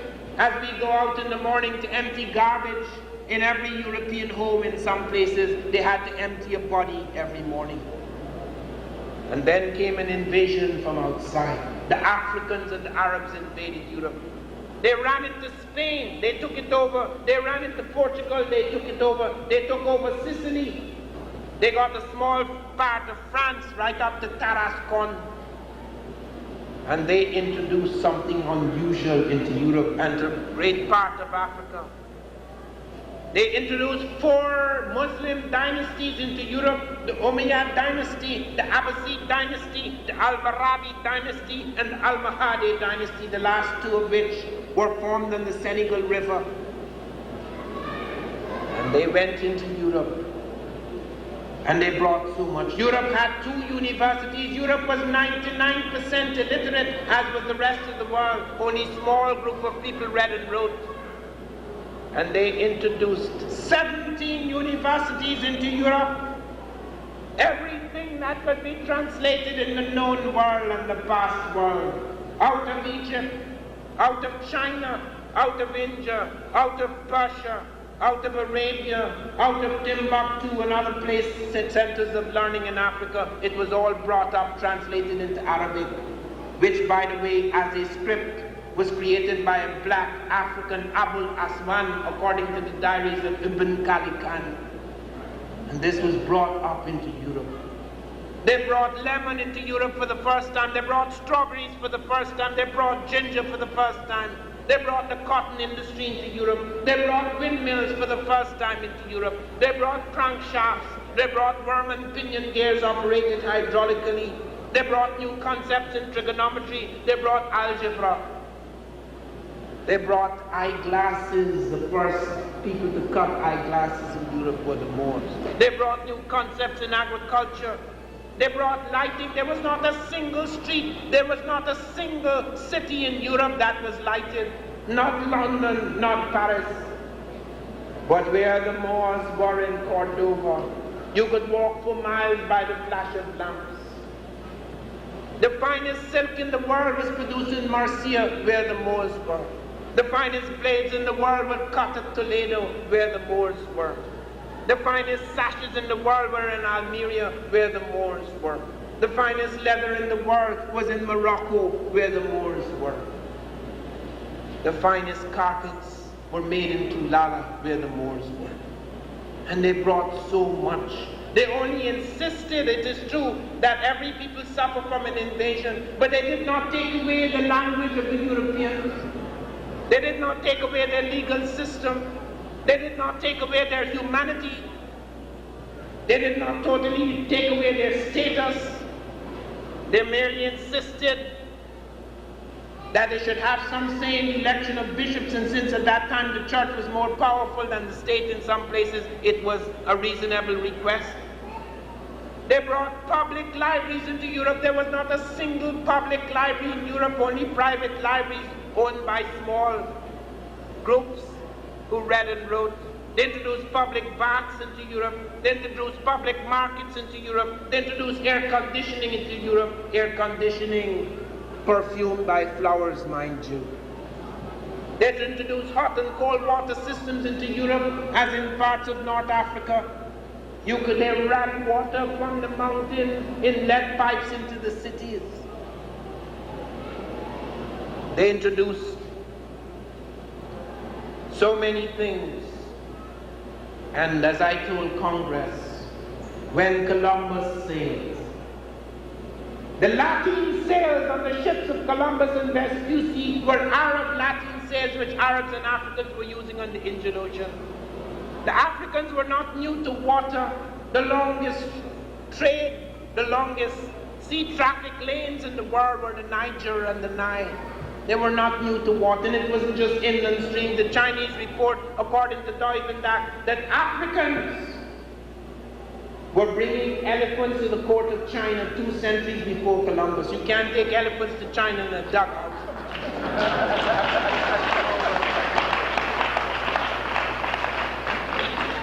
And the compass was not developed in Europe.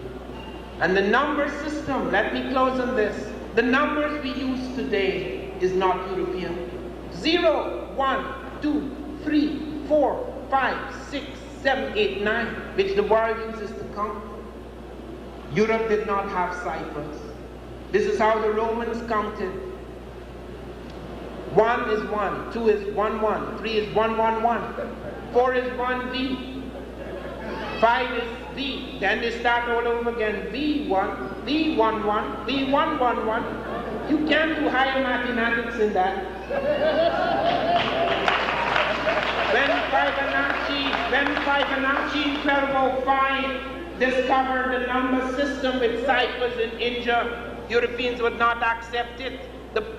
The church ruled numbers are works of the devil. It is only because of the use of those ciphers by the Moors in the marketplaces of the world that ciphers were eventually adopted.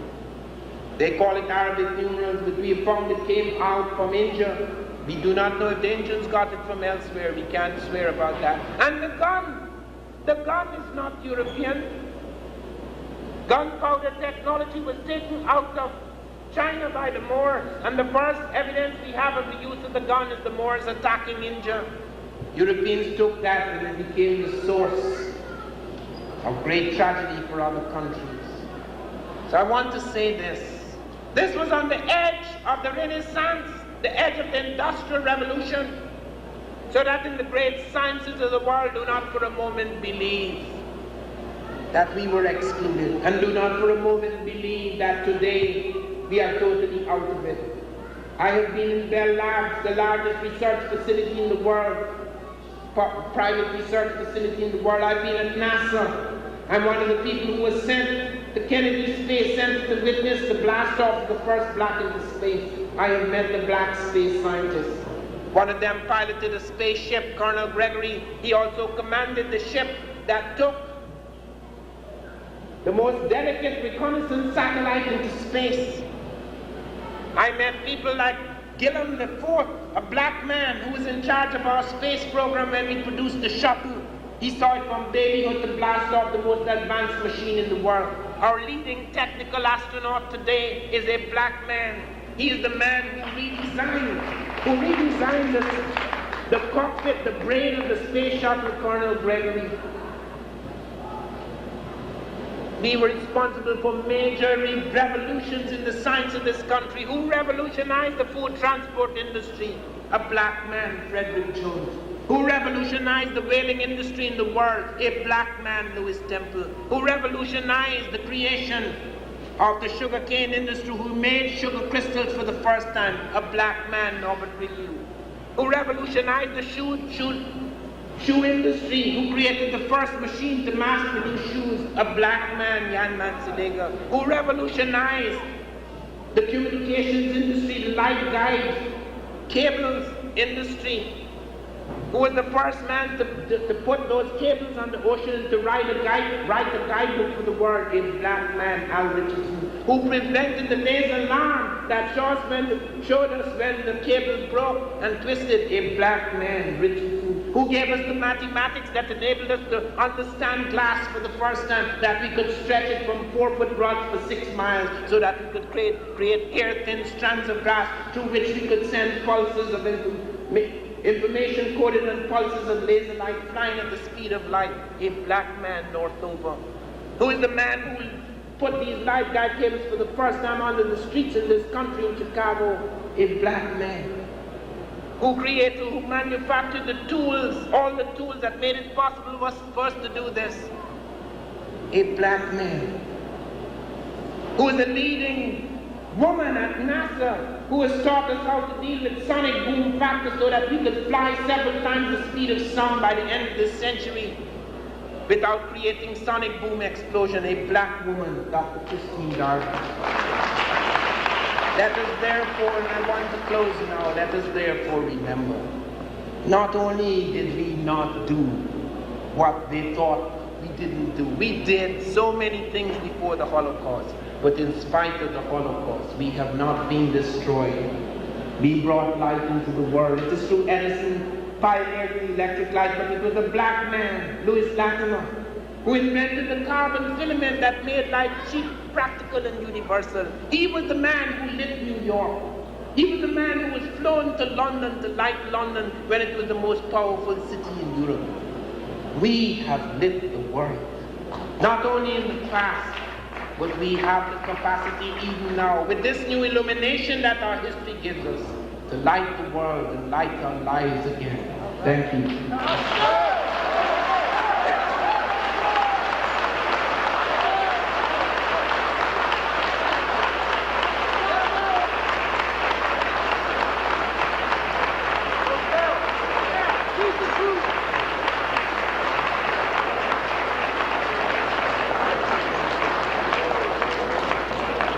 Now I want you to look very closely at these slides.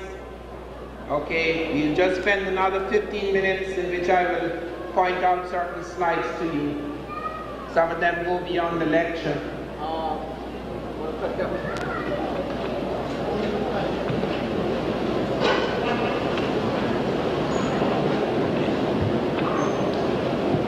Could someone operate the machine for me?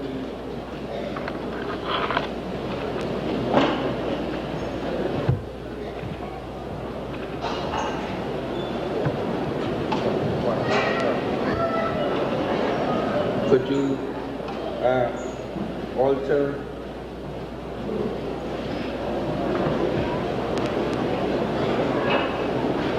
This is early Britain, when you have both black as well as pink types still surviving in Britain. When the Romans attacked Britain, they found among the white Britons many people who were Ethiopian in caste and color. This is from Royal Crest in Britain.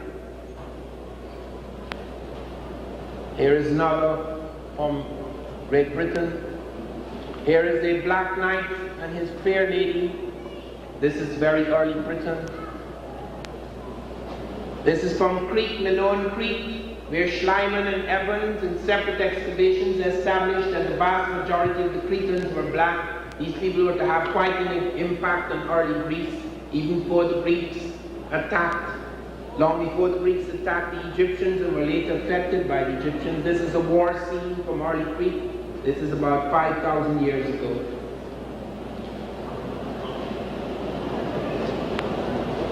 This is from ancient boats in Crete, when Africans were in charge. This is the captain of the guards in ancient Crete. This is a priest from Pylos in ancient Crete.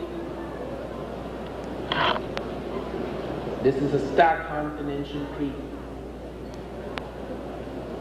This is the first evidence we have at Wadi Kumania in the north and Wadi Tushka in the edge of Sudan that Africans had entered the age of cultivated crops thousands of years before any other civilization. This is about 18,000 years old, the first mortar and pestle to grind grain found in Africa. This is from Tarseti, one of the thousands of fragments showing a range of things like the kind of the palace facade in Serex, the boat of the underworld that takes the pharaohs to the underworld, the king sitting in the middle with the strange cap, pharaonic cap, the falcon, indicating the falcon god Horus. This is Osiris. Note now, in spite of the broad nose and the full lips, that he appears to have red skin. He does not have red skin. Red ochre was used in Africa for thousands of years. It's found in southern African paintings when there were no people in the world but blacks. Red ochre is used to indicate vitality, okay, because it's red as blood. Yellow is used in women to indicate fertility. So that this red and yellow, when I was interviewed by the New York Times in February, that was the first question they asked me. If these people are black, how come the men have red skin and the women have yellow skin? And I said, there is no race with red men and yellow women. These are artistic conventions. They ignored it. They never published that. This is his wife. This is Isis. This is the couple, and there in her arms is Horus. This is the beginning of the Holy Trinity. Osiris is the male aspect of God. Isis is the female aspect of God. Horus is the child, forming the Holy Trinity, the first family.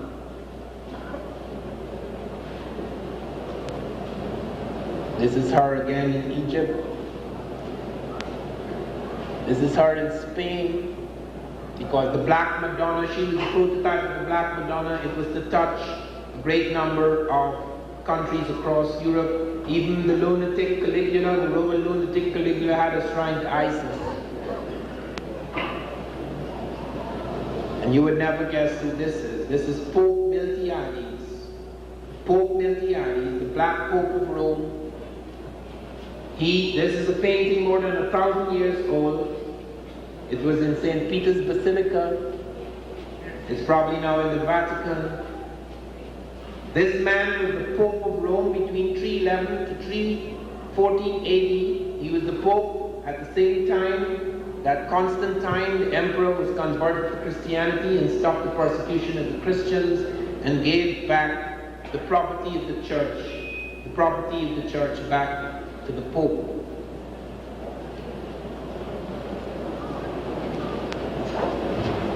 This is one of the 25 saints, black saints of the Roman Catholic Church. This is Saint Maurice, who was patron saint of Germany and Austria. Of course, by the time of Hitler, he was removed from that position. There are several saints, Saint Augustine, an African saint. There are several other saints of the Roman Catholic Church. This is Narmer or Menes, the first pharaoh of Egypt. Now this shows you how the Egyptians saw themselves. I want you to pay close attention to this picture. It has never been published in all those marvelous Smithsonian and other books, National Geographic, who loves photographs. This one shows the Egyptian as he saw himself black. There comes the Indo-Aryan, pink, with long hair. There comes the Nubian, his brother, and other blacks. Notice the only difference between the Egyptian and the Nubian, here in these realistic colors without artistic convention, is that the Egyptian, the man in the north, has 3 stripes because he's in power, and the Nubian has 2 stripes. And then comes the Semite. Notice their clothing, notice the effort to show everything as natural and distinct. Their clothing is distinct, structure of face is distinct, coloration of skin is distinct, hair is distinct. This is how they saw the world.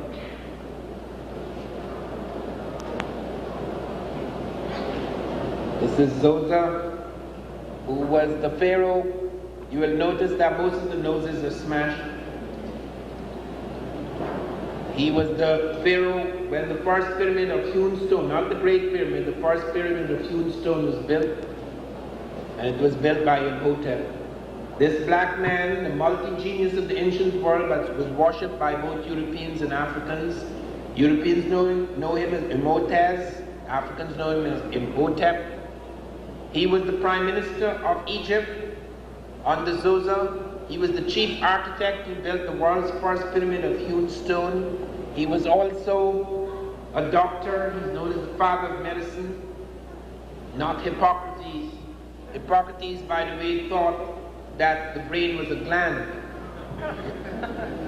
Right? Whereas the Egyptians, 1,000 years before Hippocrates, had mapped the cortices of the human brain.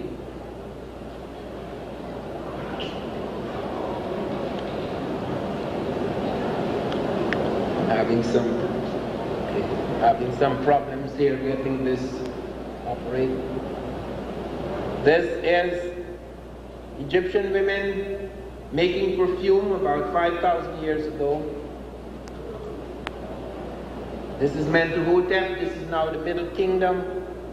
Interesting thing about this picture is the joining of the 2 lands, the white crown of the south and the red crown of the north.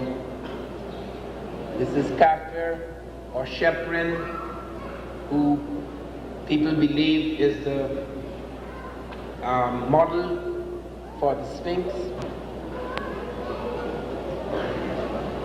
This is another pharaoh of the Middle Kingdom, Amenemhet III. This is Jedefre.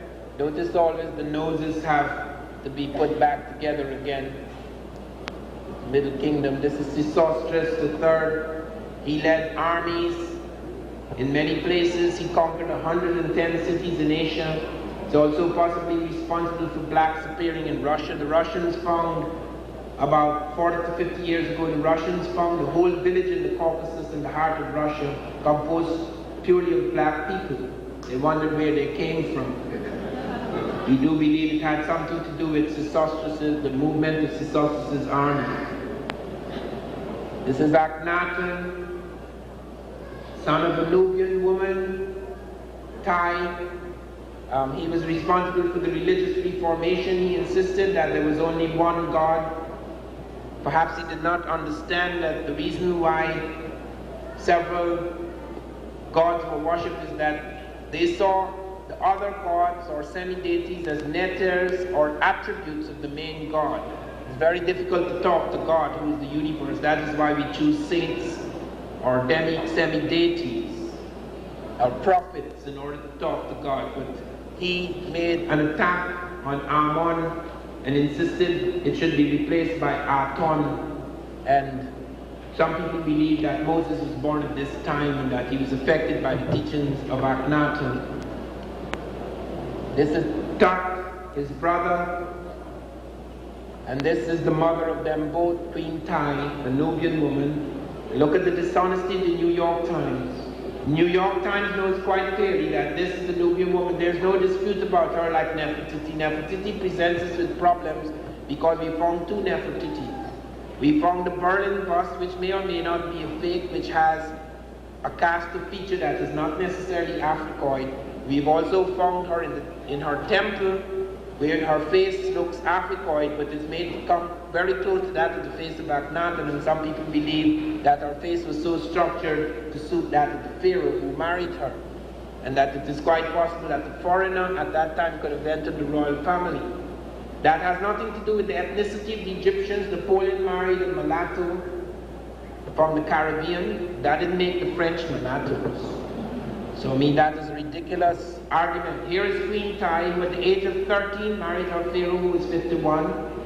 She gave birth to 3 sons, 2 of whom are very famous: Akhenaten, Tutankhamun, Smenkare. She was worshipped by many people. Everything she did was became a model. Her earrings, her wigs, her clothes, her eyebrow, everything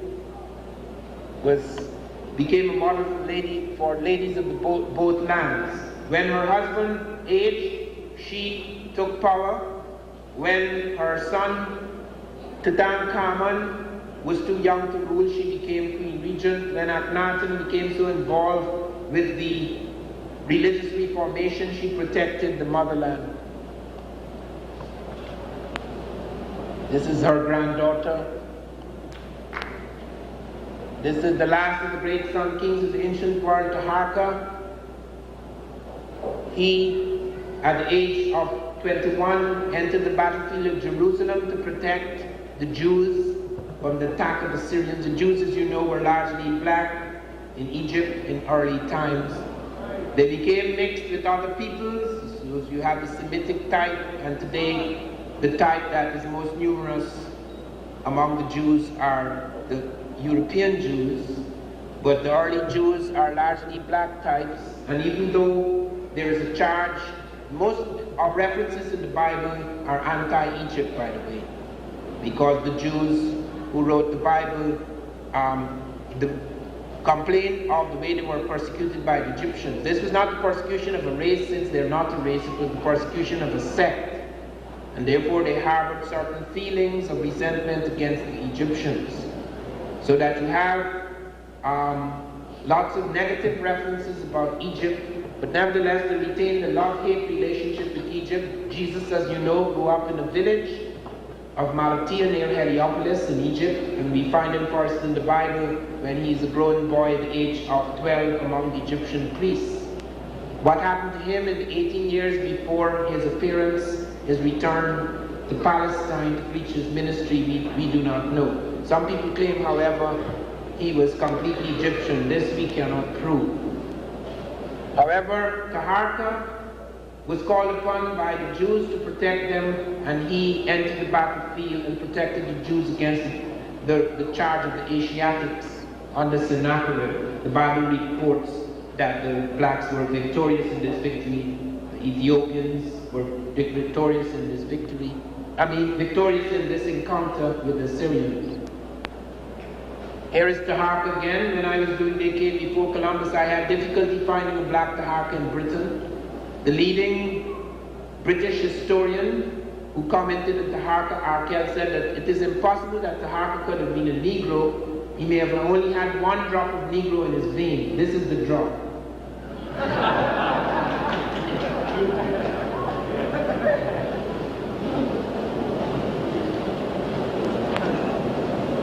Now this is an African princess in Egypt. This face is 4,000 years old. It shows you the incredible way nobody since that time have caught up in this. This is her African hair, her skin, her eyebrows, her eyelashes, her teeth, all preserved over 4,000 years. This shows you Maasai, pure African, no mixture. It shows you the problems that occurred when sculptures were made of some women who differed from the basic Africoid type. This is wigs, African wigs, used by Egyptians in early times. We had great difficulty photographing this in the Cairo Museum. This is medical texts of Egypt. This is trepanation, boring a circular hole in the skull to relieve pressure in the brain by the ancient Egyptians. It is an operation that was performed on ex-President Reagan recently when he fell from his horse. Some people believe it should have been performed earlier. Medical instruments, ancient medical instruments of Egypt, mathematical papyri of Egypt, wheel ladder in building the pyramids, mixture found, mysterious mixture found which Egyptians used to make the ground icy, smooth as ice so they could push huge objects across it. Diagram showing how everything they built in the pyramid related to certain knowledge of the cosmos, how their metaphysics and their science fused. This shows you, once again, you see the red and the yellow. Woman's face, clearly Africoid, yet she has yellow skin. It's not yellow skin, it's yellow ochre, symbol of fertility. We wondered how they could go far below the pyramids and yet light it up. How could they see on the ground?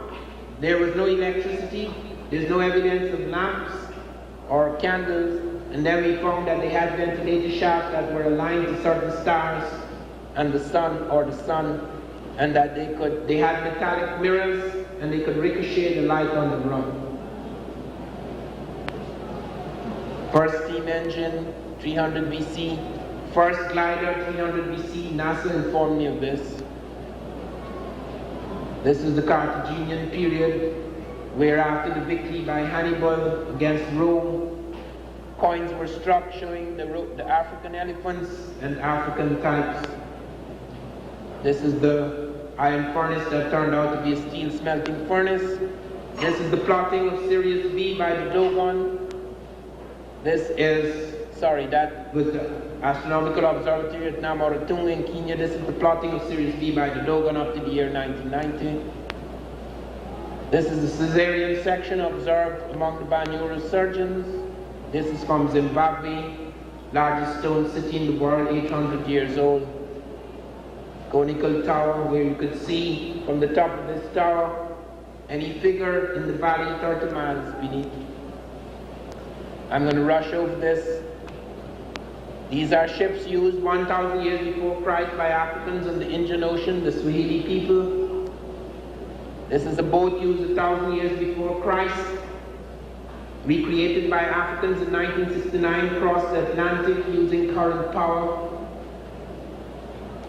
showing that they could have done the journey on these currents. This shows the currents, latitudes of the currents, shows how Africa was linked up before the Holocaust. This is the most remarkable map in the world, showing Africans had mapped. They had the correct latitudinal and longitudinal coordinates between the African Atlantic coast and the American Atlantic coast, and they had mapped the Amazon, and they had mapped the Charter River in Colombia for 300 miles. There it is again.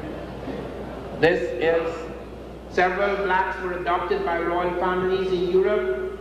This is the Tsar Peter of Russia adopted this black boy who became a general in the Russian army. He was also put in charge of several Russian towns and villages. He was the tutor to the Crown Prince of Russia. He taught him mathematics. He also, when he was an ambassador, he signed a treaty between Sweden and Russia. He was the grandfather of Pushkin, who is sitting here, the greatest of early Russian poets. This is a result of a liaison between a pope and an African woman. This is Pope Clement VIII, who had an African mistress who gave birth to the Duke of Florence. This is very remarkable scandal in France, where many of the French kings had African mistresses, and black was considered to be the color of beauty. Hence you have a lot of the nobility and the royal family involved with black women. Shakespeare had an African mistress, Lucy of Clerkenwell. He wrote an ode to her. And this is the famous Black Nun of Moray. Because Louis XIV had an affair with a black woman, his wife, Queen Marie Therese, had an affair with a black man and gave birth to this child. When she was born, Louis turned to the doctors and said, "How could I give birth to a black child?" And the doctor said, "You see that black man in your coat? Now, it is possible that while your wife was pregnant, he looked at her and the child turned black." And King Louis XIV said it must have been a very penetrating look. Anyway, Nabo disappeared and she was sent to a monastery where she died. And last of the pictures, we have to end now. This is a captain of the guards among the Moors. This is warriors behind the veil from the Senegal. This is the Prime Minister of Sicily during the Moorish invasion. This is Africans performing circumcision ritual in the heart of Spain during their occupation of Spain.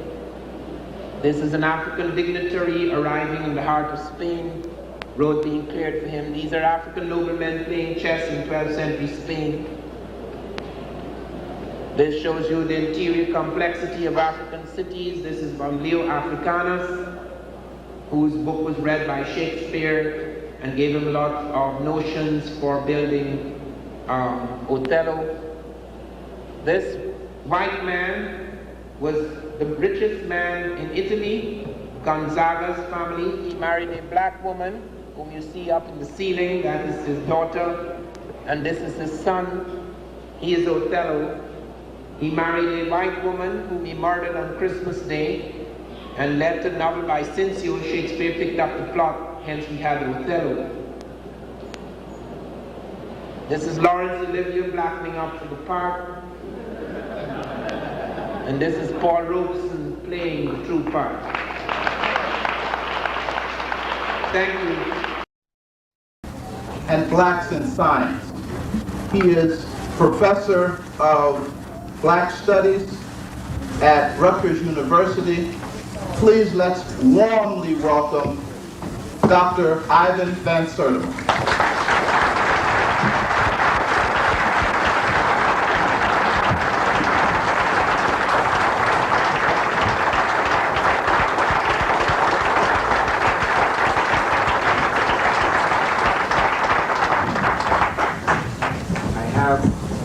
Both a pleasant and unpleasant announcement to make tonight. The unpleasant announcement is that I have a cold, and therefore I will have to speak in slow, measured tones in order to keep my voice going for the next hour. The pleasant announcement is that a week or two ago I got a letter from the Secretary General of UNESCO electing me to the International Commission to rewrite the history of mankind.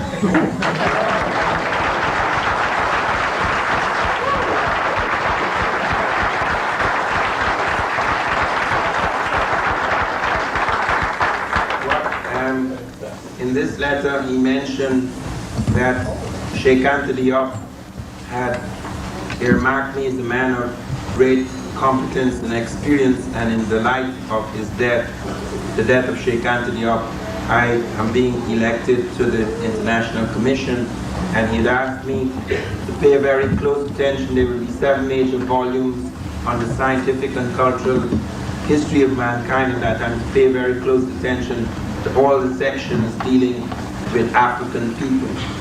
I shall certainly pay most close attention to those sections.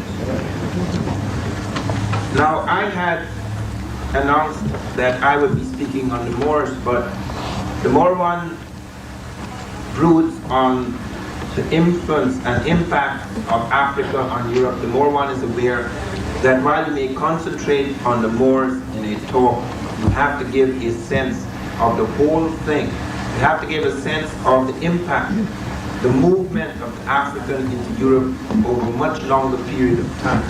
Because people could say afterward, oh yes, that was a flash in the pan, or oh yes, but who are the Moors?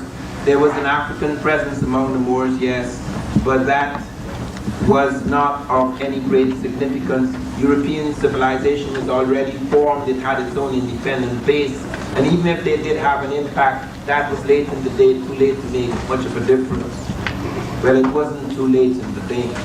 And it made a difference, the African made a difference on European civilization much, much earlier than the Moors. In fact, Africa made an impact on Europe much, much earlier than European civilization itself. When Cheikh Anta Diop died, and Cheikh Anta Diop, for those of you who don't know him, and I have been here about 2 or 3 times this year, and none of you have been able to get hold of the book Great African Thinkers. It is in great demand, not just here, it's in great demand. The president of Senegal asked for a copy. Madame Diop's wife, I got a letter from her a few days ago in which she said that she and her sons were amazed by the range and scope of the work dedicated to her late husband, and that she was deeply pleased by this. So this is also in very great demand now in France and in French-speaking countries. And those of you who do want to get a copy of this, please do so, because Cheikh Anta Diop is the greatest African thinker that lived in the 20th century. And his passing is a great blow to us. What is extraordinary, what is ironic, is that the day after he died, 12 Oxford scientists brought out a report in Nature. This is a very significant report because they announced that not only was man born in Africa, but modern man, the man that now occupies this planet, springs from an African population. In other words, the European now has been established by new studies, by new medical studies. It has now been established beyond the shadow of a doubt, both in studies in England as well as studies in Hawaii and California, the analysis of DNA polymorphisms, that all man on earth springs from the African. And I'm not just talking about the beginnings of man, that's not terribly important. Everybody accepted for about the last 25 years that man was born in Africa. That in itself is not terribly important. Apes are born in Africa too. So people could say, yes, yes, yes, and that's what they said when I was at university. Okay, man was born in Africa, but he was at a very, very low level stage. And when he went to Europe and Asia, he evolved at the highest stage. Whereas those who remained in Africa, they deteriorated or remained the same. And therefore, even though man was born in Africa, he left that stage a long, long time ago, at the level of, say, Homo erectus. The new studies show that all the stages of man, from the first to the very last, occurred in Africa, and that the last man, the very last stage, the stage that now occupies about 100 or 120,000 years ago, we have evidence of a man with the brain case,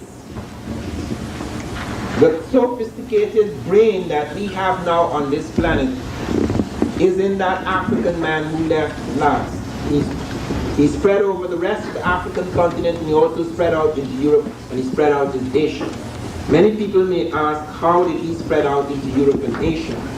Why would he go to the ice after the warmth of Africa? African man did not seek to go out into Europe.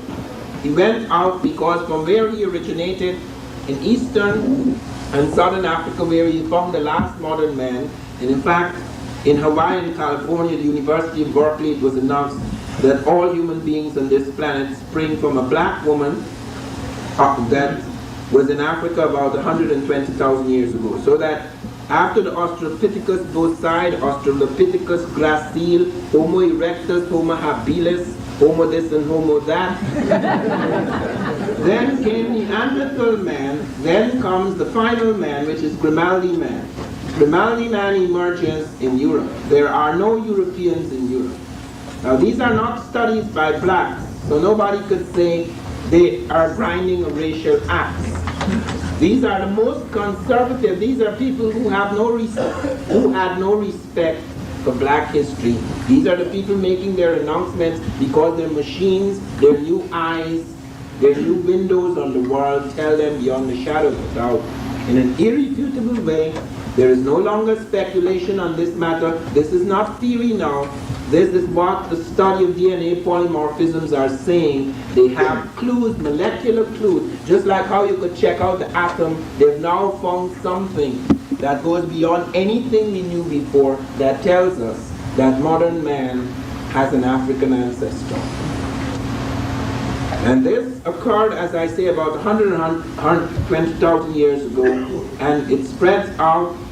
Man was born longer than that, 3.5 million, but we're now talking about the last stage. Okay, not just man in a primitive or half-formed state, like Neanderthal man is not complete man. That's an African man too. He's not complete. He has the anterior lobe missing, the seat of the imagination.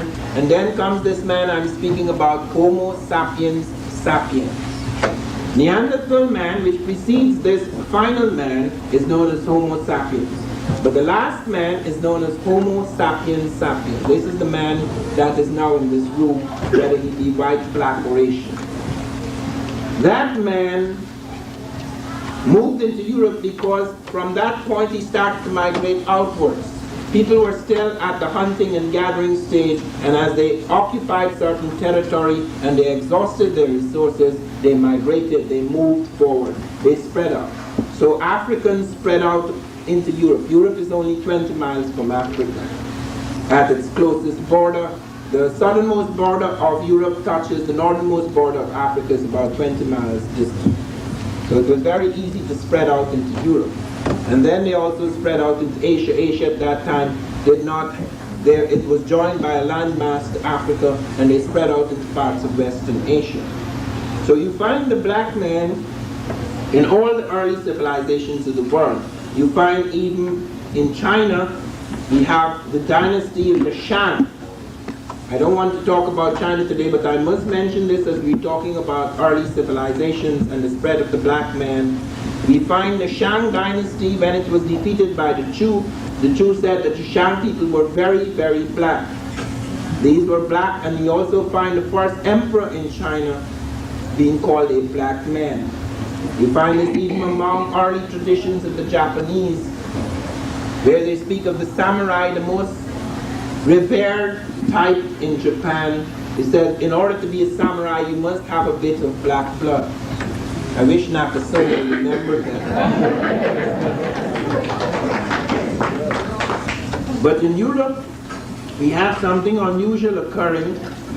We have an ice age known as the worm interstadial, and during that period, African man begins to mutate. First of all, he throws up the albino. The albino is a man with the morphology of the African, but he has no pigmentation. Now his hair color is different, his eye color is different, his skin color is different, all three related to pigmentation. Pigmentation was absolutely vital in the tropic and subtropical regions because we need the screen to protect us from heavy and intense ultraviolet radiation. In the ice, however, this was not necessarily an advantage. In the ice, African man began to suffer because instead of having abundant sunlight pouring into him, you have separation from the sun on many levels. First of all, the sun in the tropics is very different from the sun in the temperate zone. Where I was born, the sun is a powerful light. At noon, you cannot lift your eyes to the sky. You will be blind in a minute.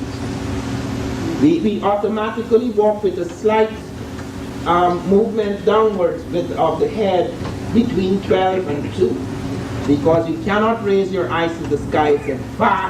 It's a huge ball of fire, silver fire in the sky.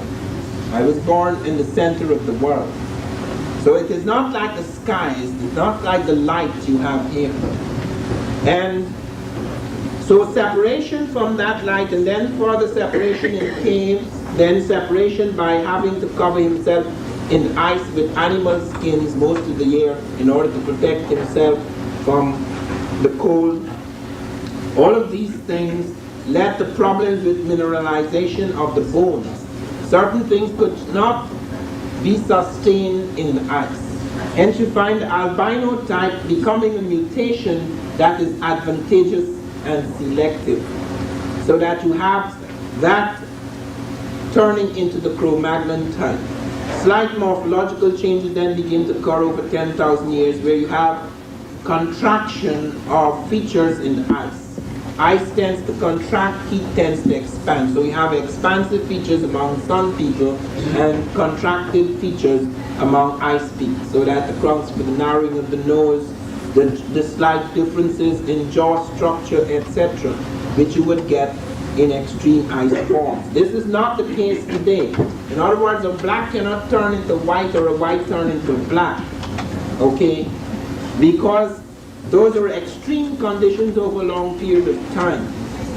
Ice covered in parts of Europe to the depth of 1 mile. So we're talking about the extreme conditions. We're not talking about merely people in the temperate zone turning slowly over centuries into pigmentless types. In fact, the climatological shift that is now occurring in the world is likely to bring about black types rather than white types, because we have a hole in the ozone layer, as a result of which the ultraviolet radiation of the Earth is increasing. So that instead of having situations which you had in the Ice Age, in which ultraviolet radiation moves away from certain parts or is very weak in certain parts, now you have ultraviolet radiation breaking through the Arctic, thereby likely to produce a slightly different kind of change, perhaps even mutation. Because we have found within recent times that the increase in skin cancer among whites is 20%. It's quite radical, it is quite extraordinary. Nobody tells you about this because it's very frightening. I learned about it when I was in the space program studying blacks in space science, and fell upon a black scientist in the astrophysics lab who had sent up 2 balloons with laser machines he had invented to test the ozone layer. And he was a young man, brilliant, but probably because he knew I was interviewing him for a book, he said more than he had a right to say, because these lasers are not only used to test these things, some of them have military uses. So when I went to visit him the next time, I was arrested. And I was quite surprised, but I said to myself, you know, this arrest can't last long. In fact, people who arrest me are going to look like fools. So they asked me, who sent you here? And I said, NASA. And they said, who at NASA? And I called the name Curtis Graves, and they checked it out, and they found, in fact, Curtis Graves was in Libya. He was on a mission, a secret mission. So I no longer had my backup, so they put me in a cell and they said, you keep quiet, we'll call the British Embassy and check you out because you're a foreigner. We don't know why you're here. So I said, and I called the name of the guy who had done this work, it's a black scientist, and I said, he told me to come and interview him. And they called him, he said, no, he doesn't know anything about me. Well, I know he was trying to save his job. So that was quite a dilemma, but I said to myself, you know, this is interesting. I mean, so I didn't take it too seriously. In a matter of fact, within an hour's time, they found everything was all right, so they let me in. But they would not allow me to speak with him on his own. There was another scientist with him, and every time I asked him a question, he would turn to his senior scientist to see whether he could answer. And if he said anything, the other man would modify what he said, so I never used it. But one thing he told me in private, before we got into that situation, he said that this is a very, very serious matter. In 75 years, if that ozone layer opens up, if that hole opens up, people who do not have pigmentation screens will die like albinos died in Africa. They will have a shorter life. Now that is nothing to rejoice about. I'm merely mentioning it because I want you to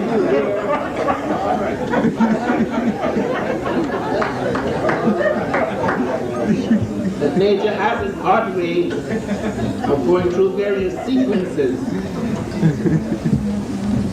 But let us move from the origin of man for a moment. The important thing there is to understand that Europe was originally occupied by black people. And not all of them died out. Even when the Grimaldi type was replaced by the Cro-Magnon type, several explorers found black people in strange places. They found blacks in Ireland, for example.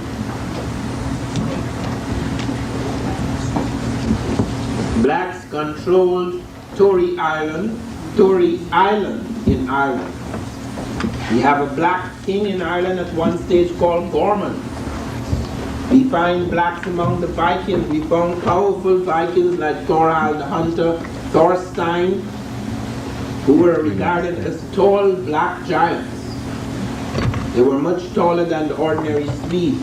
When Eric the Red entered Greenland, he found blacks among the other people. When the Romans entered Britain and defeated the British, that is the Anglo-Saxon type, they were started to find, they said, many of the people look like Ethiopians. So that even for a long time after the final black type Grimaldi began to change, albanize and alter in pigmentation as well as morphology over thousands of years, you still have surviving types among the white types because they're all Homo sapiens sapiens. Okay? However, our great concern is not so much with very early man. Our great concern is the impact on civilization, because people could say, okay, so there were blacks in Britain and there were blacks in Ireland and there were blacks in these places. But what influence did they have? Were they just after Cro-Magnon man, that is the Caucasoid man, emerged? Were these people relevant? Were these people significant? Did they leave any impact on Europe? They did. The blacks had tremendous influence and made an impact on Greece. And that's a place called Crete. You will see a black priest in Crete when you see the slides tonight. You will see black people with boats. These are people long before Christ. This is preceding Greek civilization now. You will see them going about in their great boats. You will see them at war. You will see them in the hunt. This is from Crete. Crete was to move in. Many people came out of Crete and affected Greek civilization. So Greek civilization was not only affected later by the Egyptians, it was also affected by the Cretans. And Evans and Schliemann, those people who had excavated Crete, pointed out that the ancestors of the Cretans were largely black. These are people, once again, who were even startled by what they found. I am pretty sure that Oxford scientists, knowing Oxford as I do, were quite startled when they found that they could no longer argue with their machines.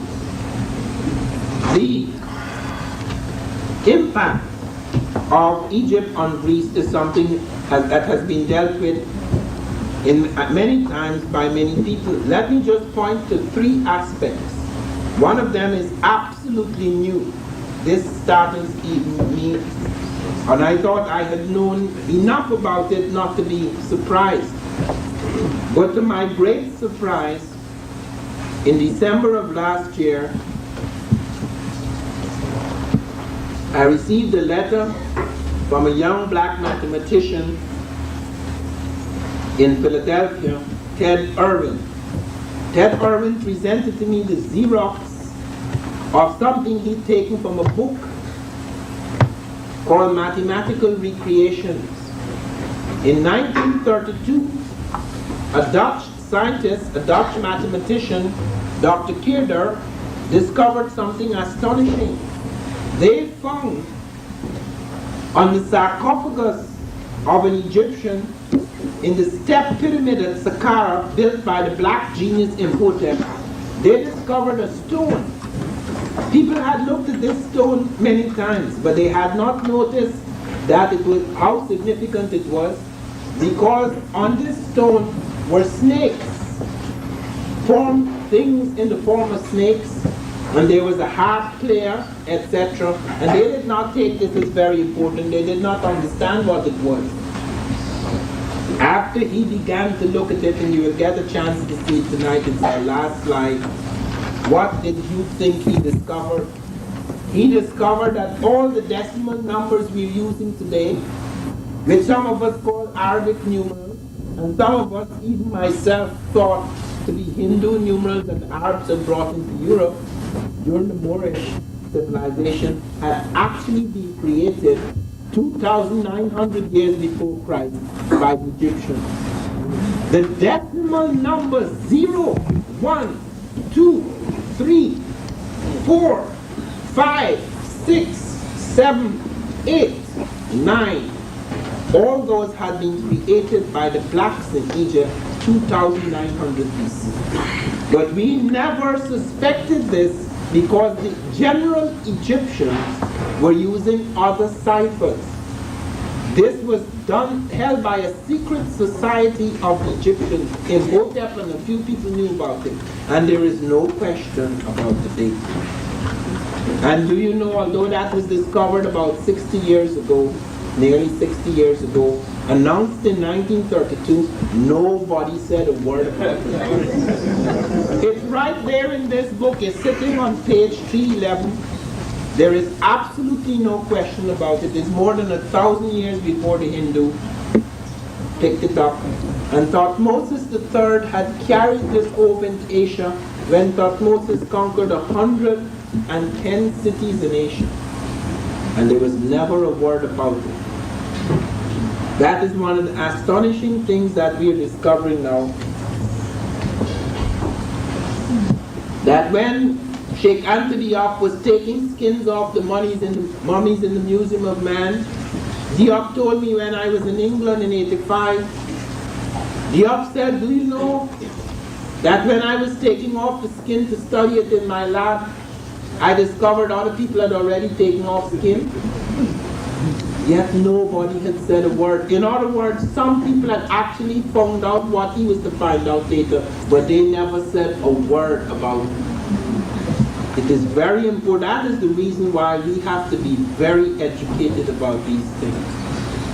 Because after a period of time, if you're not vigilant, things that we have discovered now, 50 years from now, we may be told, that's not true. Where did you get that from? I never heard of that. It is very important. It is very important.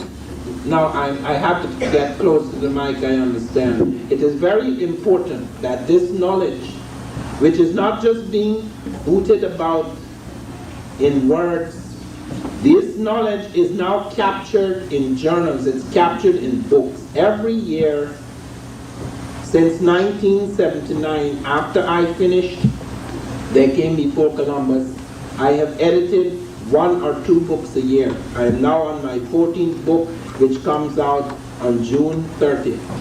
There's Africans in early Europe, Africans in early Asia, which is being revised and expanded to include Japan and other parts of the world.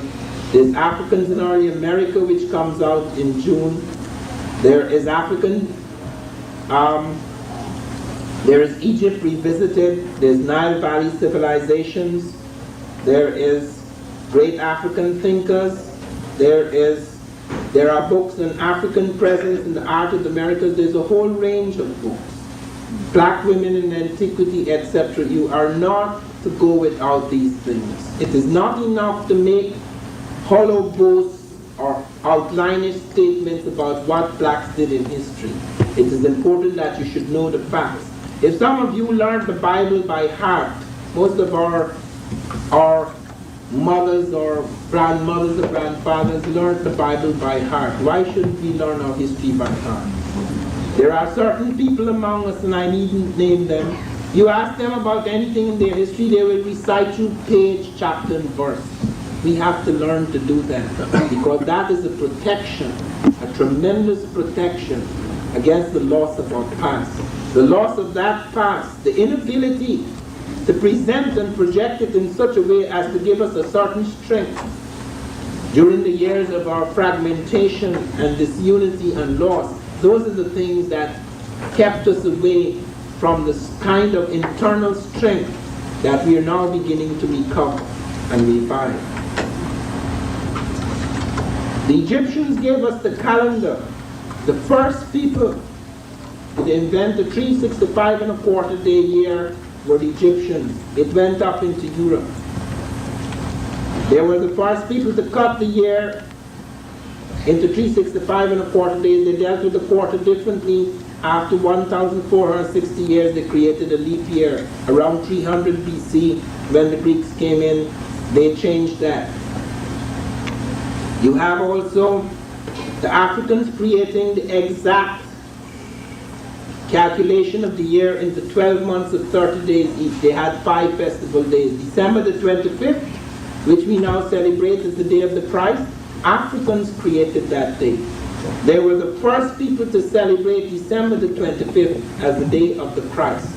Jesus was not born. Jesus is the last and perhaps the most powerful of the Christ figures. But the Christ figure was already in Africa. Christ is an African word. It's K-R-S-T, Christ of Christ.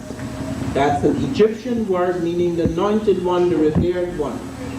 And that exists in Africa. The figure that was being worshipped as the Christ was Horus.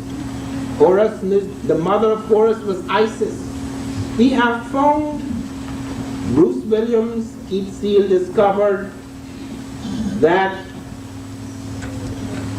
in Nubia, on the edge of the Sudan, the place called Kustal, they discovered a pharaonic civilization where Horus the Christ is already in existence. This is 200 years before the first Egyptian dynasty. We have discovered these figures in Ta-Seti, a civilization known as Ta-Seti, which precedes the Egyptian by at least 2 centuries. All of these things, these ideas, these concepts are carried over. The first image of Christ, the first physical image of Christ is not of a European at all. On the coin of Justinian II in the 2nd century AD, we could see a bronze Christ with woolly hair, just like he appears in Revelation. He is not a European. And we could look down the history of Egypt, of Greece and Egypt, and we could see a vast number of things carried forward from the African world into Europe. Look at the goddesses in Europe. Isis, the great African goddess, the mother of the Christ figure Horus, is carried right through Europe. Every major European power, Rome, Greece, even as far as the British Isles, you find them worshipping Isis. That is how the Black Madonnas began. And initially the Black Madonna has African features. It is only later that she's changed into a European woman, but she keeps the black skin. And then they tried to explain the way by saying they fell into fires, or that's the suit of the ages, or some such thing, or that's just a ritual color. And the first representation of Jesus in the arms of Mary is that of the Black Madonna child. In fact, for centuries, the only image of the mother of Jesus and of Jesus is that of a black woman with a black child. That is throughout the world. Many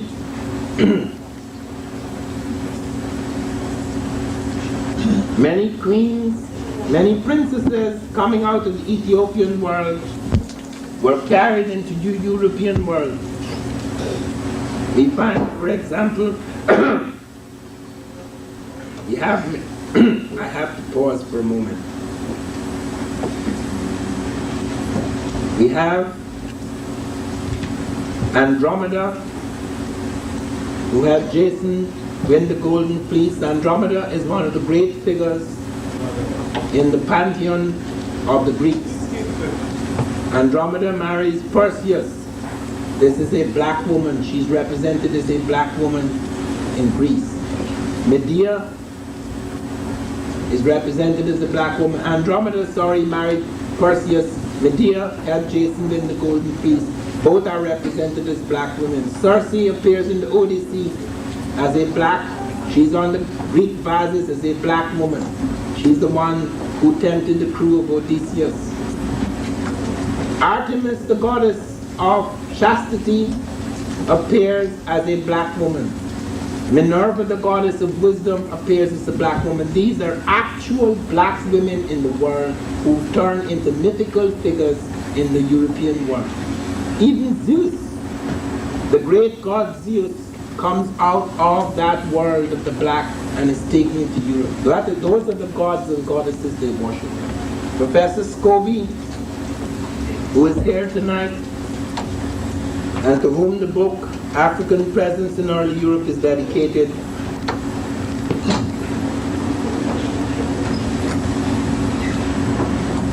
has shown us the profound influence of the blacks on the religion of the Europeans.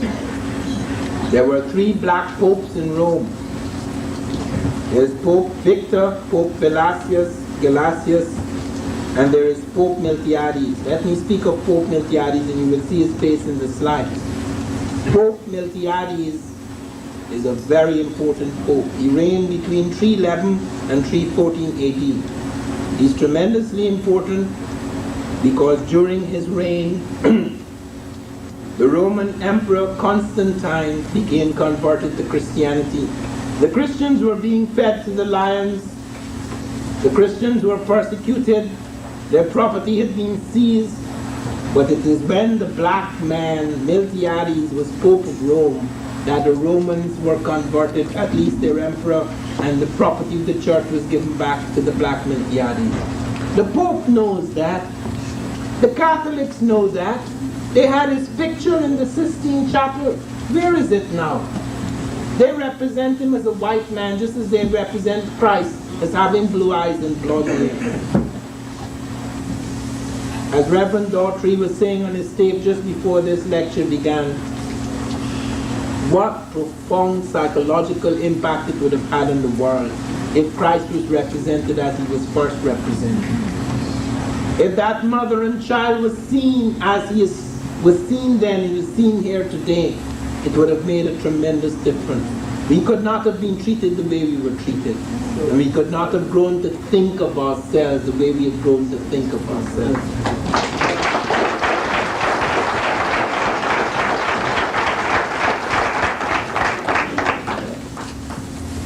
But it is not simply with the Ethiopians and with the Egyptians that the impact on Europe became so great. Carthage presented something else. How many of you have heard of the great city of Carthage and of the Carthaginians?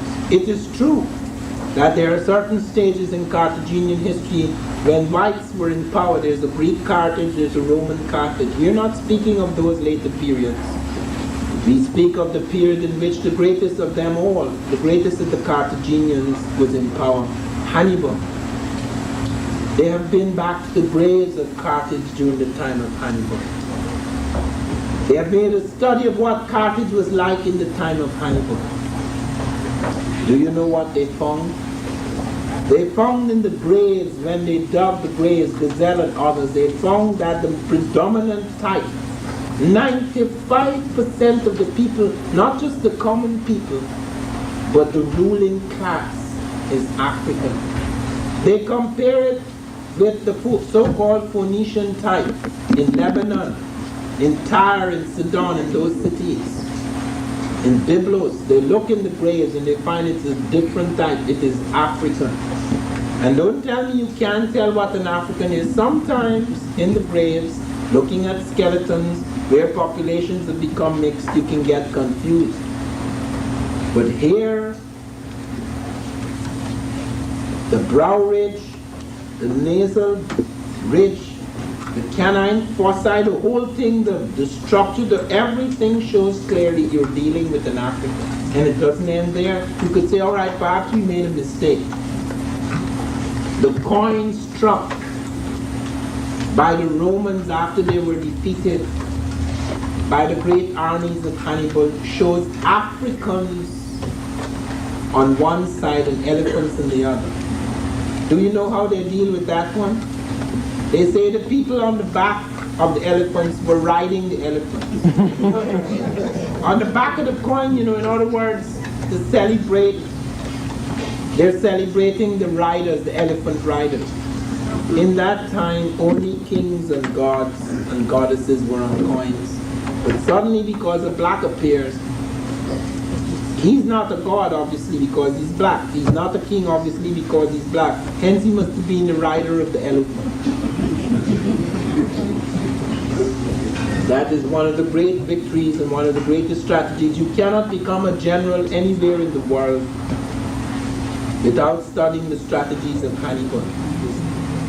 Hannibal advanced with a largely African army across the Alps. You cannot imagine what that means. Do you know what it is for Africans coming out of the tropics to go into the ice for 1 year, taking elephants as cavalry, going right through those steep precipices, going through the Po Valley, fighting skirmishes with the Europeans all the time on their way, until the Europeans begin to admire them to such an extent that when they reached the doors of Rome, do you know Europeans joined with them to defeat their own Europeans?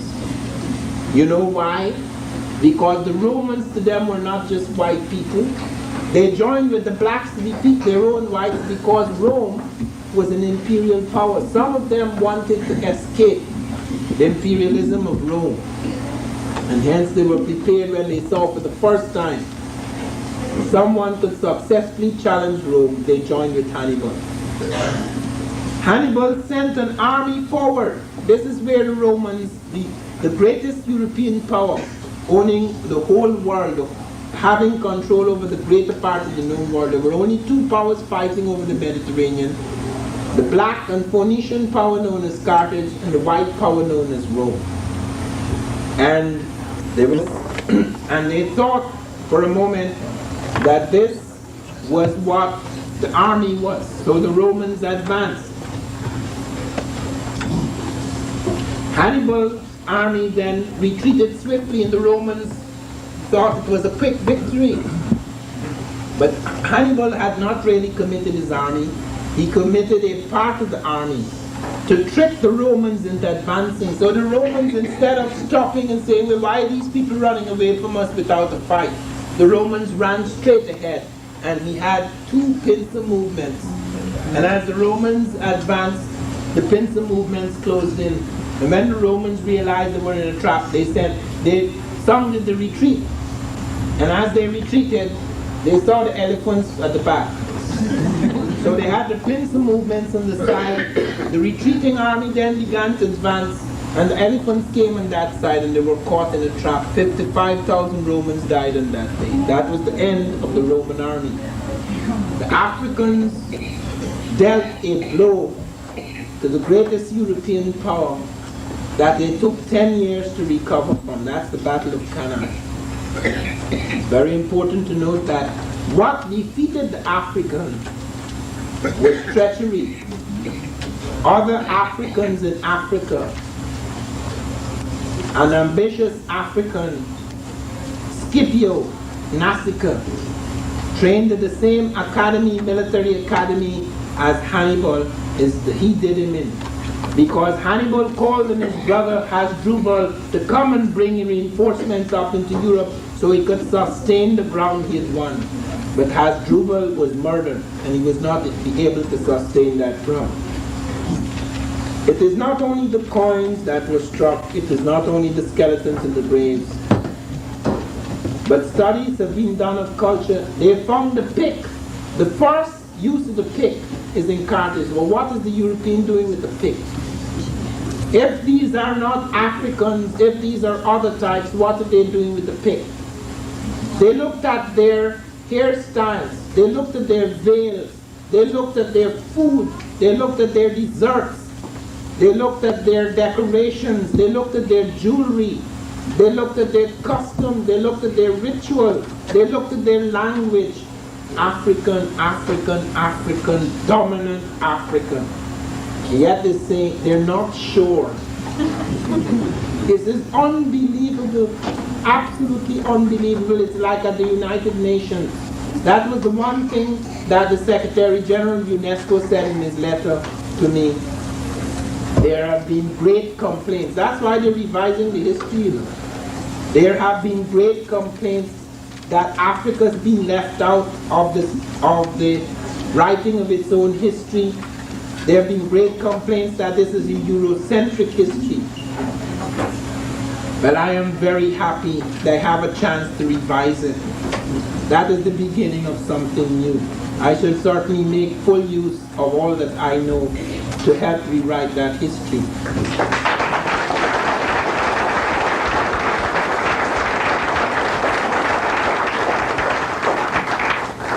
Now to the Moors. As I say, there have been many movements into Europe by Africans, but the Moorish thing is very, very important. It is important because it's the last great movement into Europe by Africans before the slave trade. It is important because it made possible, to a large extent, the Industrial Revolution.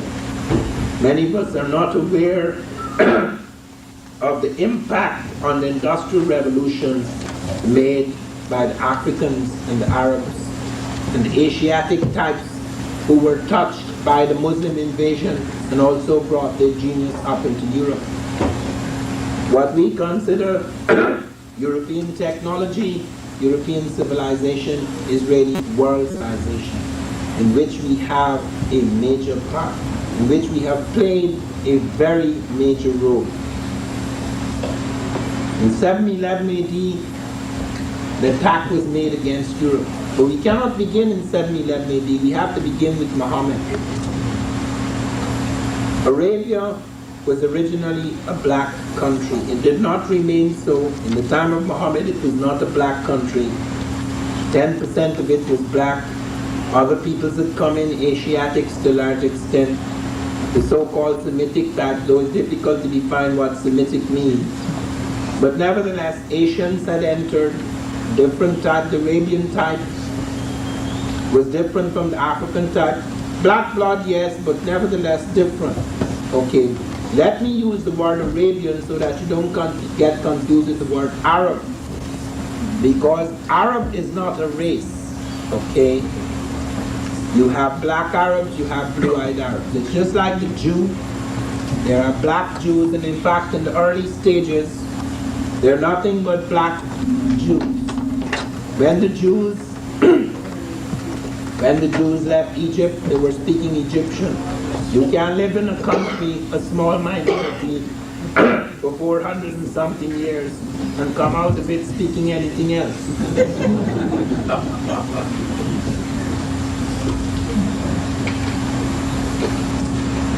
Let me pause for a moment.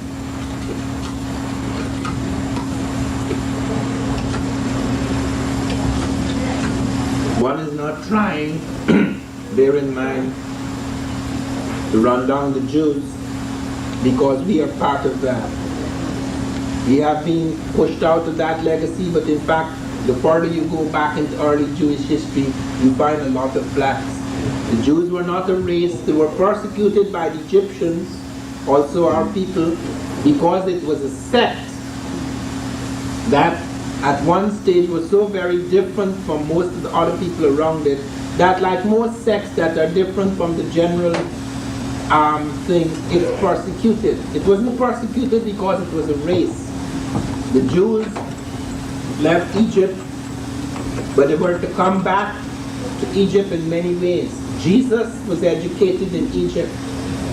When the trouble started with Herod, where did you think they sent Jesus? To Egypt, the home, where he could be protected, where he could be educated. That is why the Bible says, out of Egypt shall I call my son. He came back to perform his mission. And many Jews believe that he couldn't be the true Messiah. Some people have actually said, some Jews have actually said that Jesus was an Essene, that is, he was affected by that Egyptian religion. I don't want to go into that because Jesus was an extraordinary individual. Whatever he may have grown up among, whatever sect, etc., like Muhammad, who transcended the limitations of the Arab, Jesus transcended the limitations of any sect or any group. Jesus was an extraordinary individual. It is because of his uniqueness that he's become universal. The same thing is true of Muhammad. Jesus was crucified because of disagreements among his own people. When Pontius Pilate said, "This man is innocent, why don't you have Barabbas?" the Jews said, "No, we want Jesus." I'm not attacking the Jews, I'm just pointing out that it is a tribe or a sect or a race is not what determines finally the power of a prophet. That is why we cannot get involved in things about Muhammad is such and such a race or Jesus is such and such a race. He belongs to all human people. What is sad is when one people conquering another people takes their prophet or takes a prophet which is not theirs, whom they've helped to crucify and defile, and then put this prophet in their own image and sell it to us as though God has suddenly decided to turn up in the face of those who have oppressed us, in the form of those who oppressed us. That is the reason why we have to know our history, or this is the sort of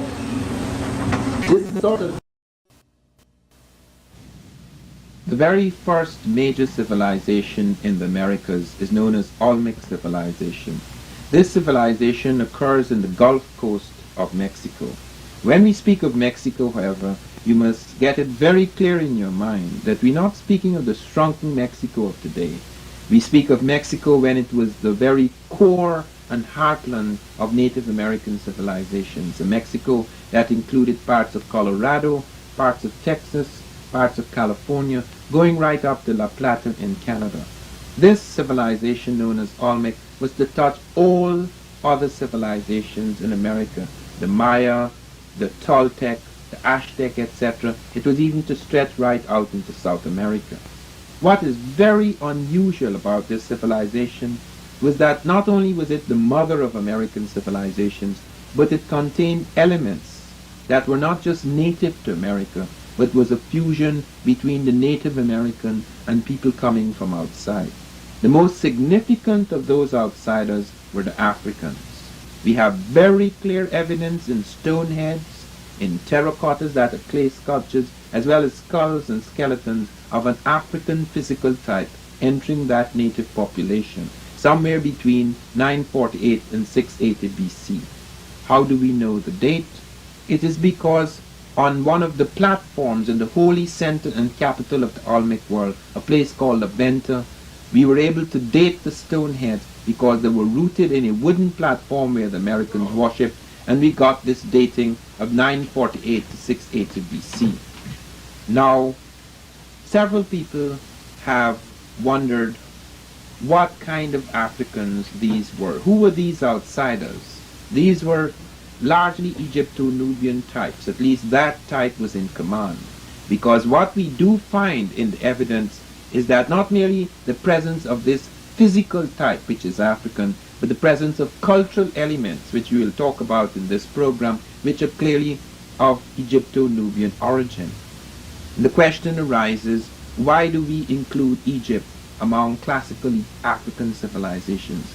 There is now absolutely no doubt that the ancient Egyptian civilization was overwhelmingly African.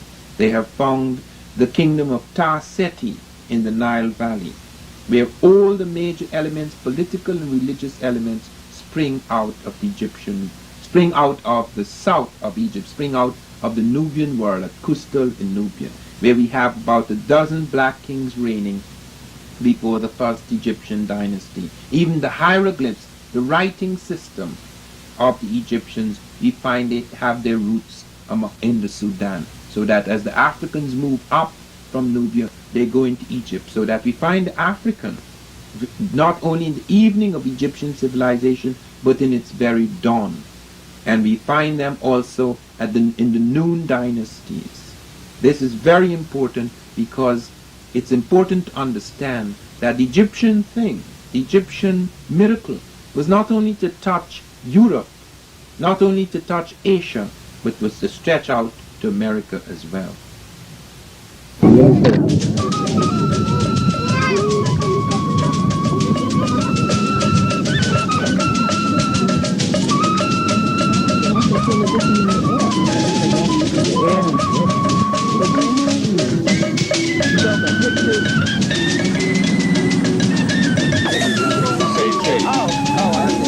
From the different point for this picture.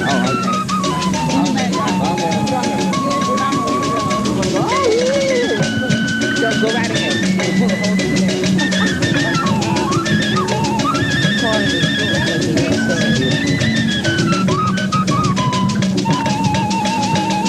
These other pictures sites in Mexico.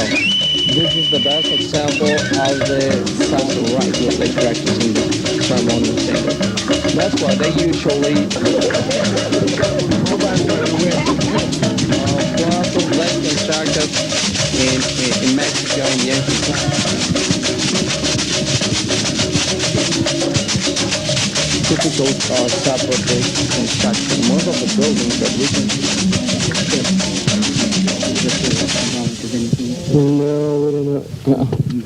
Look at these two ones over here. At the beginning of this museum, I was made the information about from the picture, from where they got at the face. Then when we was passing in the other house, you saw those pictures when they found the faces. This is one of the face more beautiful. You can see the lips, the nose, the eyes. This is completely negroid face, and the weight of this face is 25 tons. We're wondering how they carry in that time, from where they carry these rocks, because it's solid. This head they bring from 134 kilometers far from here. Yes. So it hasn't been moved since? No. Was that stone quarried where they found it, or how far did they have to bring the quarry stone? They say from 100 kilometers far. They call basalt.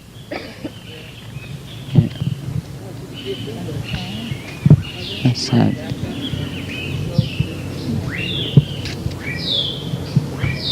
Is it one solid piece? It is one solid piece. From 25 tons. What is the relationship between this head and the African presence in the New World? Well, they showing it to you the exactly origin, Negroid, the basic origin for these peoples. Why do you think they made, they would carve a Negroid head? What would be the significance of that? To show when these people was arrived to this continent. They tried to demonstrate when they arrived to America, and that was before Christ. About 1200 years BC was the time when they made these faces. Were these heads looked at as gods, as priests? Priest. They were priests. Priest. So then the African present here was one of priesthood, or what? Priest. It was one of priesthood. Yes. Are there any other heads this size for the other races of people? No, this is the most principal.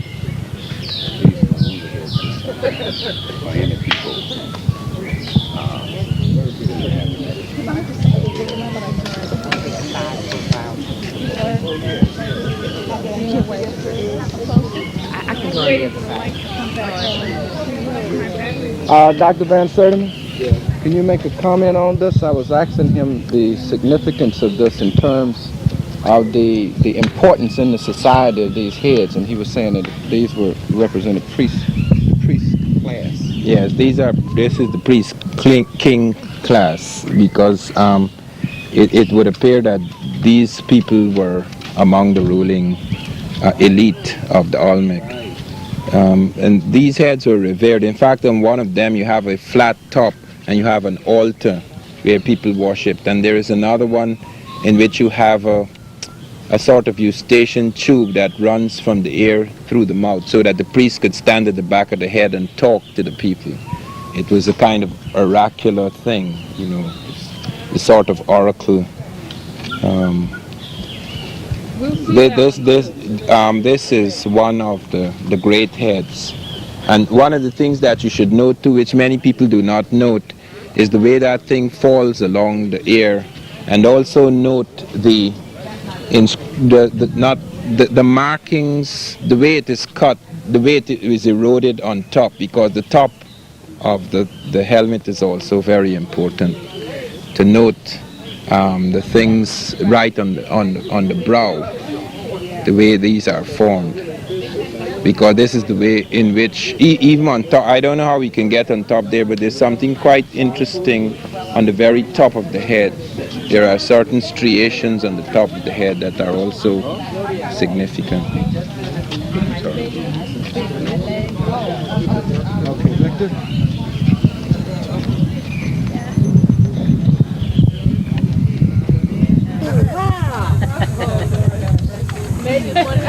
Pay close attention to everything that is said tonight, and that you should prepare yourself to ask questions about the many troubling problems that beset prehistoric America. It is not really prehistoric, it is merely pre-Spanish, but anything that is pre-European is considered to be prehistoric. It is the really critical missing pages of history, both for America and for Africa. And what I want to do tonight, apart from touching on what we have seen within the last day or two at Mitla and at Monte Alban, what I would like to do is to go on to make a summary of what we have achieved, what we have seen, what we have witnessed in the last week in Mexico. We began in von Wuthenau's studio. Make no mistake, there is no studio in the world where you will find such a collection of African physical types in ancient America. Many of you have not had the opportunity to examine closely at leisure all the pieces in that collection. It is a priceless collection, and many of you have raised the question which must be pursued: what will happen when von Wuthenau, who is now 84, dies? What will happen to a collection which is of tremendous significance for us, blacks throughout the third world? Because the likelihood is, as has happened in previous centuries, the likelihood is that all of these marvelous pieces which we have seen, and which we have not yet had time to photograph completely and to preserve, may disappear. Von Wuthenau has, in addition to these little sculptures, he has a catalogue of everything he has. Brilliant photographs taken by several professionals over the years. She is apparently the director of the dancing group. And this is a man, and his features are Totonac. They are not Negroid, but they paint them with chapopote, so it is a warrior who is black. That is also an atavismo, because they knew that the Olmecs were black. You're saying that the Olmec people themselves were black? No, well, this one certainly was black. You see, you can't see it. And here is the proof for it. It's one of the best proofs I have. This is a figure made that is between the Olmecan period and the Totonacan period, transition period. And this is an Olmec sculpture, and to be black, they covered it with tar. You see, it's a stone head, but it's covered with this tar. So not only the features and the thick lips come out, primitive, but it is made black.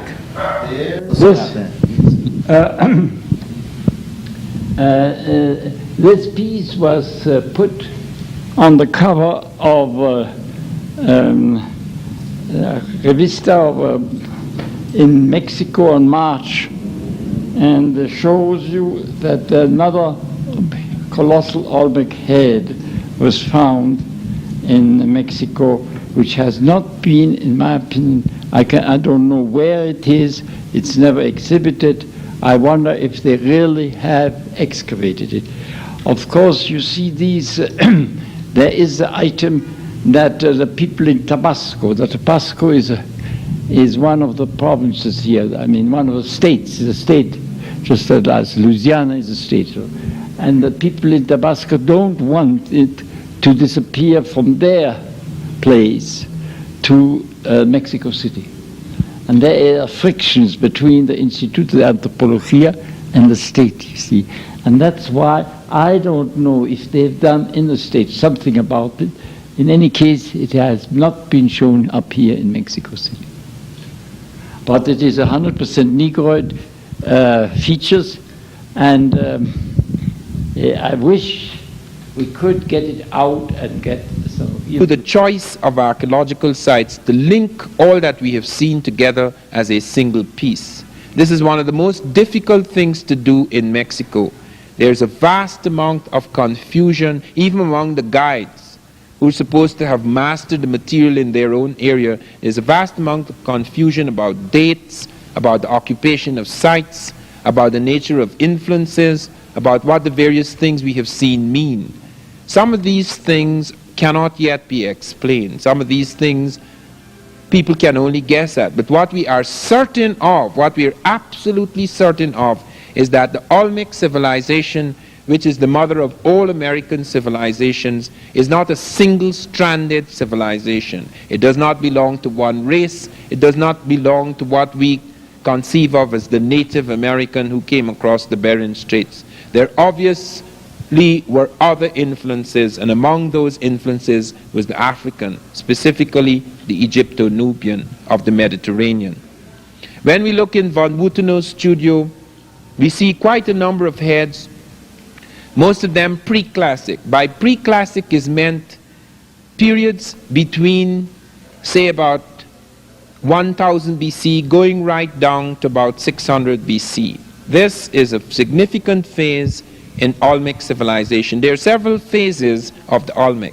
I must deal with phases now, and those of you who are taking notes, please note, because you can get very confused when you see the Olmec appearing in other places in later centuries and becoming mixed up with other peoples. This is some of the things that lead to confusion.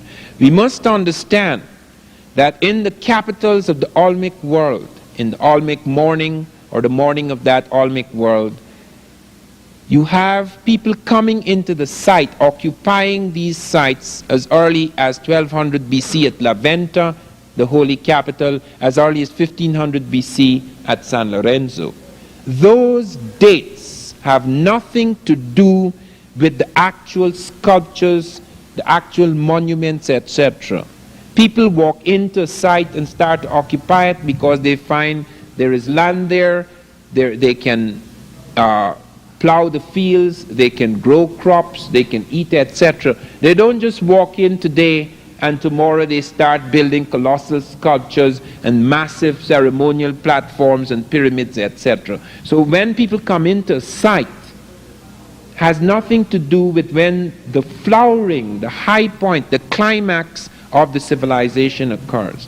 The Olmecs came into their sites pretty early as 1500 BC at San Lorenzo, as early as 1200 BC at La Venta. You must look carefully at this map and see the diamond points. Those are the capitals. And those diamond points show you where the Olmec first made their major settlements. Now it is as early as 1858 that Mexicans became aware of these sites.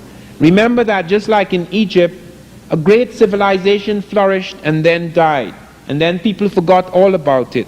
The pyramids lay under the sand, the Sphinx lay under the sand. Some things stood there like enigmatic witnesses of a glorious past. But many people continue to live for centuries without recovering the majesty of that civilization, without being able to go back to their roots. This is what happened in many of the great cities of the Americas. That for a long time, for centuries, a shadow fell upon this world. Something very unusual seemed to happen somewhere around AD 900. Some people put it slightly later, but something very unusual happened in America. It may have been some kind of cataclysm, it may have been an epidemic, it may have been the upheaval, some revolution in which the elite was overthrown and many of the marvelous statues and many of the marvelous platforms were abandoned. We do not know exactly what happened. It was suggested by Victor Damas at Palenque that there was an epidemic of cholera and that could account for the disappearance of people. And that may be a plausible explanation for the disappearance of some of the people from the Mayan sites. But when we come to the Olmec morning, which I want to dwell upon because it affects everything, when Michael Coe and others speak of the Olmec as the mother of American civilization, they are really stating the whole thing in a sentence. It really is. Because in the Olmec morning, on that great platform at La Venta, we find quite a number of things that is to affect the civilization centuries afterwards. But let me come back to 1858. 1858 was the discovery at Tres Zapotes of a stone head. Now this is the stone head. This is the first head to be discovered. Now look closely at this head. When the Mexicans saw this head, when their scholars saw this head, scholars like Orozco Ibarra, Jose Melgar, etc., they were absolutely convinced that there were Africans in America at some ancient time. Why were they convinced? They were convinced by two things. By the African physiognomy, the dome of the forehead, the cut of the nose, the jaw, the mouth, etc., but also by something which has never been mentioned in the archaeology for some odd reason. And that is, at the back of the stone head, there was hair, detailed Ethiopian type hair. No Native American has hair like that. And if that was presented in the archaeology, all this nonsense about babies and jaguars, I have never seen a jaguar with hair like that. And I've never seen a baby with a face like that. People had to find explanations for things they found embarrassing.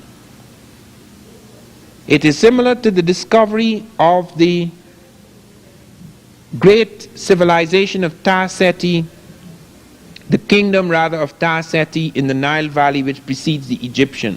The man who found the Ta-Seti, Keith Seal, never said a word about it. He died without saying anything. And it was left to Bruce Williams, who many of us will hear in Atlanta in September. It was left to Bruce Williams, his student, to take it out to the back rooms of the University of Chicago Oriental Institute and present it to the world. They said the reason why they delayed so long is because it took 15 years to put the pieces together. Without all those pieces, the stoneware vessels, etc., the pottery that was found, the stone incense burner at the site of Ta-Seti at Kustal, the site of Kustal, did not need putting together. It was intact from the very beginning. What needed to be put together were their heads. And that was not put together until the head who had a right to put it together died. Thank God. It is absolutely important for us to take a very serious view of this, because we find again and again and again that you have a deliberate effort to wipe out the evidence, to hide it, to explain it away.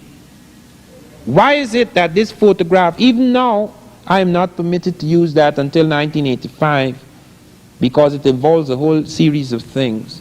But why is it that this head is not among the heads at Villa Hermosa, is not among the heads in the National Geographic or the Smithsonian or any traveling circus of Olmec heads? It is hidden at Tuxtla where nobody goes. It's very important to note that that was the first head found, and it had a profound effect. Although it was the only thing found at that time that indicated an African influence.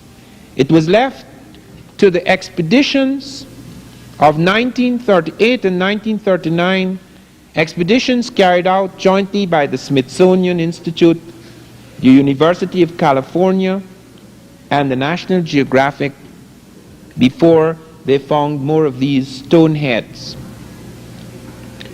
They recovered the one at Tres Zapotes, and then they went on the next year in 1939. They went on to La Venta, and then they found 4 of these stone heads. They also found, and many of you have noted this in the museum at Villa Hermosa, at La Venta Park, you have noted the plan of the city. I want you to look at that plan carefully. There is the first pyramid in America. There is the first step pyramid. There are the arms of the village. And on those arms stand the great stone heads facing the Atlantic Ocean. This is in the Gulf of Mexico. This is at the point which on the edge of the Gulf of Mexico where you find the terminus of the Atlantic currents from Africa. Because the currents from Africa take you to northeastern South America, into the Caribbean, into the Gulf of Mexico, swinging towards Florida. And then if you are lucky, if you learn as the Africans were later to learn, perhaps not at this period, you can find a circular current that takes you back towards Europe and Africa. Here at La Venta, they began to see a distinctive art style. Here at La Venta, they began to see something in the faces of the monuments, something in the traits, the cultural traits of the Olmec that was to leave its stamp on later civilizations like the Maya. Out in Palenque, out in Monte Alban, out in Mitla, even in the evening, the twilight of the gods at Teotihuacan, out at Tatilco, at Cerro de las Misas, in the Monte Alban phase. All of these are branches coming out of the mother culture, the Olmec.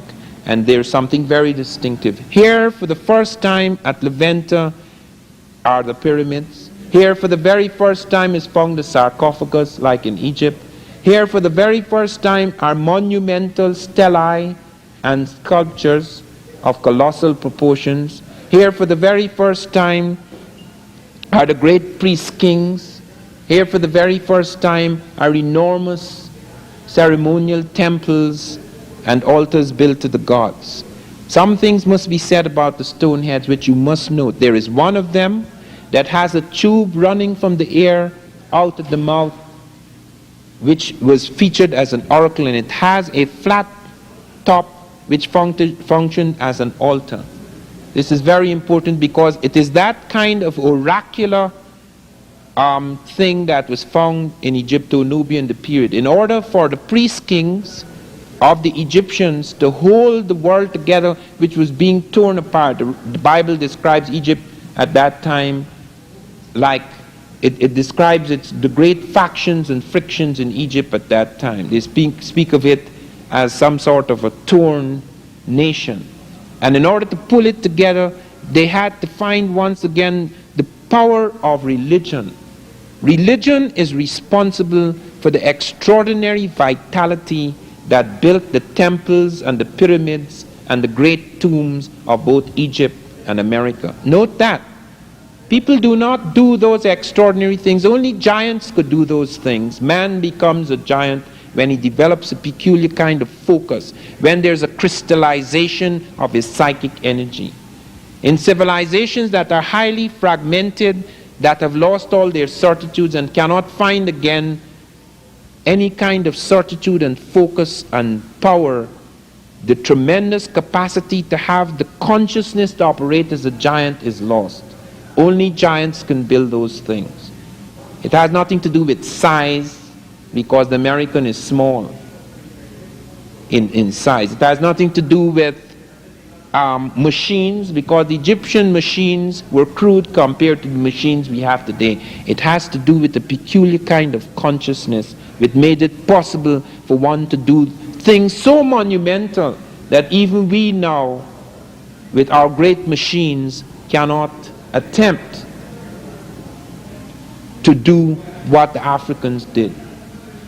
It is so extraordinary that just a few years ago, the American government sent out a team to study how the Egyptians moved heavy objects across the sand.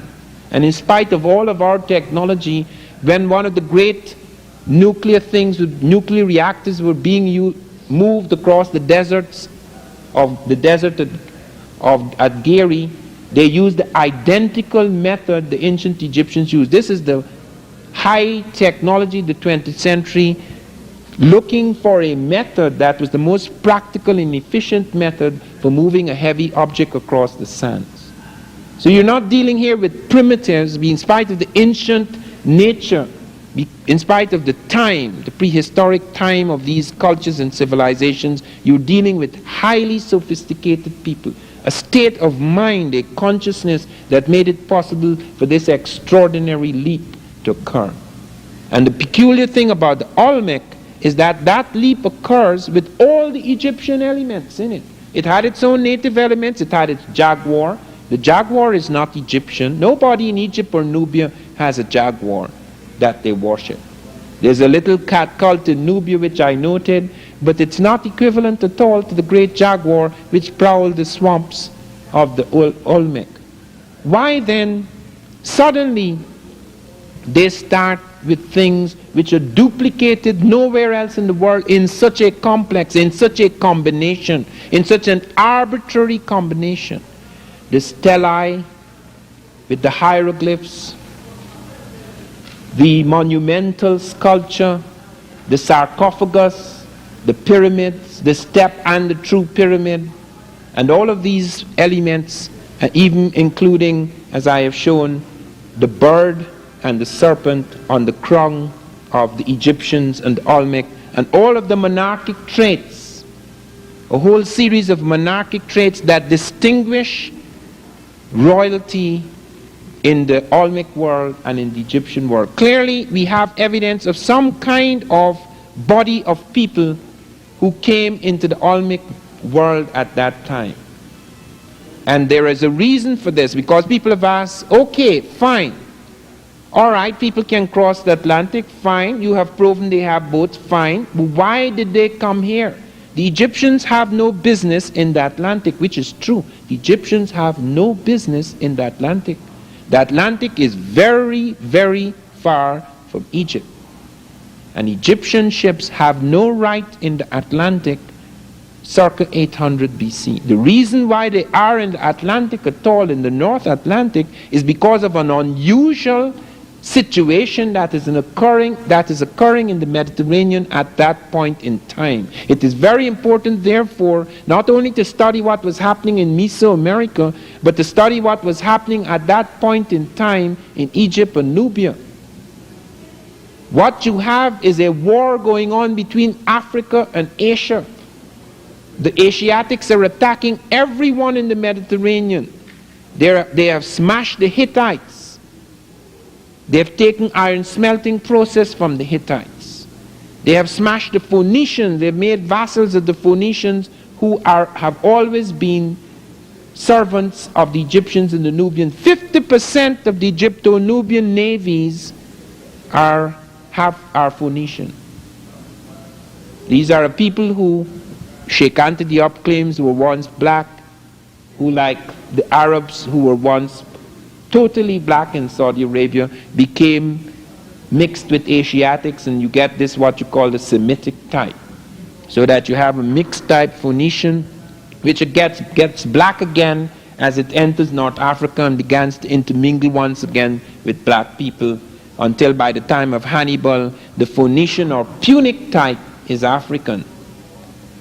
This type is restless up and down the Mediterranean. It has its cities at Tyre and Sidon, its great ports, but it's restlessly moving up and down the Mediterranean.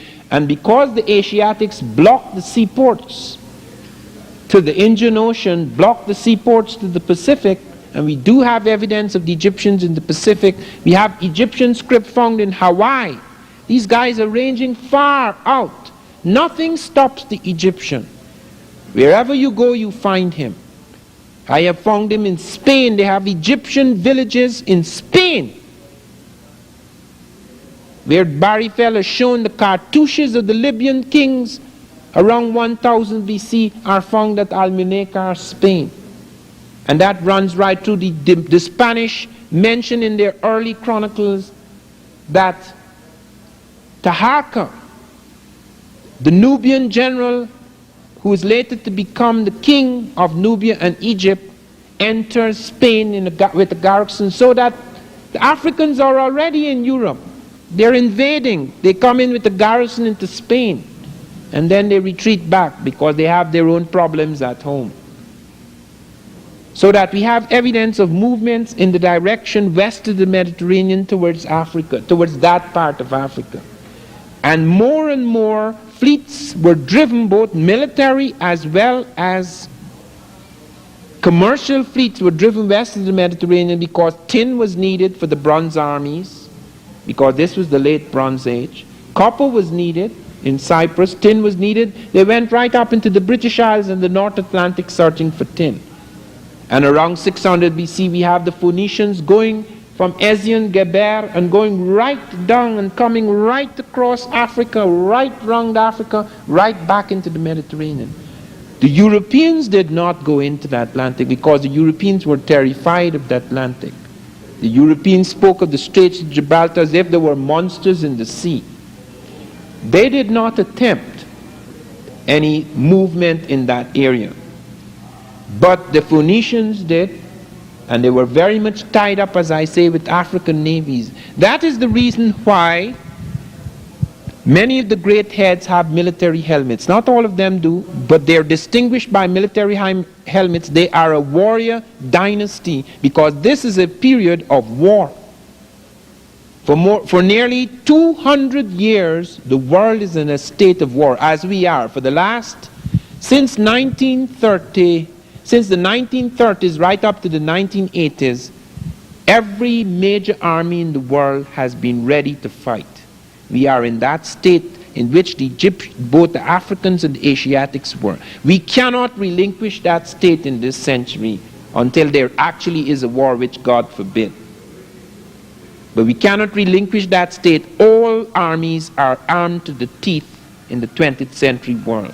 Regardless of whether you go down into Latin America, whether you go into the Caribbean, whether you go into Africa, whether you go to Israel, whether you go into Russia, whether you go through Eastern Europe, every army on earth now is armed to the teeth, ready and waiting for the conflagration, which, pray God, may never come. But that was the state of the world, where therefore a warrior dynasty appears with the great helmets. The warrior dynasty appears among the Olmec, carrying all of these elements. You find that apart from the stone heads which we have seen, we see cultural traits which I have mentioned, and then we go on to see, as I have also mentioned, that when the Olmec move out of Levanta and they send parts of their elite out at Tlatilco, at Cerro de las Misas, and at Monte Alban, when they study the skeletal evidence right in this territory at Monte Alban, when they go to the graves in this very part of Mexico, in Oaxaca, when they go to the graves of Monte Alban and they look at the ruling class, not the common people have nothing to do with it. The common people are Zapotec, later they're Mixtec, etc. But the ruling class, when they go into the graveyards, 4.5% of the ruling class here at Monte Alban is African. As much as 13.5% at Tlatilco is African. They're not in the common graves, and you can tell because side by side with the native, you're finding a different nose bridge, which remains in skeletal evidence. There's a ridge, there is a nasal index, there is a brow ridge, there are structures of the jaw, there are lengths of the arm. The African arm is different from the Asiatic arm. The lengths, the proportional the proportions of the body are different. You find not only skulls, but extended skeletons for study at Tlatilco.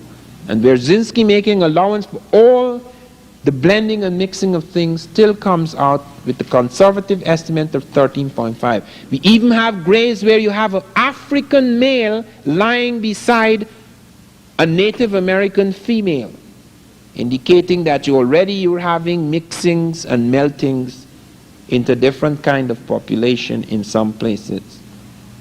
And when the Olmec stretched out, when we went to Teotihuacan, that is the evening, that is quite late. Teotihuacan is around the birth of Christ. This is long after the morning of the Olmec. But there again you see the Olmec. You see the jaguar at Teotihuacan. And you see the jaguar undergoing a strange transition where the plume serpent is becoming the powerful thing in Mexico, which it was in Egypt. In America, the United States, the stars and stripes is our great emblem. In Egypt, it was the plume serpent. In Mexico, it is the plume serpent. Even today, the plume serpent is the stars and stripes of Mexico as it was the stars and stripes of ancient Egypt. Can all this be coincidence? Here at Teotihuacan, here they're building this enormous pyramid, and here all the major principles of the Egyptian pyramid are in evidence. The base is identical.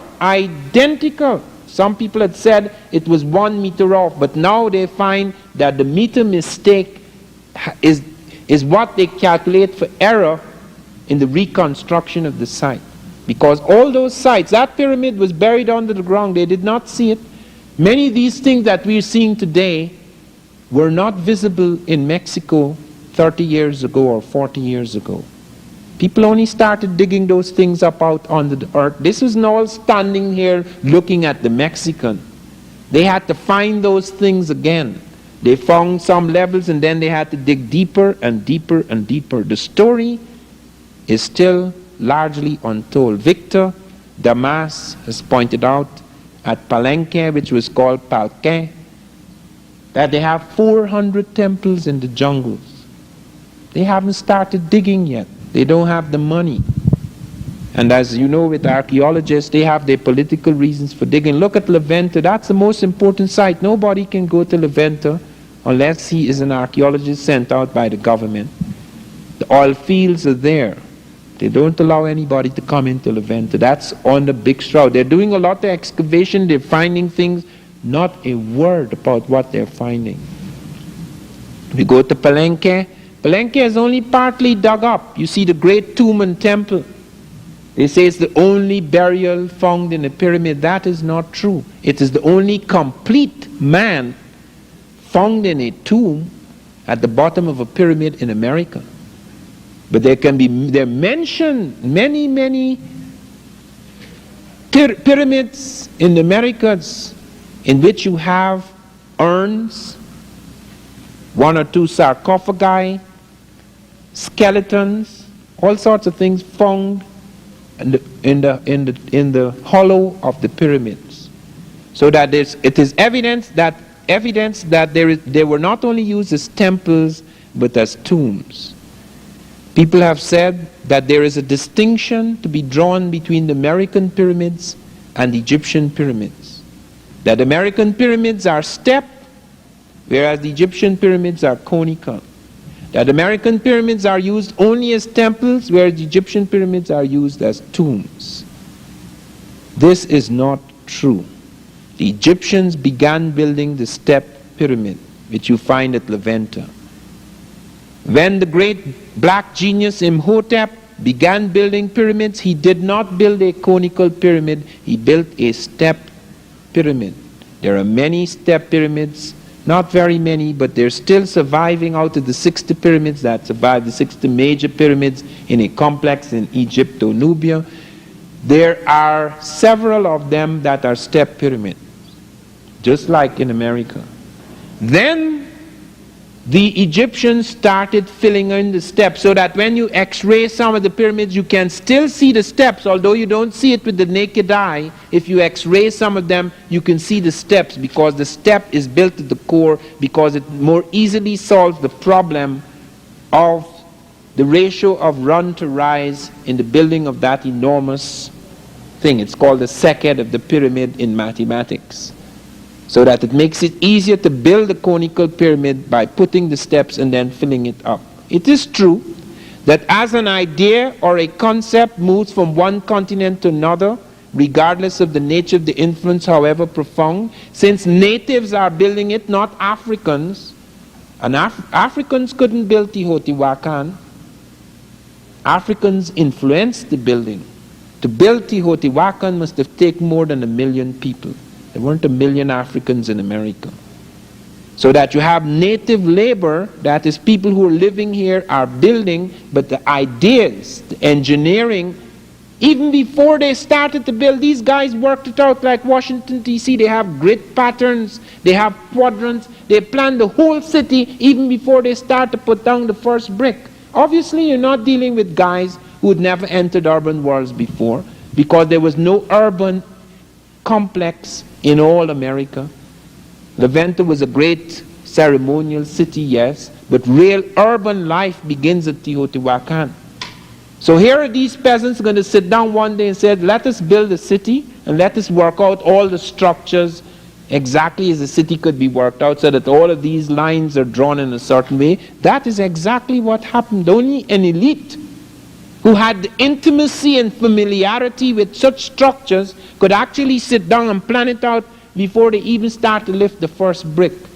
So what we're dealing with is conceptual diffusion, the diffusion of ideas, the diffusion of certain kinds of ideas from people who had been working in this for a long time. We're not talking about Africans building the pyramid. Consequently, therefore, when you see the pyramid in America, you see a different configuration. Superficially, it is different. But it has all, Teotihuacan has all three functions that the Egyptian pyramid had. It is a temple. It is a tomb. They have found skeletons inside of the rooms at Teotihuacan, and they haven't dug all of Teotihuacan up yet. There's still hidden temples, hidden passages, inside of Teotihuacan, and it functions as a geodetic marker. That base is not an accident. To build that base, you have to know all the astronomical knowledge Egyptians knew. You have to know the circumference of the earth. You have to know all the units of measurement which came out of the sky, the study of the sky, because we did not make the inch. The Africans did not make the inch by accident. They didn't get up one morning and somebody says, look, let me take my little finger, this is an inch. They didn't build a second of time by accident. The second of time was worked out by the relationship of the sun in its movement across the earth, the rotation on its axis, the rotation of the earth on its axis, all of those things. Those are astronomical things. You cannot have units of measurement without astronomy. Mathematics and astronomy are related, just like geometry is related to the problems they solved in the inundation of the Nile. So all of these things were carried over. Why are they using units of measurement the Egyptians are using? Why, when you go to some of the burials, you find a canopy, like in Egypt you have canopic jars in the north, south, east, and west, and they have 4 distinct colors to mark the cardinal points. The Chinese have distinct colors to mark the cardinal points. They're not like the Egyptian. They are not like the Egyptian. No Asiatic color scheme marking the cardinal points are like the Egyptian. But the early Mexicans are doing it exactly like the Egyptian. How did they arrive at that color scheme? And later on they change it. But at that point of time of contact, they are using the identical color scheme of the 4 cardinal points. They came across the Bering Straits. They're Proto-Asiatic. Why are they not using Asiatic color scheme? Obviously an influence has come in. They have calendars. The Mexicans have more calendars than anybody else. why in addition to the 3 other calendars they introduced a 4th calendar, which is Egyptian, with the identical 365.25. They have their own counts, they've worked out their own native mathematics. Why then are they taking this into their system? All of these things have to be explained. Why at Elvia John in the Olmec world, in the heart of the Olmec world, there is paper found made from wood pulp. Nowhere on earth is paper made from wood pulp except among the Egyptians at this point in time. Why are they moving enormous stones which they never moved before from vast quarries, using the same method of breaking stone and linking it together, using the same methods of moving the stone as the Egyptians, bringing it down the swamps? Why is their agriculture identical as on the Nile? They're dealing with the same flood problems. Why are they responding in exactly the same way? They have the same hydraulic system of agriculture. You go down in Peru, which is touched by this, you see the terraced agriculture like in Egypt. Why are they doing all of these things? All their kings are carrying these things. They have the plume serpent motif. They have the great earrings under their ears. They have their beards as an index of rank and royalty. They have the purple, the use of purple. Yesterday, for example, I caught our guide Hector saying that these things were painted red. I said, "Are you sure you mean red?" He said, "Yes." I said, "Well, tell me what makes the red. What do they use to make red?" He says, "Cochineal." I said, "That's not red. Cochineal is the equivalent in the Mediterranean of the murex shell purple. Cochineal makes purple. All the temples in America, wherever they paint purple. They even painted the stone heads purple. Medinel Zenel found a patch of purple on one of the stone heads and found that the weathering of time, the erosion of the years, have taken the purple off the stone heads. That's the color they use in Egypt. That's the color they use in painting, when the main color used in painting temples is purple, because purple is emblematic of the power of the gods. And the reason why the Egyptians struck on that was by a peculiar arbitrary phenomenon, that the murex shell, before it reached its final fixed purple, went through a series of tints which were like that of the Nile in flood. Now, most of you are city people who think that water is colorless or crystal. Water is not. This is only one kind of water. There is red water, there is blue water, there is green water, there is yellow water, there is brown water, there is silver water, there is crystal water, there is black water. All of these types of things, if you lived on rivers as I did, or you lived on the Nile as the Egyptians did, you will find water goes through many color changes. In fact, after a thunderstorm or a lightning storm, every color on earth, every color of the rainbow is on the water. And if you were accustomed, just like people who live among cattle, every cattle has a different color and marking. So that if you're accustomed your eye to cattle, you know that this is Jimmy and this is Johnny, etc. You don't mix the two things. You can tell one cattle from the other. We can't, because we are not cattle people. And most of us can't tell water color from another water color, because you're not water people. You don't live on rivers. And it is because of this that they were able to make a connection between the color scheme of the fluid in the murex shell before it hit purple with the color scheme of the Nile in flood. And because it seemed identical to them, barring a tint or two, they concluded that the color purple was sacred, because the Nile is sacred. That is why they worshipped it, and that is why common people could not use purple. I told you, for example, of the case of Margaret Handke, who wrote a monograph recently on purple, in which she showed that purple became so important in the Mediterranean. Every European pope, every European king has a bit of purple taken from the Egyptians.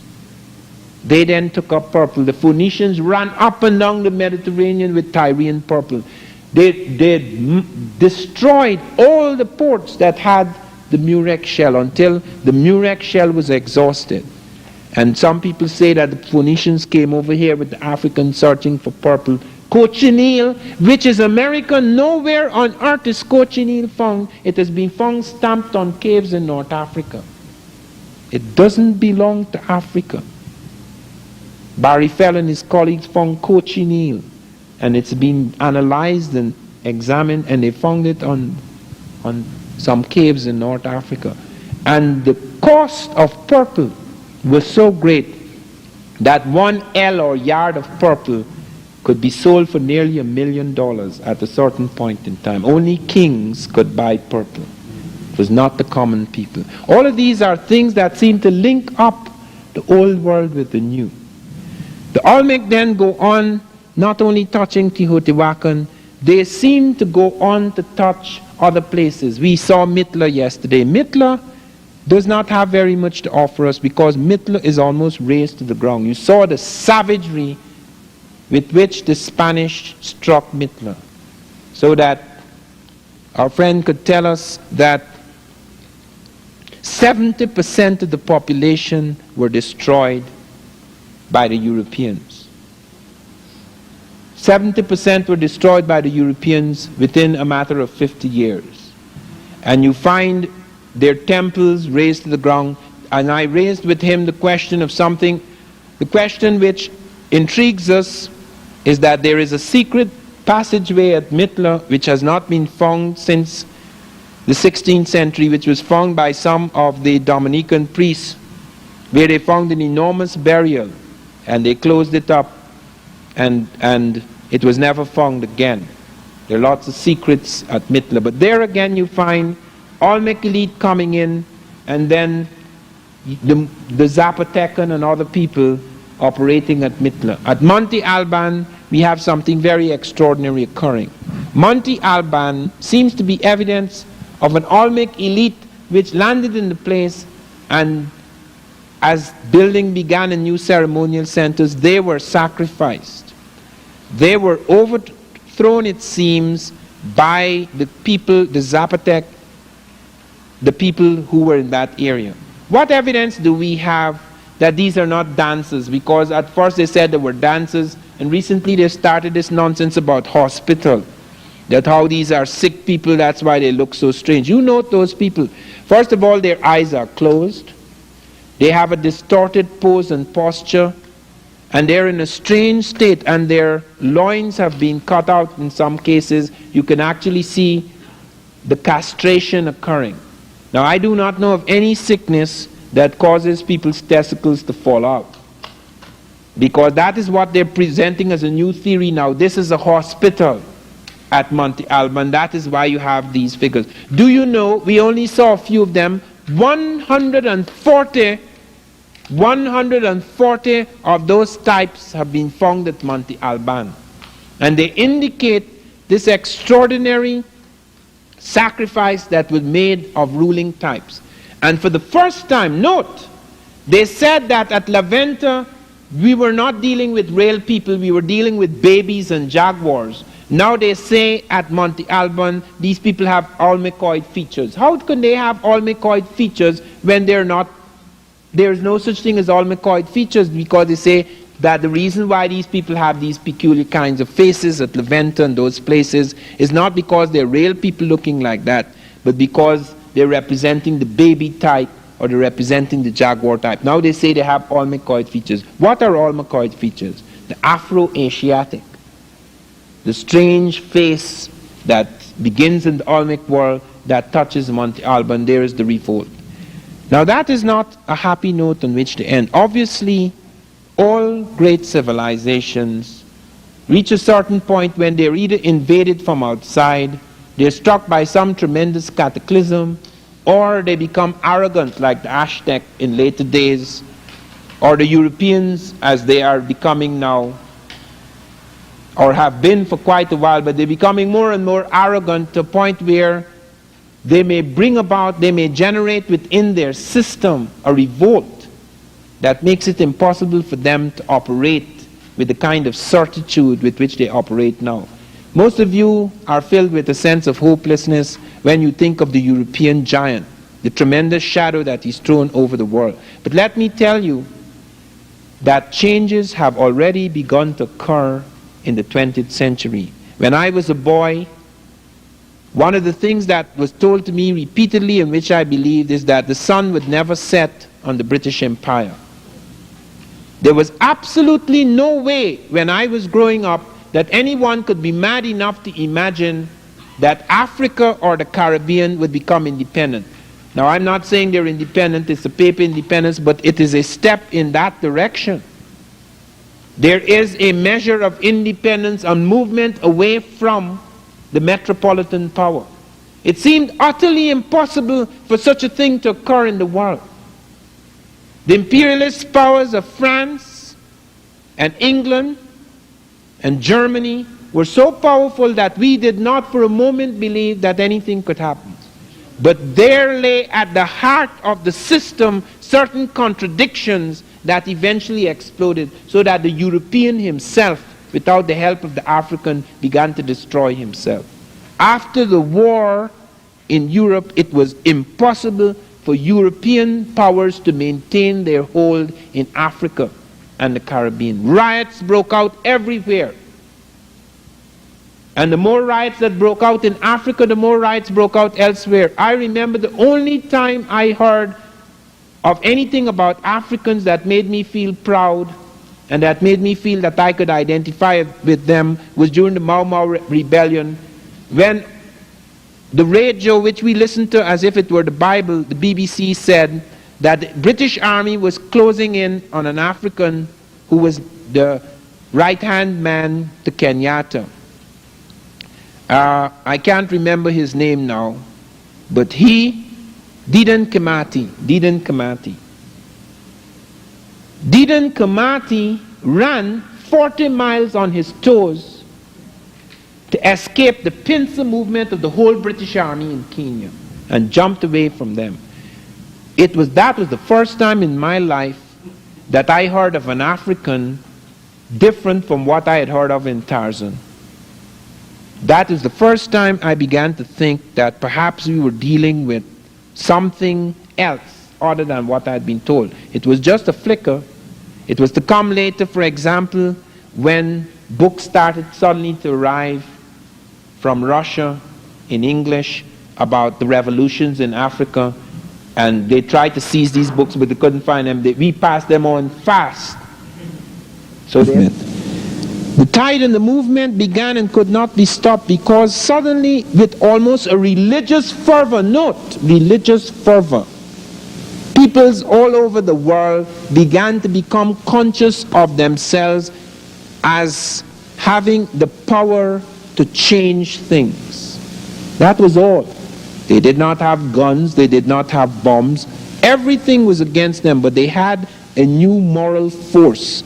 A new moral force that came out of a contact not as profound as ours today, but a contact, however flickering, however faint, of another kind of history, of another kind of person. Suddenly, as if what had been buried for centuries in history began to resurrect itself, creating a new sense of person. I was talking today with someone, and this is something that has been raised constantly by students as one travels around the country. Why is it important to talk about what blacks did in America 3,000 years ago, or in Africa 3,000, 2,000, 1,000 years ago? What does it matter? The black man is reduced throughout the world. So to talk about what he did or didn't do in ancient times is irrelevant. That is not true. That is not true, because of the fact that this consciousness is where change begins. Consciousness is the beginning of a new man, beginning of force. It is like putting a plug into ancient source of electricity. Something actually happens. One begins invaded with a new energy. I always remember that. There are circuits of energy in the human. Energy has nothing to do with how much food you eat or what is your native constitution. Gandhi had more energy than anybody who was weightlifting. Gandhi could walk into England with his loincloth and sit in the snow. without feeling cold. That is energy. It's a different kind of energy. Energy, Gandhi acquired a peculiar kind of energy because he was plugging into something that was different from what the Indian had plugged into for a long time under the British. A different conception of freedom and power and dignity. When Gandhi sat at that table and the British said, "Of course, you don't expect we are going to leave this place, do you?" And Gandhi said, "Yes, you're going to leave this place," with an absolute confidence, because he knew from the shift in consciousness that there was no way that the British could move against the tide that was rising in the consciousness of the Indian people. They were going back to a sense of what they were. They were no longer thinking of themselves as mere extensions of that civilization. That is why we go back into history, because history, its resurrection, its reconstruction, produces different qualities in the human. It is almost like a religious energy and fervor and zeal that rises in consciousness and reshapes the people. That is why one goes back, because it really affects the living present. Our conception of the world, our consciousness of what is happening, is determined by our conception of history. If you think your history starts with slavery, as most black Americans do still, and most whites still do, and Alex Haley's roots didn't change it, merely consolidated it. If you think that history begins with slavery or with primitives in the jungle, there is absolutely no way that you can speak with confidence that you can overturn a civilization, because at the root, regardless of any protests that may spring superficially from your mouths, at the very center of your being, there's an absolute conviction that you're dealing with people who are essentially superior in every way. They only cease to be essentially superior when you rediscover through your history that it is not so. That fundamentally they are large extent invaders who struck as barbarian forces other peoples, captured them, and destroyed not only their cities and their civilizations, but sought systematically, as they still do, to destroy their conception of themselves as people. It is only then through that history, whether it be in Mexico or in Egypt, the recovery of this, when one sees that one is at the very center of formative civilization. Olmec was formative. It wasn't just something it wasn't just something flowering at La Venta, Tres Zapotes, San Lorenzo in Veracruz. It was to touch Mitla, it was to touch Monte Alban, it was to touch Teotihuacan, it was to touch Tlatelolco, all the great centers. It was even to go right down into South America so that it touched Chavin, Kupisnik civilization in South America. And we were involved in it. And Egypt was not just Cairo and the Sudan. Egypt touched Europe. The Greek would not have been possible without Egypt. Asia and its great quantum leaps would not have been possible without Egypt. That Nile Valley carried a fire into Europe, a fire into Asia, right through the world. We were there at the heart of that. And it has